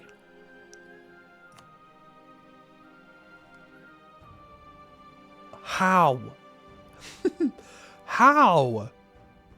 How does the lake fed have 10%? And I have... Oh, that's copper. My bad. Okay, we have 17. My bad. I apologize. I apologize for being so dramatic.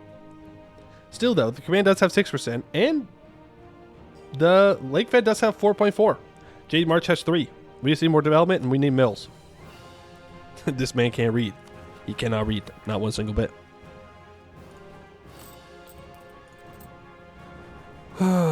Okay, well, we have Tech 15, so let's get to it. Conquest on the Obsidian Legion. We need to take at least down through Gore-Vazenbrog. I will declare war to safeguard my interests. They have 90,000 troops, but these absolute buffoons have cavalry. Did nobody tell them that real dwarves don't use cavalry? I don't think so. Trade node sucks? I mean, that is true.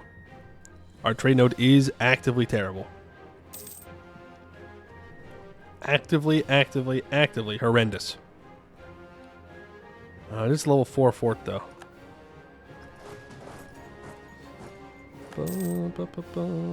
It's a 1 siege general. I forgot to put our good siege general on the stack. That's a oops.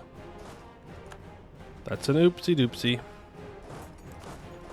We're going to move forward, as are you. We have a little bit of time, though, while the Obsidian Legion is off fighting Jad, hopefully, before they turn around and fight us.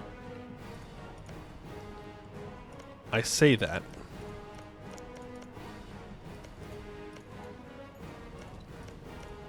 But I'm not seeing many troops out here. I think they all turned around to fight me. Uh-oh.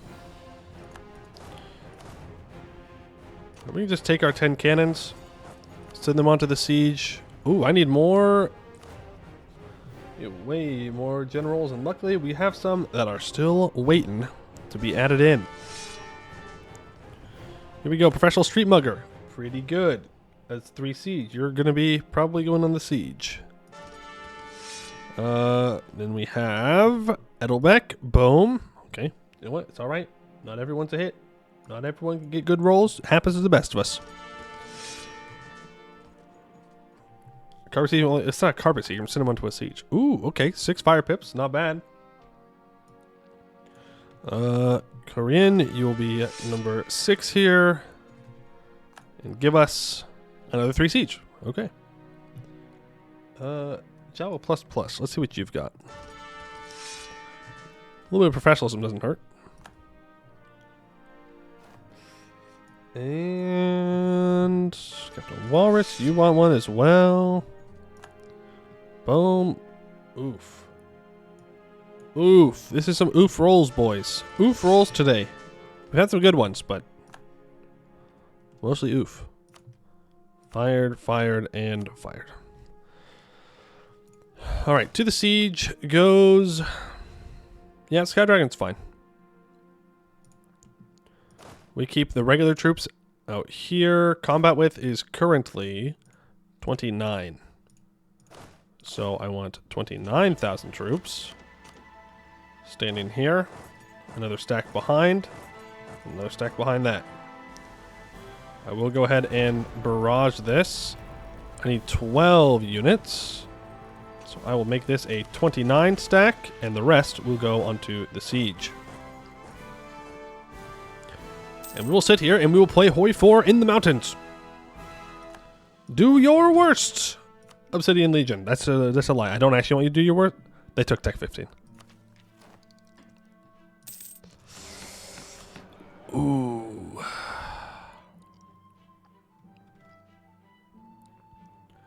It's a solid oof for me. Diplo support, Diplo support.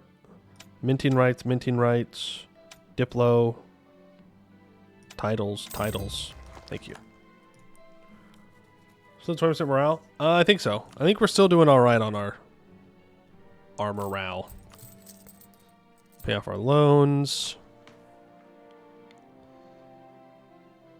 We could tighten our grip for autonomy, but not a big deal. This will give us fort defense if we need it. If we see him pop up somewhere, we can smack him back down. You can grab the 6 maneuver, and you can have the 5 maneuver. Disease outbreak, huge. Alright, well, we'll see what happens. Arg-Ôrdstun is dug to its next level. We do have max spy network on the Obsidian Legion. The siege. Wow. Wow, wow, wow, wow, wow. Kind of bad. I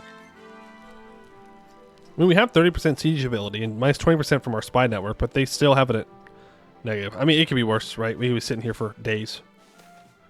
More cannons. True, we could use more cannons. I could use more troops. Well, we can build another 10 cannons to help with our sieges. Because we only have 13, I believe. Oh, I have another 10 right here. That could help. Yeah, I need 18 on each siege, so I'll send these 20 up. Then we'll be good. Ooh, Marhold is dying because they are defending an ally. Well, I did my best. No one can say I didn't try to save them. You walk in here. I want you to remove these 8,000 troops from your stack. You are going to get the 3 siege general. You're going to walk up to Dwarf 29. These 8,000 are going to occupy all these provinces in between, including into Dreamer's Hollow. 29, you walk up behind them. 24 behind them. The cannons will make their way in eventually. Still don't have access through Varmhar, which is nice. Jad Empire is hopefully trying to fight back. They are Tech 12 to a Tech 15. That is a pretty rough tech difference for the Jad Empire, but what I really need them to do is just distract. If they can distract for long enough, that is a victory for us. You can actually just stay with this stack. You can go back to him. Oh, this is going to be a rough one.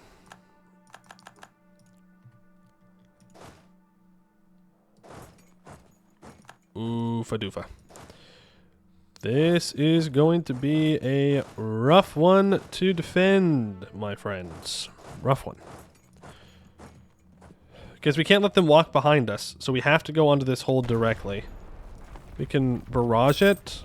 They have a weapons manufactory and a fort. We need to look at the peace deal. See how much admin we need.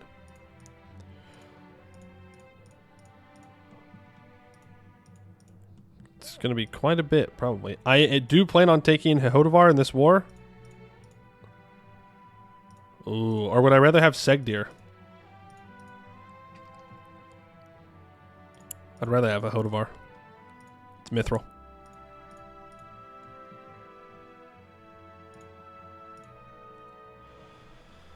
Could do something like that. I could leave this cave. No, I'll just take it. Check the next mission. The next mission is subjugate the Segban doll. I need everything in the Hodovar area. And then I get a claim on the middle Dwarvar. So we take a Hodovar. The whole state. That'll do. Why is this province worth so much war score? It's 6 dev. I don't know. Alignment? No? Nope. We're just not able to take it. 5%. Yeah, maybe it's the building. Making it that difficult to get a hold of. We have our cannons. Let's move them south. I didn't check how much war score or how much admin it's going to be. 294. That's not too bad. Hodovar has been taken. So the next place we need to take is the Segrod. Let's go to Dwarvar 32. Stand there so that we can see if people are moving through back towards Hodovar while we get things occupied. You can leave 1k stack behind there. You can move up. I don't know if there's someone in the Deep Ones cave. Terrifying name, by the way. The Deep Ones cave. Makes it sound like there's some eldritch horror in there. Not a fan.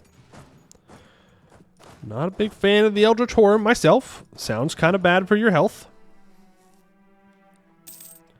Check the map. There was a monument. Up here. The Rune Father's Maw. Yeah, we're gonna take that and make sure they can't use it. The deep one is a fun one. Not sure if the lore is public. I don't think you need the lore to be public to put 2 and 2 together that it's spooky. Spooky, spooky, spooky.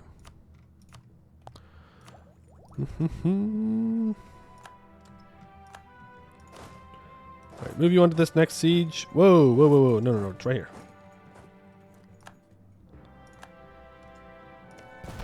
Go ahead and barrage it. Yeah, there's nothing special on it at the moment. You speak of the deep lore so casually. Yes. Of course. Move in. Our cannons are coming down from the north. I do want to finish this, but... Honorable people, few indeed. Yes, thank you for the prestige. And there is yet no sign of the Obsidian Legion's legions. Which, again, that's fine. I'm good with that. It's fine. Segdir does not have a fort. Cringe. Terrible. Horrendous. We also left 1 troop behind. We no longer have the Monstrous Conquest CB on... What's their faces? On Shattered Crown, the demonstrized. 2-0. Take it before they fix it? I don't know. It'd be kind of funnier if I waited, right?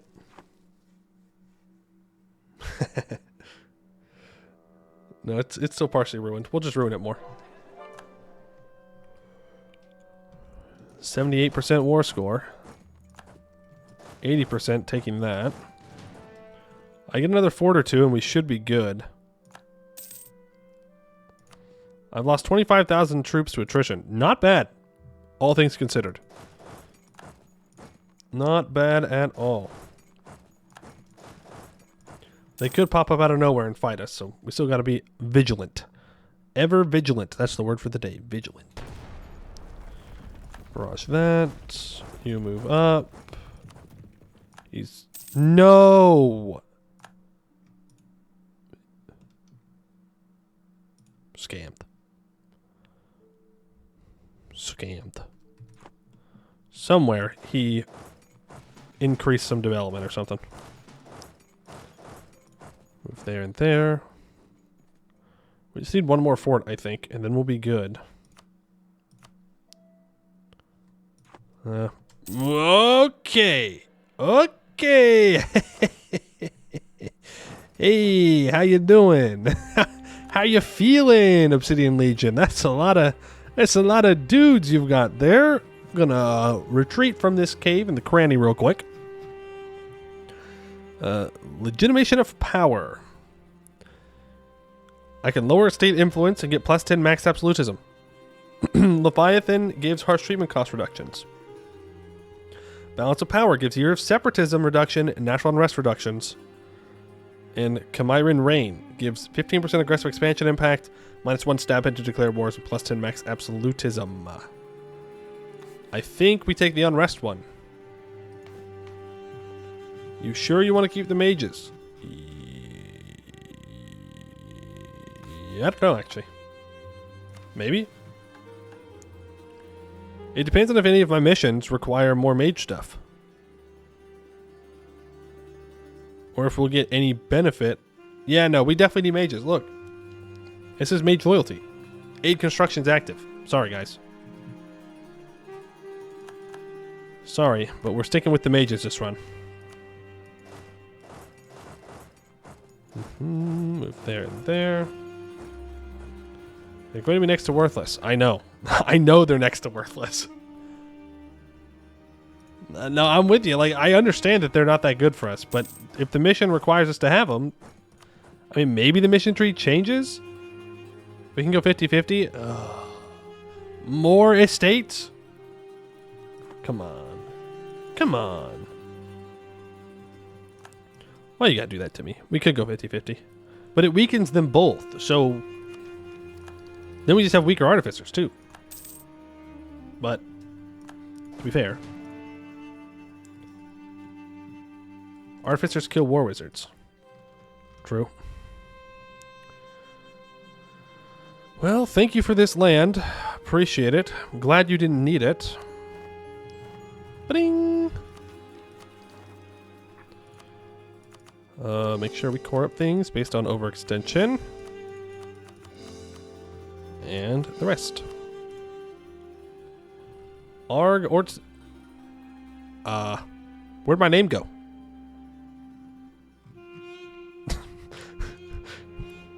Yeah, we really gotta squint to see our name here. That is tiny.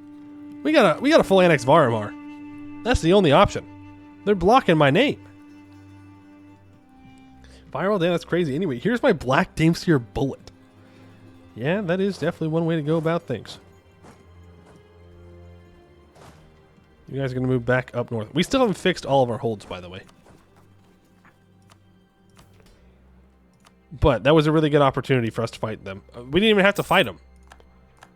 We were just able to walk in and take their capital and another hold for free. This is chat's vindication about the dam. No, okay, we need to full annex Varmar except for the dam. We leave Varmar with the dam specifically. How about that?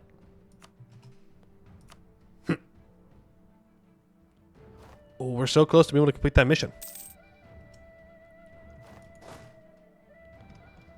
These 17,000 need to move. Why? Why did you leave the Serpent Spine to walk back up there? What kind of dwarves are you? A real dwarf would have walked underground even if it did take longer. What do you have against the dam? It costs 40,000 ducats. That's what I have against the dam. Demand for glamour. Well, at this point,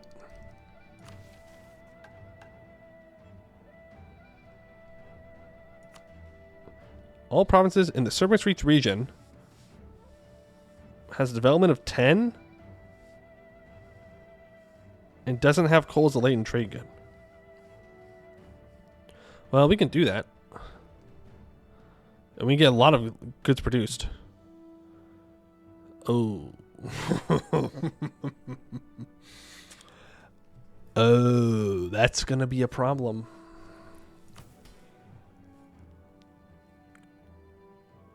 Oh, no, we're fine. It's not that bad. There was a magical spell that went wrong, which is lowering it for another 3 years by 20. So we're actually sitting around 20 right now. We may have to switch up our government reforms.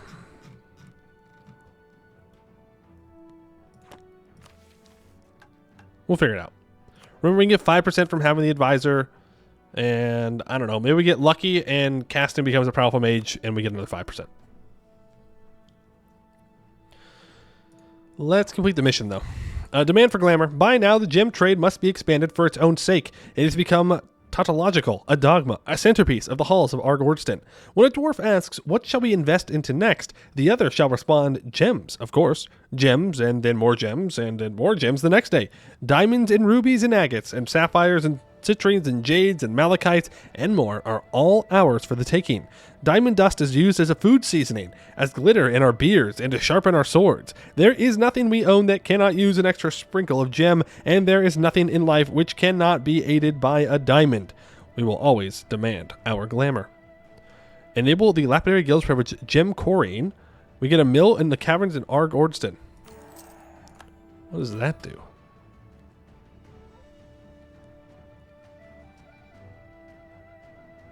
It enables it.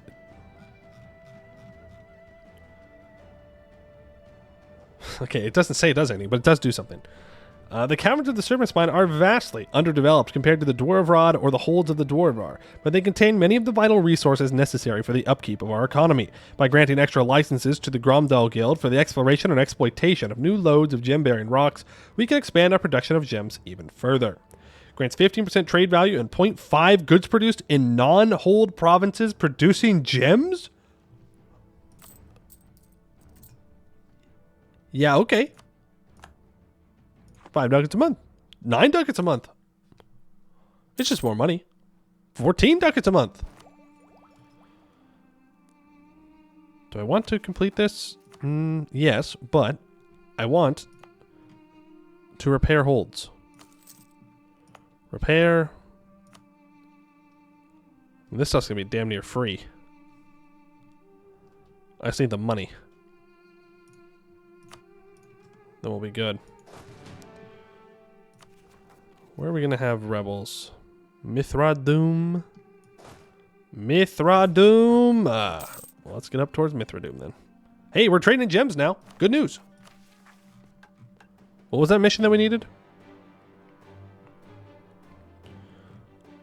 Which was nobility loyalty needs to be 60 or greater. I think we sell titles. Or I don't need to. I can just click that twice. Easy. So easy. Never been easier. Bright ideas. For millennia, our soldiers have utilized diamond-embedded light flare armor, which is made to reflect light into the eyes of our enemies and blind them. This practice is ancient and beloved, but it holds a secret rarely acknowledged by our people. It doesn't actually work. When using light flare armor, we have to shine bright lights onto our men so that our armor's gems can redirect that light. This mostly just blinds diamond soldiers, though, as the light is facing them rather than any of their enemies. Our troops love glowing like divine fury, but light flare is just another one of our many traditional practices which we stubbornly hold to despite minimal benefit. We must reform it as we have reformed the others. Thankfully, we have found a way to satisfy our nobles, who insist that it is their ancestral right to wear light flare and actually make the armor useful. We shall inscribe runes around the armor's embedded diamonds which can force the gems themselves to emit light and focus beams towards the wearer's enemies. With this change, we will blind our opponents, not ourselves. Well, I've got some advice for them. What they need to do is make the light a very, very bright white light. And I promise you, you cannot see anything in front of it. Like say, oh, I don't know, a road or another vehicle or literally anything because their lights are too bright and you get blinded when they show up and they don't turn their brights off. I'm just saying, it definitely works. 100%. We gain 10 luster, 6.15 NO until the end of the game, minus 5% fire damage received, and 10% morale damaged. We are really starting to stack up our combat bonuses here. Oh, yes, my favorite nighttime flashbang. Yeah. Come around a corner, boom, you're blind. You can't see anything. It's over for you. LEDs are that poorly regulated. They aren't even using brights. You didn't have to say that. You can let me believe. You can let me believe that they're at least using their brights when I get blinded by them. Repair and repair. I think we need to repair Mithradoom. Get that bad boy. Get that bad boy. All the holds must be repaired. We're in the middle of repairing this one. Have I missed any? Well, we have the ones that we're coring up, which I suppose I can fix now. Ew, they're Runefather? Can I convert the stuff? All right, get the autonomous conversion. Next parliament we take is the... Hey, just kidding. Don't convert this, though. I do want you to lower autonomy, specifically, so that way it's cheaper and faster to repair. It has unrest, though. Don't matter.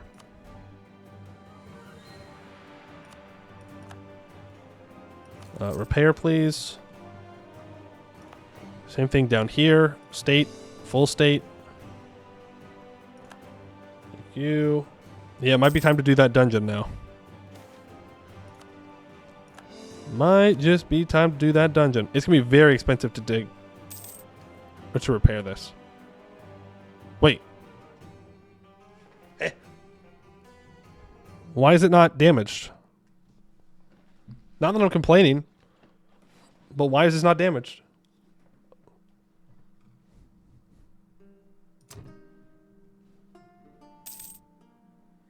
Am I missing something?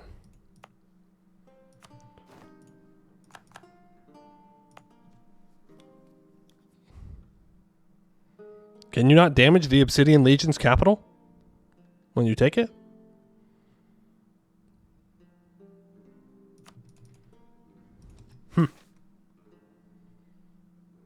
It was in the middle of digging? It wouldn't matter. It'd still damage it. I mean, hey, it's fine with me. I'm not going to sit here and complain about not having to repair it. But it's technically your capital, so we took pity on the players. Oh. So they don't need to repair all their holds after the invasion. That's very kind of you. It's very kind of you. I guess that means that Segdir kept this one. Hey, that's great for us, though. That's great. We come out on top. Arg-Ôrdstun on top, underground. Of course. Yo, he said it. He said the line. He said the title of the stream.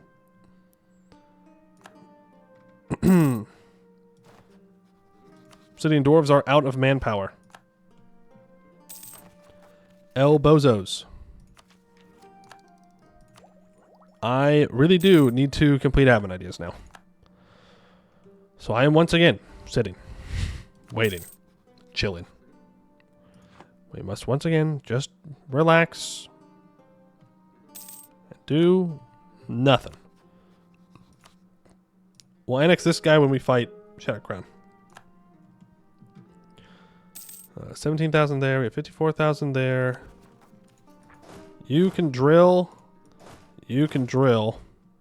And there it is. Phoenix Empire.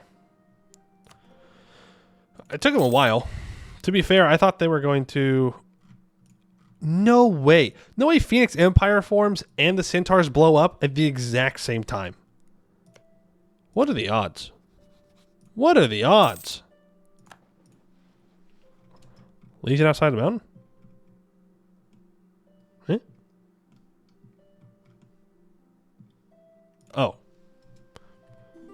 They took 2 provinces for all that. I'm sure it was worth trading those 2 provinces for their capital hold in this part of the Serpent Spine.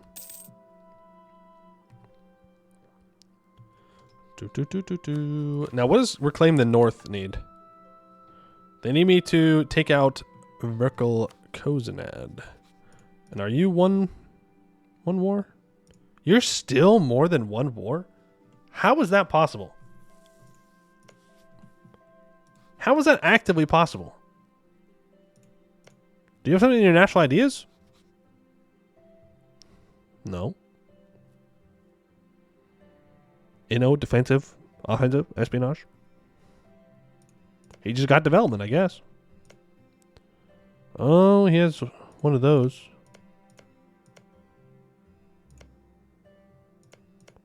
Really, though? Am I he doesn't look like he has that much development. But apparently he does.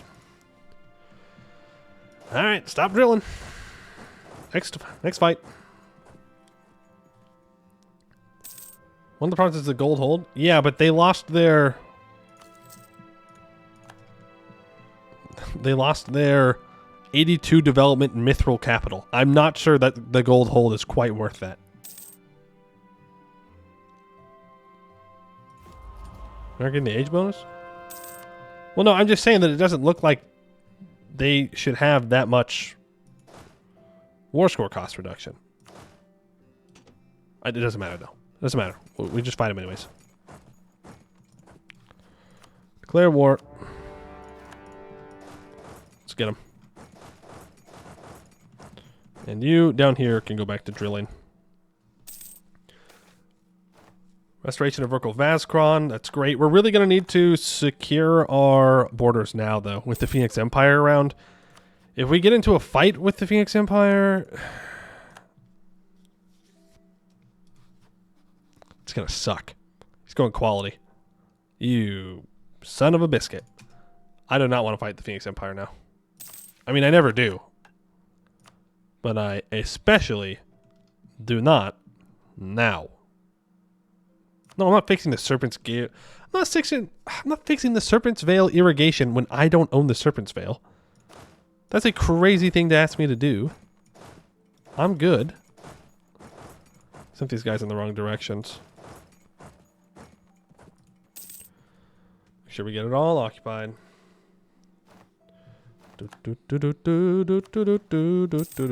We are almost at our governing capacity again.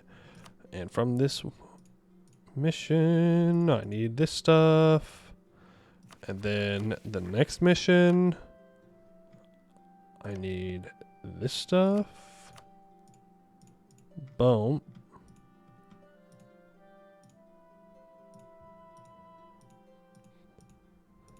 That's 9 war score? Why? Development, trade power, base. Okay. Whatever you say. I would rather stop them from colonizing out towards the plains, but I can't do that. So that's going to be our peace deal. Military development. 13,000 manpower or armor tradition. I'm going to take the armor tradition. Thank you. The Magisterium is attacking someone again. They're very scary this game. They're a great power. Yeah. Yeah, when you see Magister as Maria, you know things have gone wrong. No aggressive expansion, by the way. AI moment. Big ol' AI moment there. Oh, now the Lake Fed is around this area. There could be fights with Cracked and Roar and Shattered Crown, which I don't want to happen. We have to colonize all of this. We have to take like expansion or exploration or something. No one did well enough to colonize. And that's not even my fault. It's not like I went and killed them all. They just didn't perform. Oh, patronage? No, not now. I need to spend this money. Money not spent is money wasted. Governing capacity. Thank you very much. And Manufactories, make me monies. That's what I like. I like monies. Thank you very much. Seize the northern colony. It's 1 war score, but okay.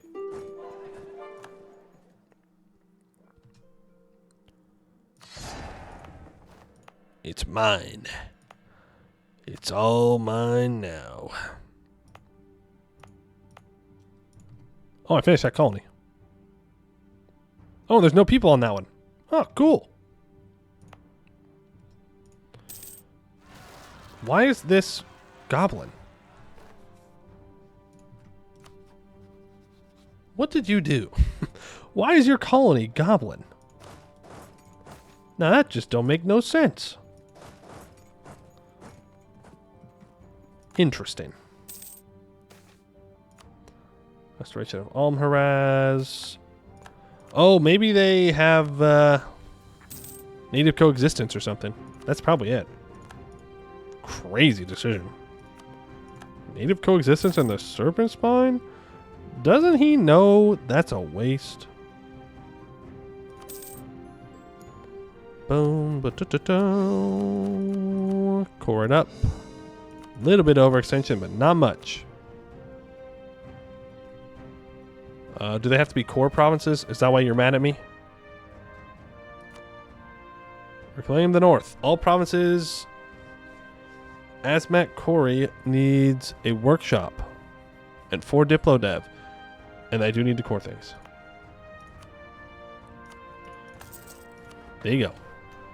It has the Diplo dev and it's going to have the workshop. Problem solved.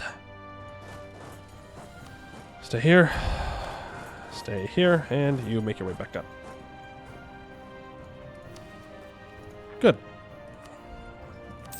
Get that stab cost reduction.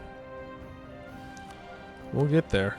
We might be 2 Amendex techs behind, but... And we are going to have to... Oh, he doesn't have any allies. Build spy network. Build that spy network and get that claim. We can kick the orcs out of the mountains. Well, these orcs. So I need to warn Arg-Ôrdstun. I don't want him attacking Shattered Crown. Bjornrik is snaking. That is one hell of a snake with your colonists there. I'm going to have to click Ungdelavor out, and we're going to get a lot of aggressive expansion for that, because they are Coronite. You need to go deal with that. You can take the Last Splendor ability. The cores are coming along. The holds are being repaired. I really want a full state Omdir, but I'm not going to yet. 80 admin a month, don't need so much admin as wild. Yeah, I mean, a lot of that's just because I have to repair holds, though. If I didn't have to repair holds, we wouldn't need near as much.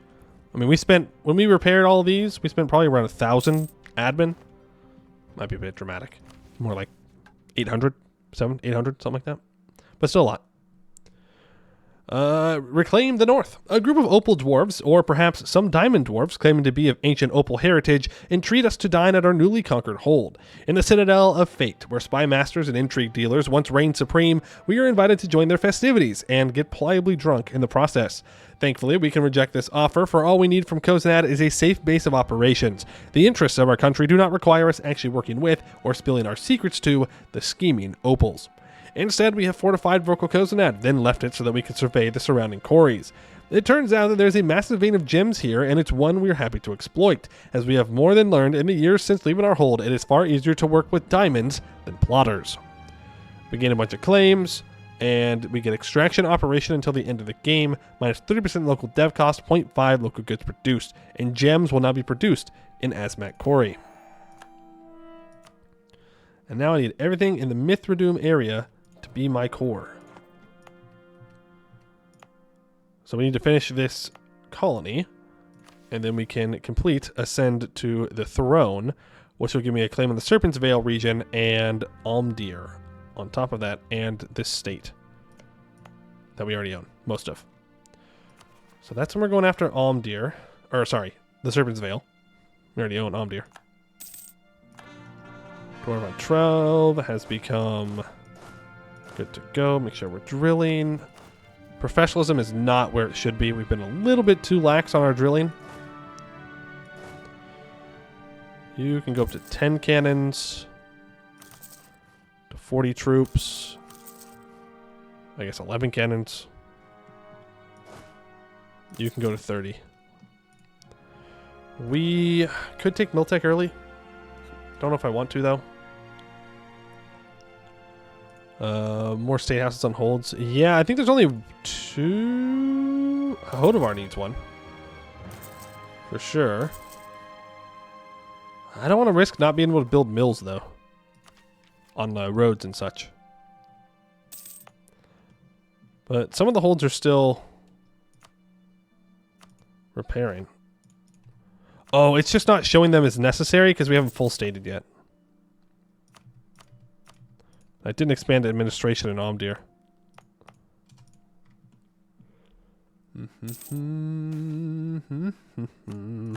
Some of the 3 dev holds could be developed. True. True. I'm looking at my capital, though. They can also get a little bit more development. Expensive. Very expensive. But if we can bottom out our hold, that'd be great.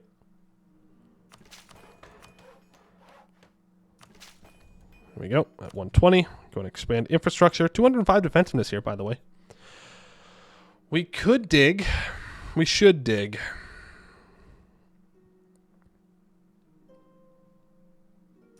Yeah, we just need to save 5,000 crowns. We need 5,000...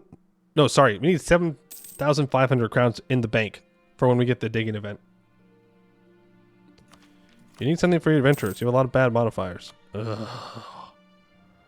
I don't want to give them anything. These guys suck. You're not wrong, though. You're not wrong. Fine, I'll give them 5% of my crown land. But I'm not happy about it. Let the record show. Not happy. The modifiers will never go away. I gave up 5% of my crown land for nothing? God dang it. I've been scammed. Bamboozled. Tricked. Give me my... Wait, do I need loyalty for a mission? Before I throw. Mage influence does need to be 40. We're going to need to change up our choices here.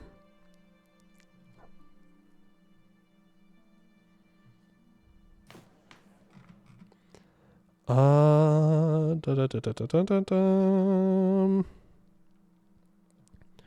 can go expanded royal court. That would help. Lose 5% loyalty, but that would give us a little bit more. Rigorous research, thank you. That brings it up to 30. With an advisor, I can get 35.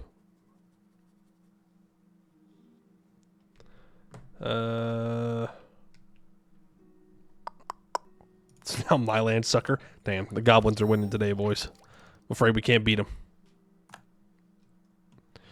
Afraid we cannot beat the goblins. The universe itself says they have to win this one. House of Whiteforged is shaken. Shaken, I say. But the answer is yes, I can't seize. Give me my 5% crown land back, bozos. Demands of labor, yep. Dig faster. It's all good with me. Rare, not total L. Damn. You'd have to dunk on the goblins like that. I mean, it's good that you did, but you didn't have to. We can stop drilling with these stacks. We're gonna... Really, what I want to make sure is that we kick these guys out of the mountains before the Phoenix Empire either guarantees them or conquers them. That is my main concern.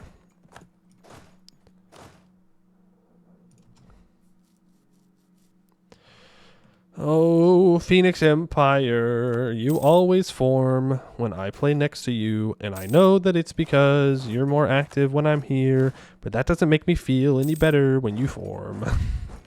I still don't like seeing you every single game I play in the Serpent's Reach. Every single one without fail. Oh yeah, we have reduced research. True.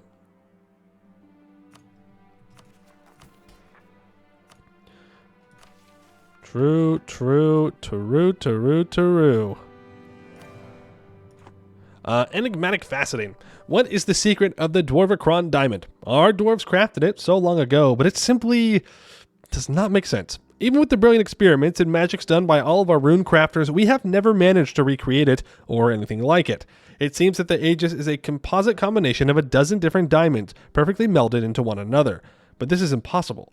The Aegis produces dizzying effects on those who witness it, even though we cannot see a single engraving into the diamond surface, and this too is impossible. The Aegis is too perfect, too brilliant, and too compelling. Perhaps if we study it well enough, we can ascertain what exactly it is.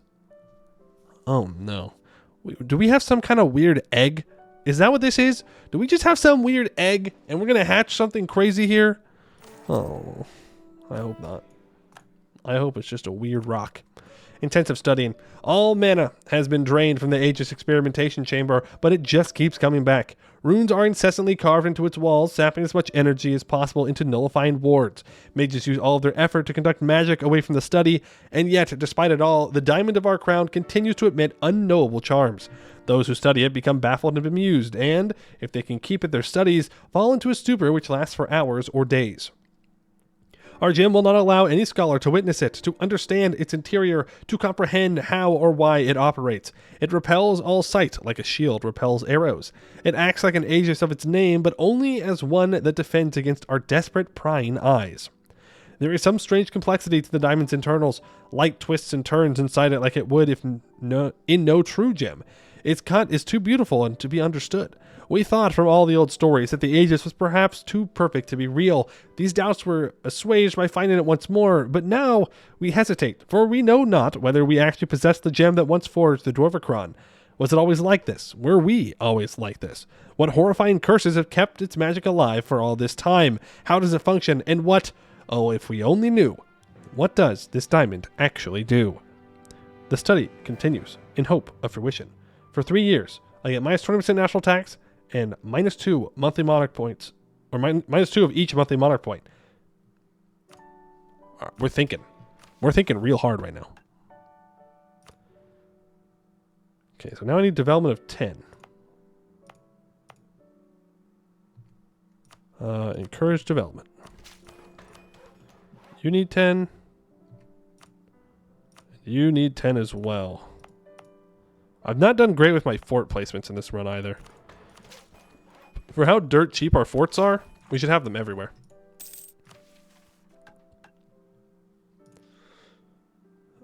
He says, as he sits there with money he could very well spend to do that exact thing he just talked about. I could literally just build. So that this place always sucks. Build a fort here. Here. It's going to screw over Arg-Ôrdstun 15, but I don't really care.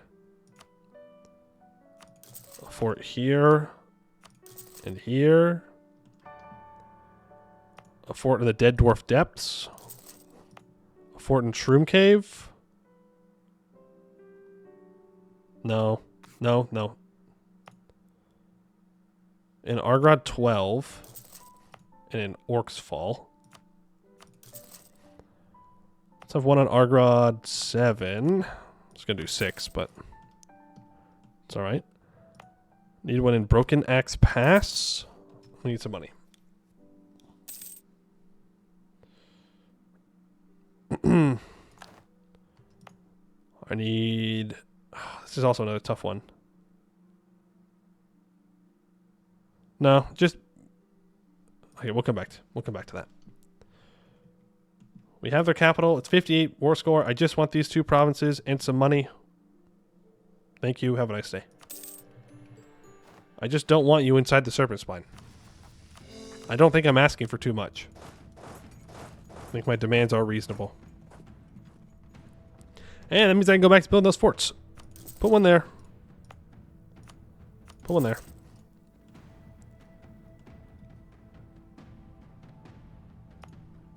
And maybe we'll even get one on Arg-Ôrdstun 15 at some, or 14 at some point. Well, I'll make the Serpent's Reach much better for us. All of the other... Ooh, Orkellevar needs to be expand development, and you need to upgrade your fort.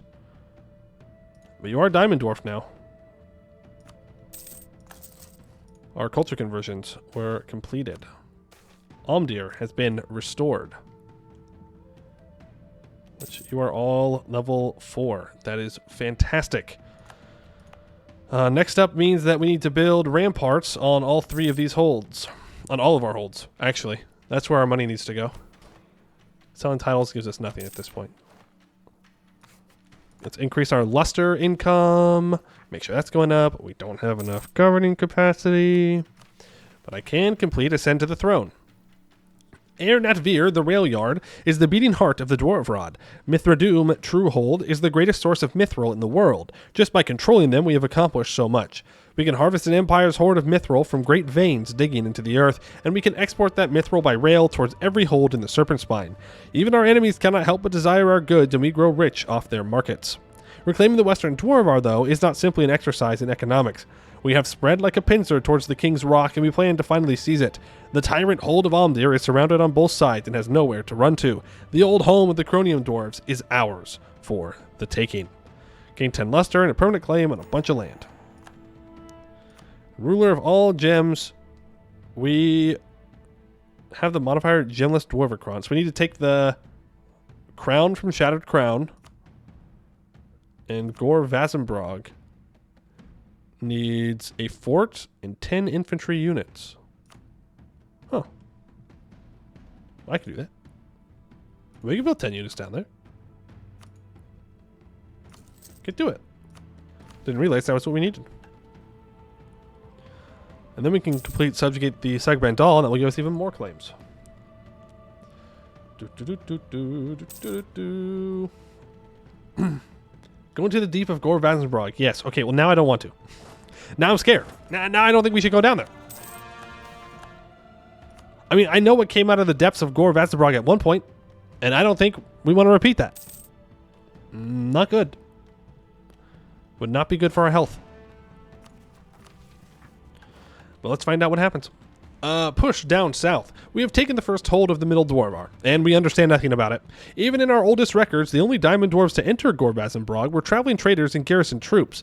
We know little about the hold's history, nor why it fell, but we do know that it was lost to the orcs long ago, and that it was once host to a grand treasure trove of ancient relics and artifacts. It seems the orcs were too superstitious or stupid to seek out these relics, as we can witness hints of them even from the surface levels. We shall send an expedition into Gore Vazenbrog's depths, so that we might recover what the orcs never could.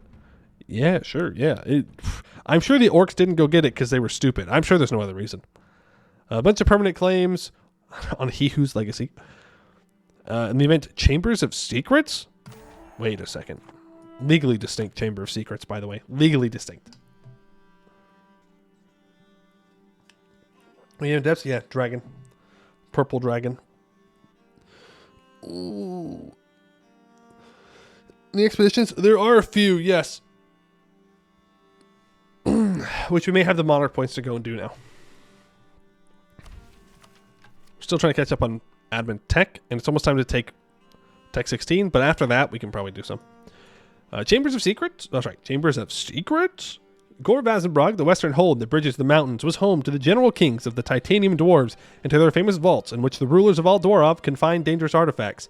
The final safekeeping of these vaults and their calamitous contents was once tasked to a veritable army of warded titanium golems.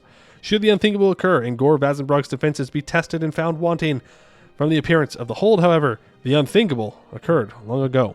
After clearing out the orc scum that squatted in the ruins of Gore Vazenbrog, a cursory examination of the place was carried out, and it quickly became apparent what had happened. The hold fell not through orcish savagery or goblin trickery, but from something far greater and much more dangerous. The appearance of a dragon in the lowest reaches of the hold. According to the handful of surviving titanium records, the dragon exuded some sort of toxic miasma that drove anyone nearby completely mad, and many vaults were breached as the dragon attempted to make its way out. An evacuation was ordered and the titanium golems sent to attack the dragon. The dragon seems to have disappeared long ago, but the vile, pulsing gash in the earth, the dragon's wound, remains, and there are those who see opportunity amidst the danger. The cost to outfit an expedition of this nature would be enormous, but what are they compared to this unprecedented chance to recover the artifacts cast off by our ancestors? Only time will tell what they find, if they survive. We lose 4,266 manpower. Okay. And subjugate the Seg-Bandal. Sugdir has always been made up of respectable dwarves. We have many records of the Citrine honoring deals and fighting well, and it seems that in our many years of separation from one another, they have upheld this legacy. Shepherding every regional hold into a grand alliance known as Seg-Bandal, Segdir managed to protect its people and maintain their sovereignty. As Arg-Ôrdstun represents the Serpent's Reach, Segdir represents the Middle Dwarvar.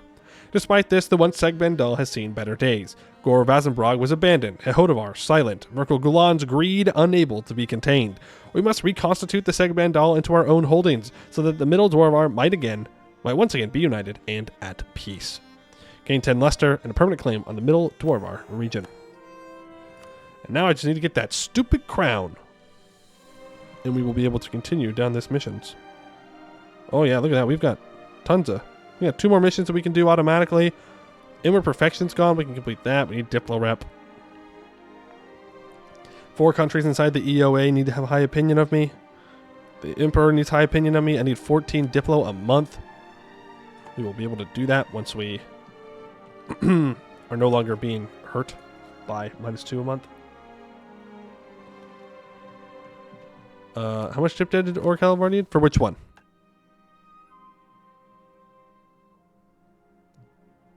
Which mission were you talking about that I hovered over? Meticulous craftsmanship.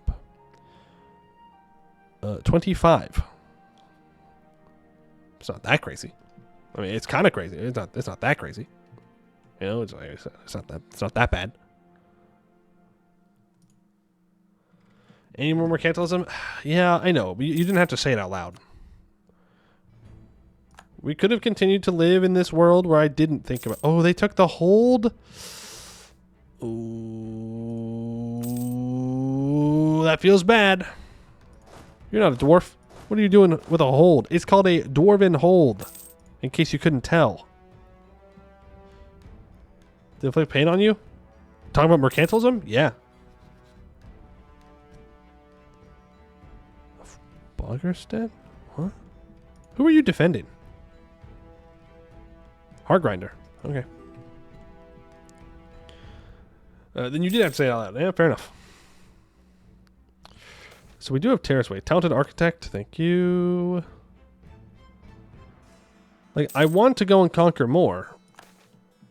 I just don't have the governing capacity. Let's see how much we get, though. This does allow us to get minus 20% advisor cost. The Royal Commission Act is so good. Espionage and admin, oh, it's so good.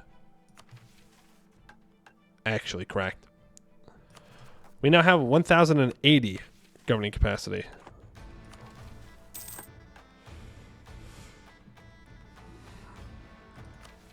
It's almost time for absolutism. Once I see how much absolutism I have, then I can start handing out the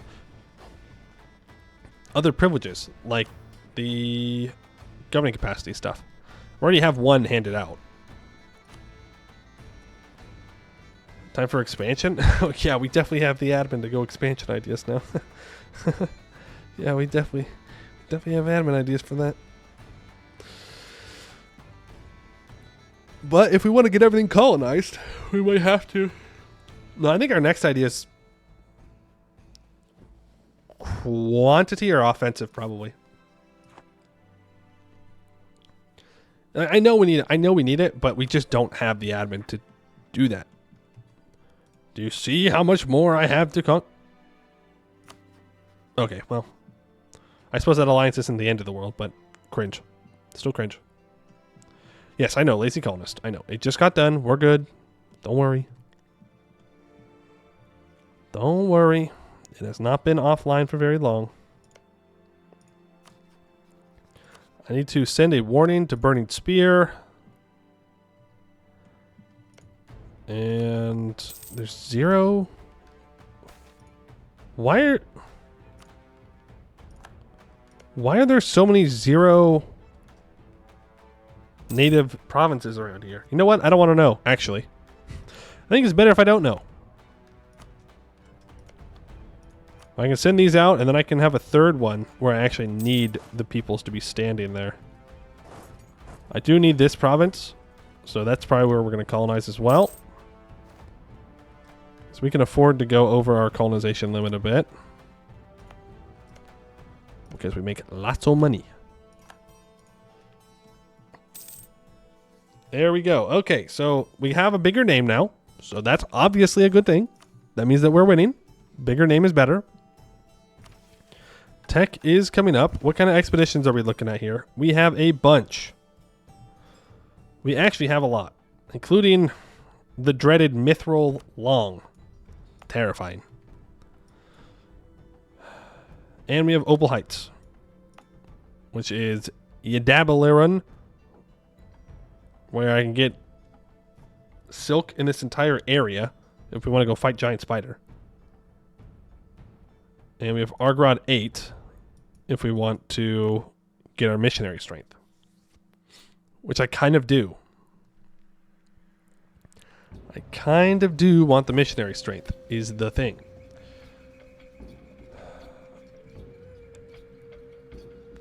Or I can just go do the other ones to get value. This is silver and short. It shouldn't take too long.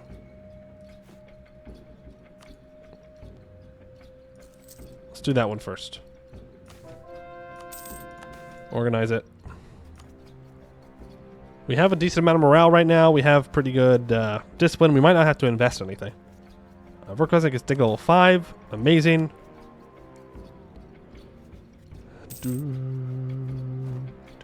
What song is this?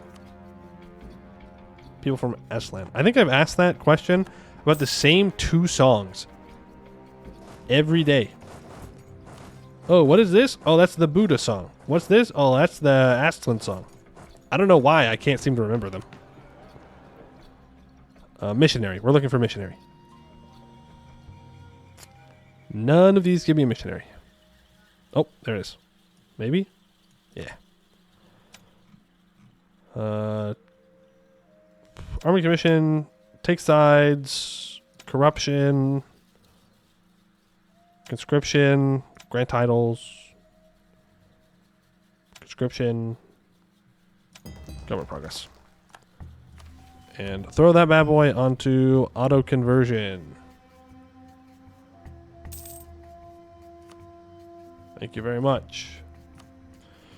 That will convert all of that. I put you in the wrong province. My bad. Orcs Fall can get more defensive. I do not care about Orcish clan courts whatsoever.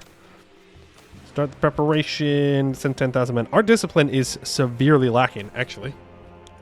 Now that I look at it. I'm going to just send them with this. We need more discipline. We can get another 5 from our advisor, obviously, but that pushes me more towards offensive ideas.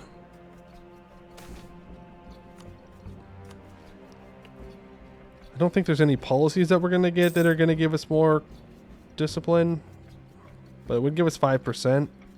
The other option would be quantity. We could stack artillery combat ability. It just, you know, these 4 ideas are useless. The Howling Pit. Play the Aelintir song? What? The Aelintir song.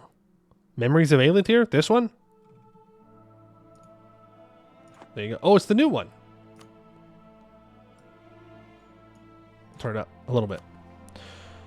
The Howling Pit. Our expedition into the depths of Vazenbrog has returned, a mere shadow of its former self.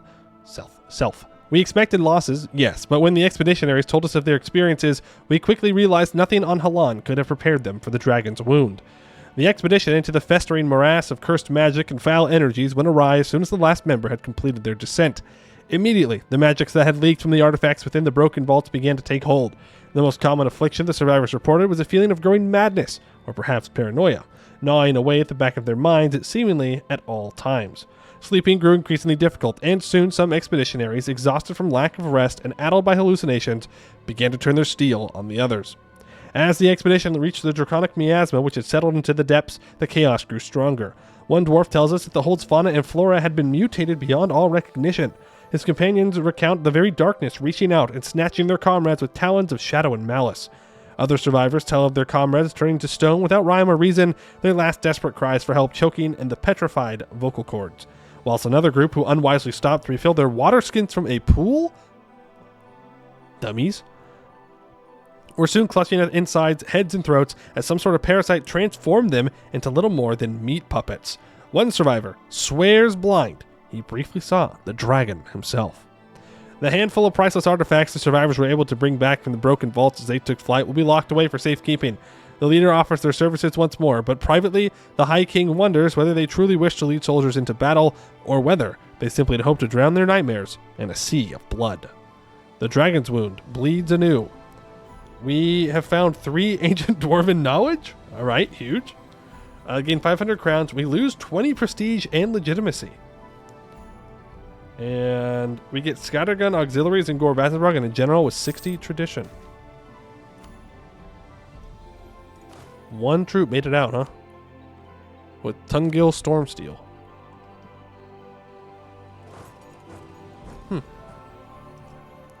Remember you do that all the time. Yeah, but not where there's a bunch of toxic dragon miasma laying around. It's very different. Very different. Okay, I have 5,000 ducats. Governing capacity. Only governing capacity. Always governing capacity. More governing capacity. Thank you. Money. Money. Get your money up, not your funny up. Volzorcad, Erda Veer. Verkel Vanskron can also get a marketplace. Give me more manpower. Give me more force limit. Oh, baby. Oh, baby, we're scaling. This is only scratch starts. The Dragon's Wound is about as close as you can get to hell on Halan. Yeah, I mean, it sounds pretty bad.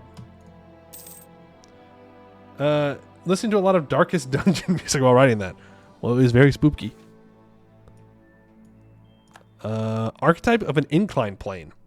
Ragund Thunderaxe paces around the Aegis experimentation chamber. They had first tried shining as much light as they could at the diamond, but no level of illumination could reveal anything about the gem's interior workings, for all light bounced off of it with brilliant sparkles. Then master scholars were sent to interrogate the gem. Okay, I'm sorry. To interrogate the gem? You can ask the rock questions? Dwarf moment. Speaking of rocks. To try and speak to it, but nothing was spoken in return except from the now enchanted academics. The next step used mages to extract the gem's magic, but all this did was render half a dozen wizards brain dead with expended effort. Then they used more mages to try exorcisms and remote scrying, but banishments accomplished nothing, and divination spells only broke mages as further witnesses of the Aegis. Only after all of these had been tried did anyone think to wonder what would happen if light was pointed away from rather than towards the Aegis. Only at this point did it become clear where the power of the Aegis lies. Ragund Thunderaxe stands back opposite to the diamond, watching lights bend themselves towards the crown jewel. It does not matter what angle they are placed at, nor how fully the centerpiece should not have been illuminated. All light finds the target, as the gem demands a witness. It then reflects light back, but with copious mirrors arranged in a room, a pattern could be seen. All light, all mana, and even all thought seems to bend towards the Aegis of the Serpent's Reach like an inclined plane that tilts everything into itself. While staring into the chamber's mirrors, Ragund Thunderaxe sees a sparkle out of the corner of their eye. They run towards it, and in the reflection, witness something inside the Aegis which none had previously noticed. I bend the world, they say, suddenly woozy. My runes alter reality, not myself. Raygun Thunderaxe then falls onto the ground, never to wake up again. Such contours have implications. Lose 2 stability and the Theologian Raygun Thunderaxe dies. Gain 7 inno though. 7 inno though. Just saying. Kind of worth. So it's definitely not safe to have this black hole chilling, right? Can we all agree to get rid of this black hole? I think it's a good idea. I don't know what we'd do with it. I don't know where we'd put it. But I don't think it's a good idea to have it. One way or another. Experimental excavation. We do not have anywhere perfection. Any own province in the Serpent's Reach as a whole is not damaged and not digging. The Serpent's Reach region, if it has coal, it's a latent trade good. It has 10 dev. And we need an admin advisor with at least skill 3. Diplo and mill as well. And Diplo power of at least 150.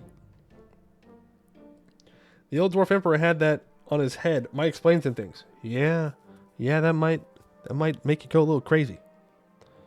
Throw it in the hole where the dragon came from. Okay, but then you don't know what's going to get it down there.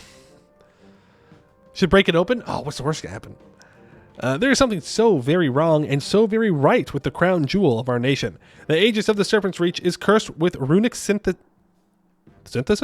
that we cannot understand, and yet these magics have created a gem unrivaled in Halan. We had first believed that this great enchantments of the Dwarvicron diamond were mind-altering in nature, but now we realize that its dizzying mental effects are emergent, not intended. The true power of this diamond is in its ability to contort the space around it, and this is a property we might be able to exploit. Are we about to make CERN? Dwarvar CERN project confirmed? We lose 150 Diplo power, 15% goods produced in Arg-Ôrdstun, Hasbro Quarry, Burad Depths, Heldovar, Drinder Cave, and Massive Shaft. Nice. Glad Massive Shaft is getting a boost. They got 2 Mithril there? They're cheating. Why is Massive Shaft getting a boost? Whoa. Why is it 97% Mithril? When did that happen? When did my Massive Shaft get so Mithril? Mithril Arm Mine. Oh, there was Mithril there already and they got the event. Or is that always there? Areas of known vein of Mithril. Oh, there you go. Okay. Intrusive expansion. Are you choose? Are you chose? Close? Are you something? Ask the council member sitting at the desk of Skolm Dehiri Wood, which stretches twice as wide as she is tall. Tens of thousands live there. Just go dig in some goblin infestor cavern. I'm sure they won't mind the excavation. The Gem-Engineer, a distasteful term for gem engineer, winces from the other side of the desk. We have to dig in a hold, you're gleaming. We don't need to learn how to dig in caves. We need to learn how to excavate holds. Really, not even that many people live there in comparison to any of the Serpent's Reach holds, and we have to experiment somewhere or else we'll never learn how to weaponize the Aegis. And so you see, do you even understand the Aegis? I get it. It's a crazy rock, it bends space, it can break Earth. But do you really understand it, or is this just a wild experiment? Well, you see, you're gleaming. It all comes down to our understanding of mana space. We've made incredible progress in the last few years due to the experiments we made with the chamber. And now we can stop talking. Good. Is this excavation entirely necessary? Is there nowhere else you can dig first? Absolutely no expendable place you can test this. We already have your gleaming. We need to test our methods on a hold eventually. Then do it, get out of my sight, and never tell anyone that I gave you authorization. The process of digging commences. Heldovar gets plus 80% construction cost, time, and local development until the end of the game. And the event literal breakthroughs happen in 4 to 5 years. Fun fact, the Titanium Golem, General King, Groomney Titanfist, sent after the Hunter of the Deeps were completely destroyed. Either melted by the breath of the dragon or blown apart from the inside by the effects of the miasma has of magical items. Nah, I'd win. I'd beat the dragon. I'd 1v1 it. Easy. Not even worried about it. All you gotta do is roll in that 20 a couple times, right? And then you win. Wait for that hold's mission tree? I mean, there is a mission tree for the hold. For Skewered Drake. Like, see where Drake has a mystery. Orc skeletons, gain some loot. Playing Hell a few days ago, and since what happened, I'm sure nothing can go wrong. Yeah. You just have to have the blind confidence that you'd win. And then you'll win. Or you'll die. One or the other. I will take that stability, thank you very much. And I will take this stability, thank you very much. And I will go up to 3 stab. Magisterium. Okay, what is happening in Canor? Dude, you might as well just admit that the Empire's dead. You guys are over here looking like players. A little slow, but you're just eating the Empire. You can say it. You're just eating it. There's no princess left.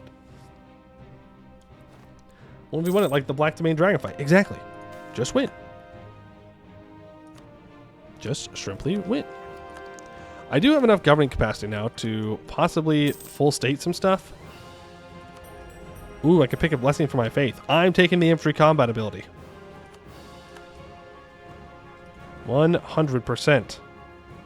Honovar. So, Grunstad and Earthseed I need to take. Jad owns Earthseed. It'll be a pain to convert because it's Jad.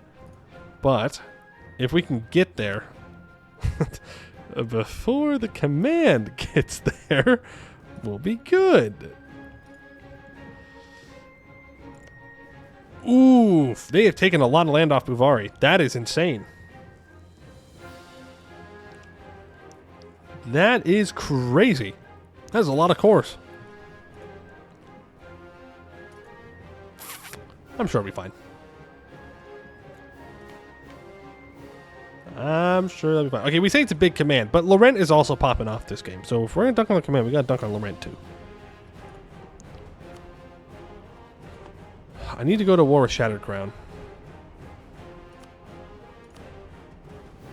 Even if I don't take money, or land. Even if I don't take land, I need to get this stuff. I need to get the things. Let's do that, and then we might be done for the day. We'll see. See how I'm feeling. It's a small command. Yeah, super small command. Kind of bad. Fell off. Fell off. Command fell off. Declare for southern entrance. We might end up taking land. It's very possible. It's likely, because I'm greedy, but just have it be known to the general public of Halan, it was not my intention. I did not come in here wanting to take land. Doesn't even own all of Hellas by 1600. What a noob. Hey, wait a second. When I played Command, I didn't own all of Hellas by 1600. What do you mean by that? I declared war and took land in self-defense. Exactly. Exactly. This is all self-defense.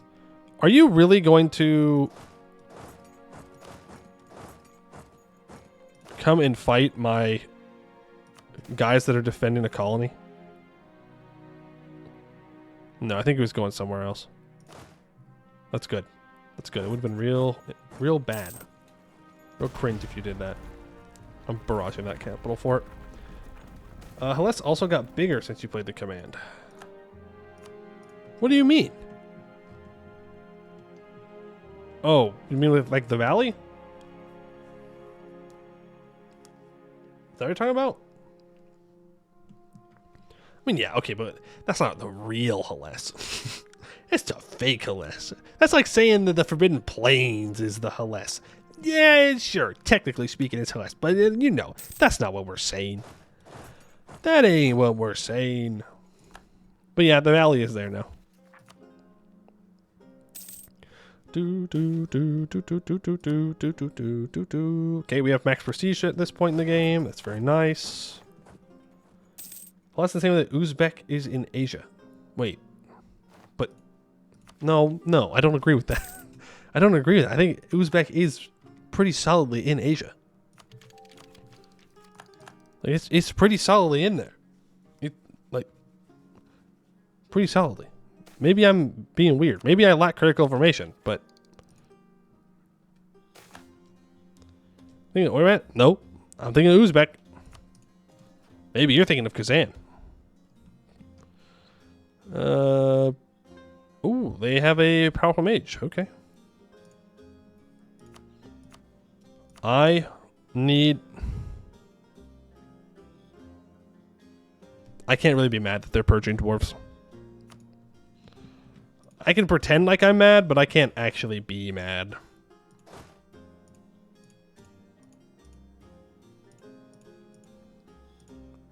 Since I'm, you know, purging orcs. I do want to take these forts, though. Man, it makes me sad to...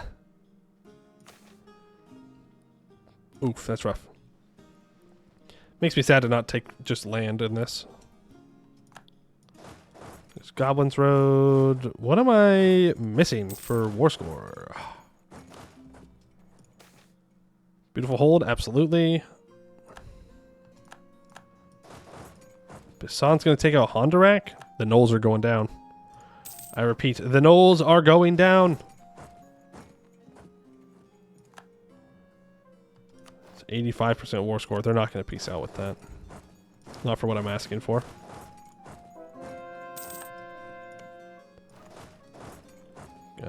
Go get him, I guess.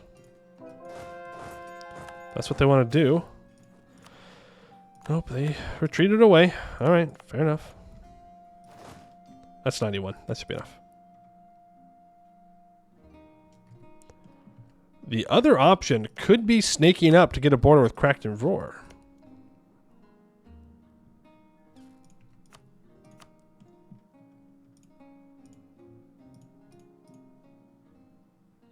I kind of like that more.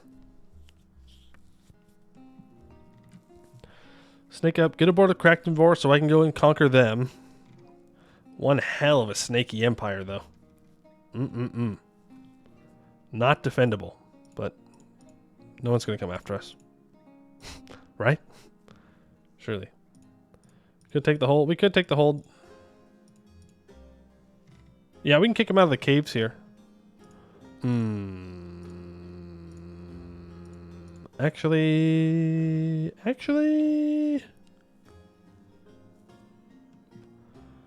How can I make this work? I want to try... I have to leave the hold. How much development is this hold? Oh, okay. I don't care. It's 3 development. I'd rather cut Arg-Ôrdstun off from attacking Shattered Crown and get a border Cracked.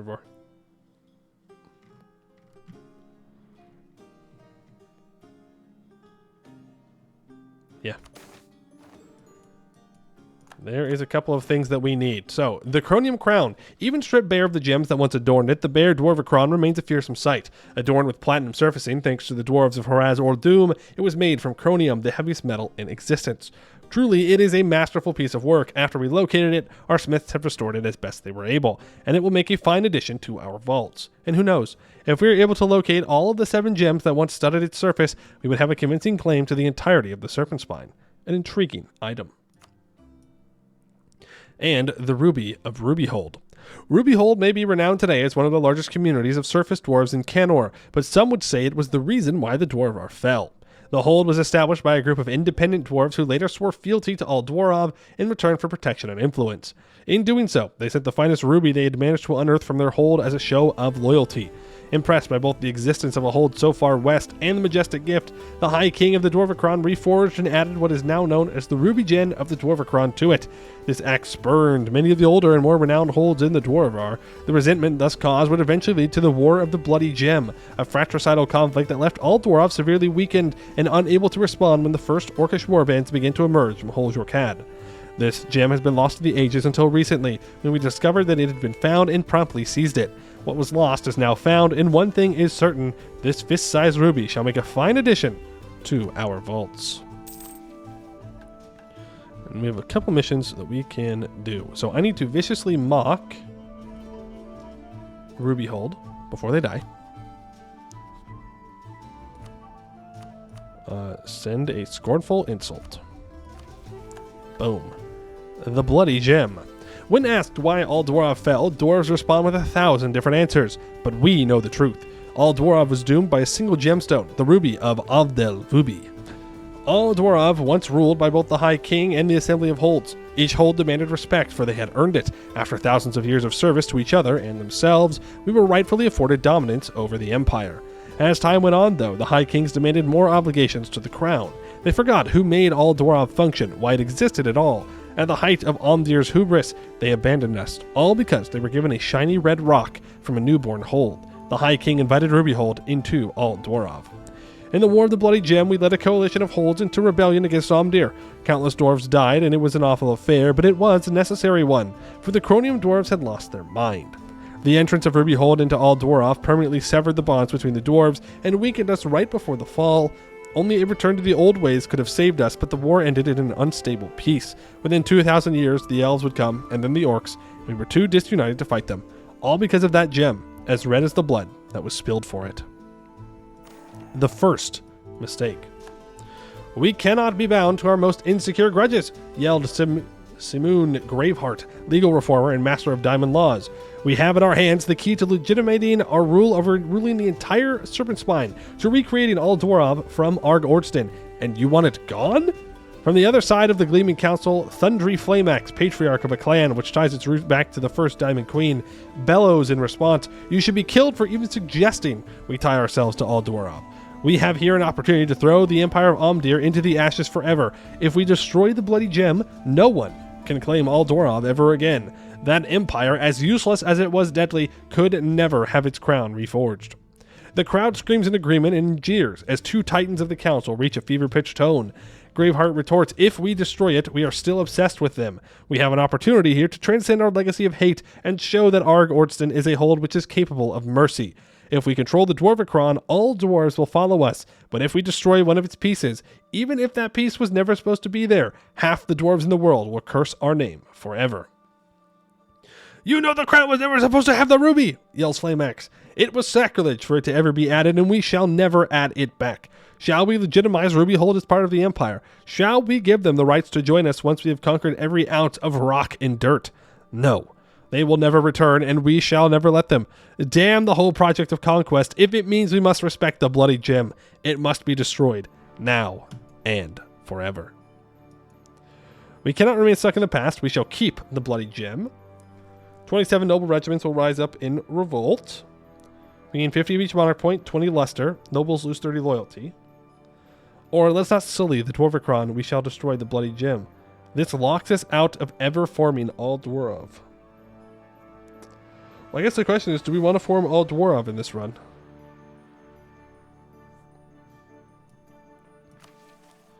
Or are we just going to stay as Arg-Ôrdstun until the end?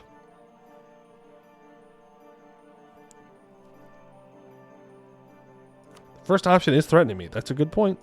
You know what we say about people who threaten us. They die. We have to be a hegemon? Oh boy.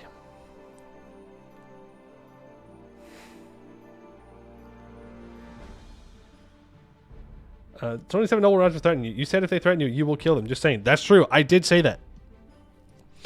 I did say that if there's only one solution to threaten me, and that's death. It doesn't mean we have to form All Dwarf, but we can't just let them get away with threatening me like that. I think we kill them all. Kill them all, coward. Okay, I'm confused which side you're on. You said destroy it, but killing them all requires the Bloody Gem existing. I think it's very dumb to destroy it. I don't know why you would throw away your legitimacy like that.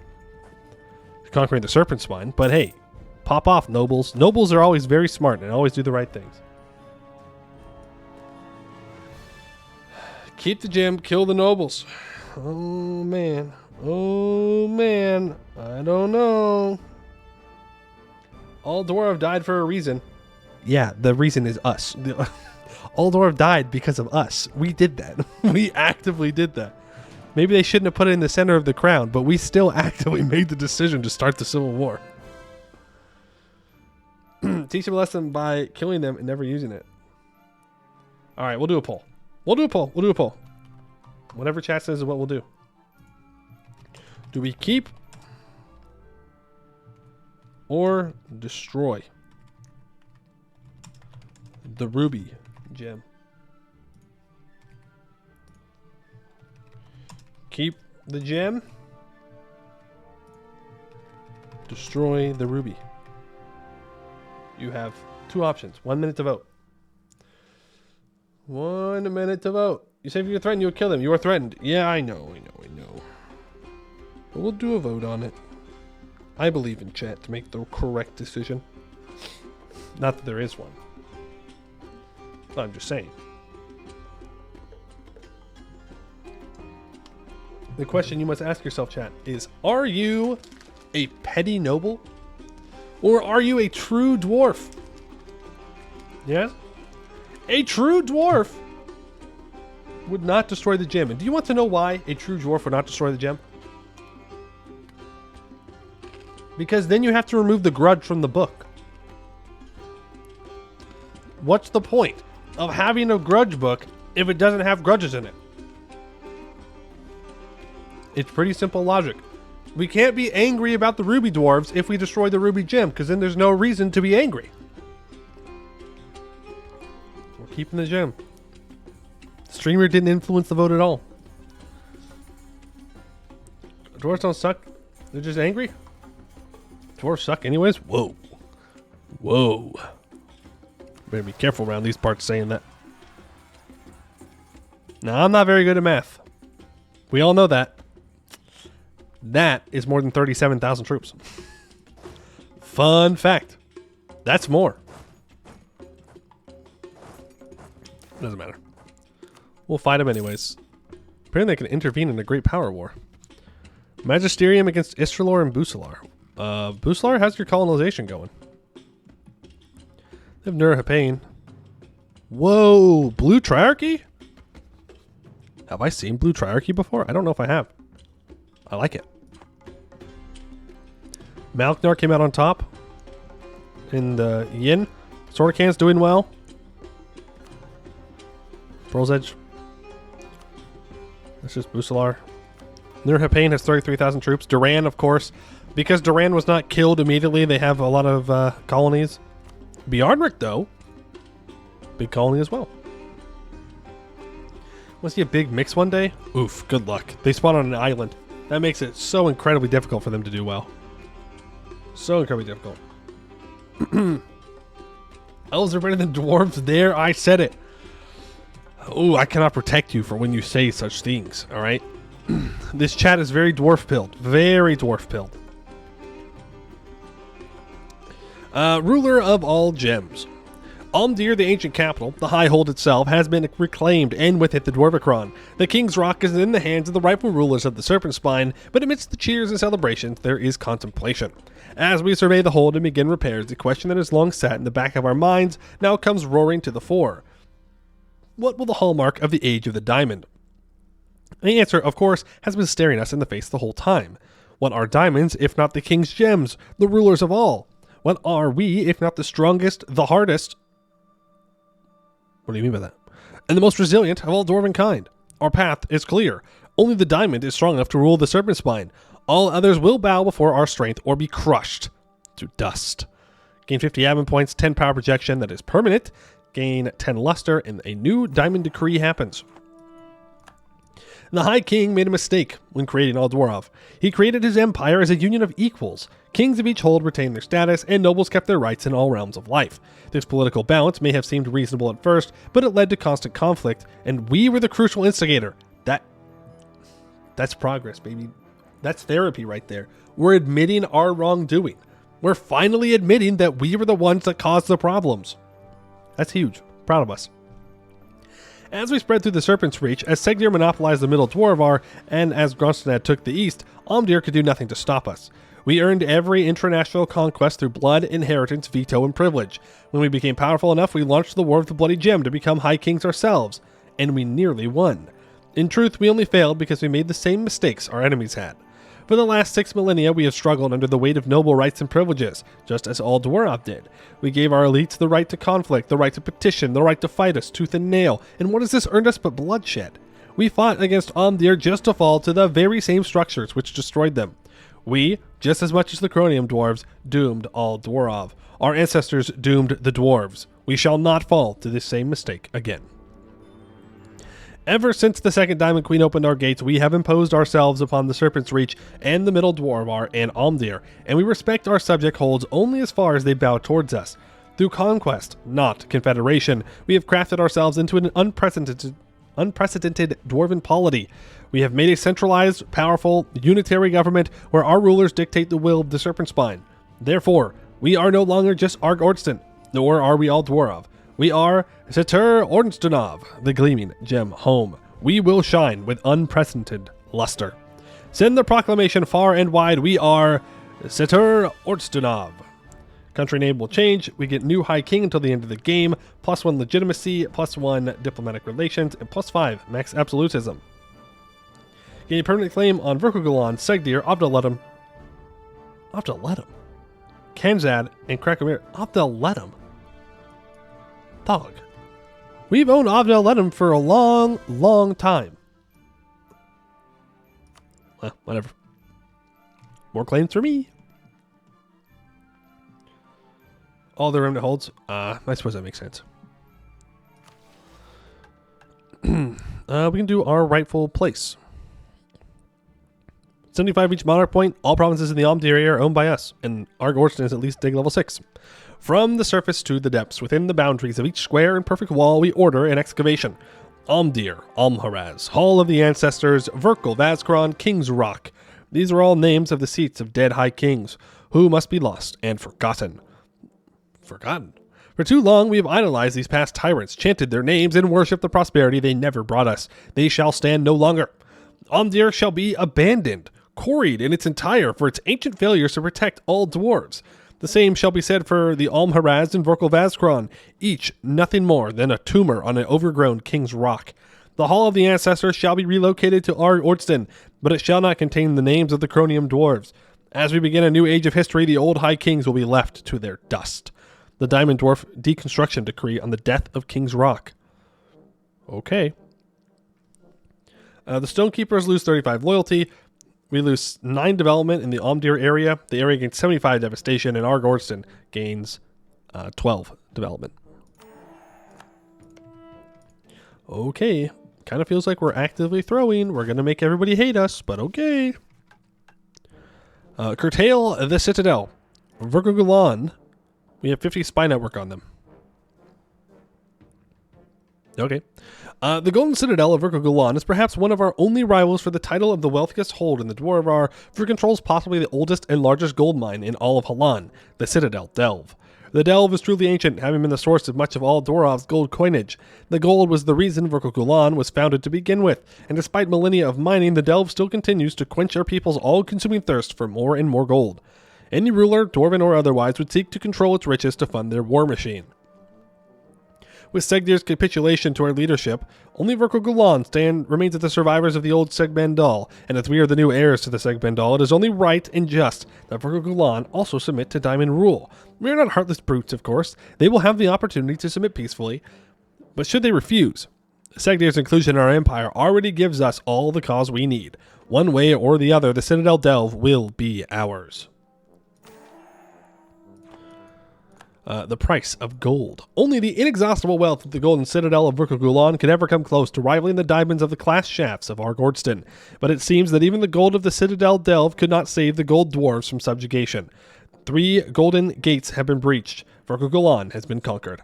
Though not a great hold of the old Dwarvar like their brethren in Segdir and ourselves, we cannot simply allow Verkugulan and the Citadel Delve to languish under a foreign conqueror.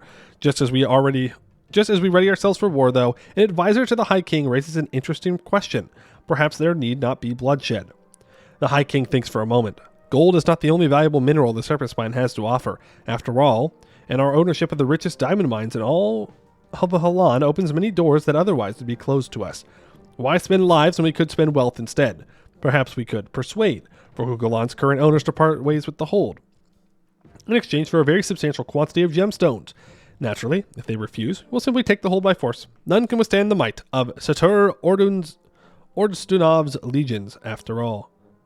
Send an emissary with them and keep those gemstones guarded. Yeah, there's no way they're accepting that. No way. No way these guys are about to accept that. Just kidding. I did it.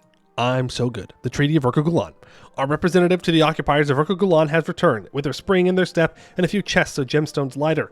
They produce a treaty and present it before the Gleaming Council, and the High King, the now former occupiers of Urkel-Gulan, have relinquished control, and the hold and its environs to their rightful owners, and have permitted diamond troops to march in and occupy the citadel. Already mining operations have restarted, and a royal representative is now en route to take control of the local government. Wealth means little when compared to saving dwarven lives. Cheating. I'm built different. I'm built different. Cede it to me. I gain a core. 3,000 crowns. Means nothing. It is still a damaged hold, though. In general. So we're going to expand infrastructure twice. We're going to build a fort. They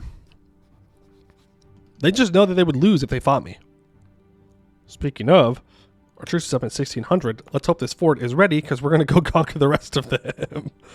What's their... What's score looking like? 193? Yeah, we're going to connect through and get a border with Avdel Kanzad, because I want to own Gore Ozenbrog. Huh. I will admit. Did not expect that. I don't think it matters, though. I think we obliterate the Jad Empire. I don't think they have a single chance. Tech 13? No, yeah. We're fine. We get a core there. We take Aventech. We can now force march. We get up to mills. If we just save money until we have mills, we're going to have an incredible amount of wealth come our way. They're not looking very giga chatty. No, they are not.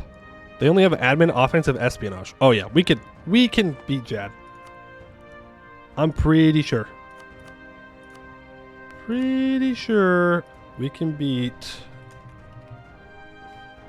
Sorry, it's not the Jad, it's Jad. Yeah, we'll need to bump our discipline up a little bit, but we can absolutely kick their ass. They have no morale. Absolutely none.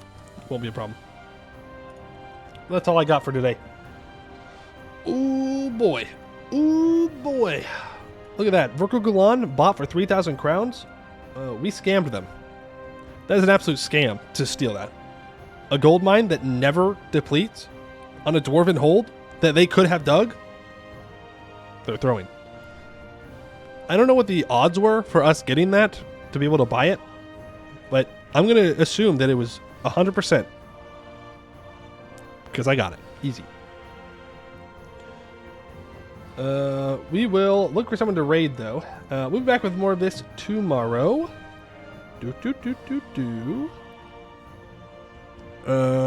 Yeah, we'll be back tomorrow. Same time, same place. Let's see if there's anyone out there playing Anbennar. Thanks for the stream. Thanks for hanging out, everybody. Appreciate it. Hope you enjoyed the very angry... Well, not the very angry dwarves. How do you even describe the diamond dwarves? The hardest dwarves. They do describe themselves that way. It is something they say. It doesn't look like there's anyone out there playing Anbennar right now. That is A-OK. So I'll just be back tomorrow. The pettiest dwarves might be a good description. They are very petty. Extremely petty. That's a good way to put it. All right. So yeah, I'd like to thank you all for watching, and I hope to see you in the next one.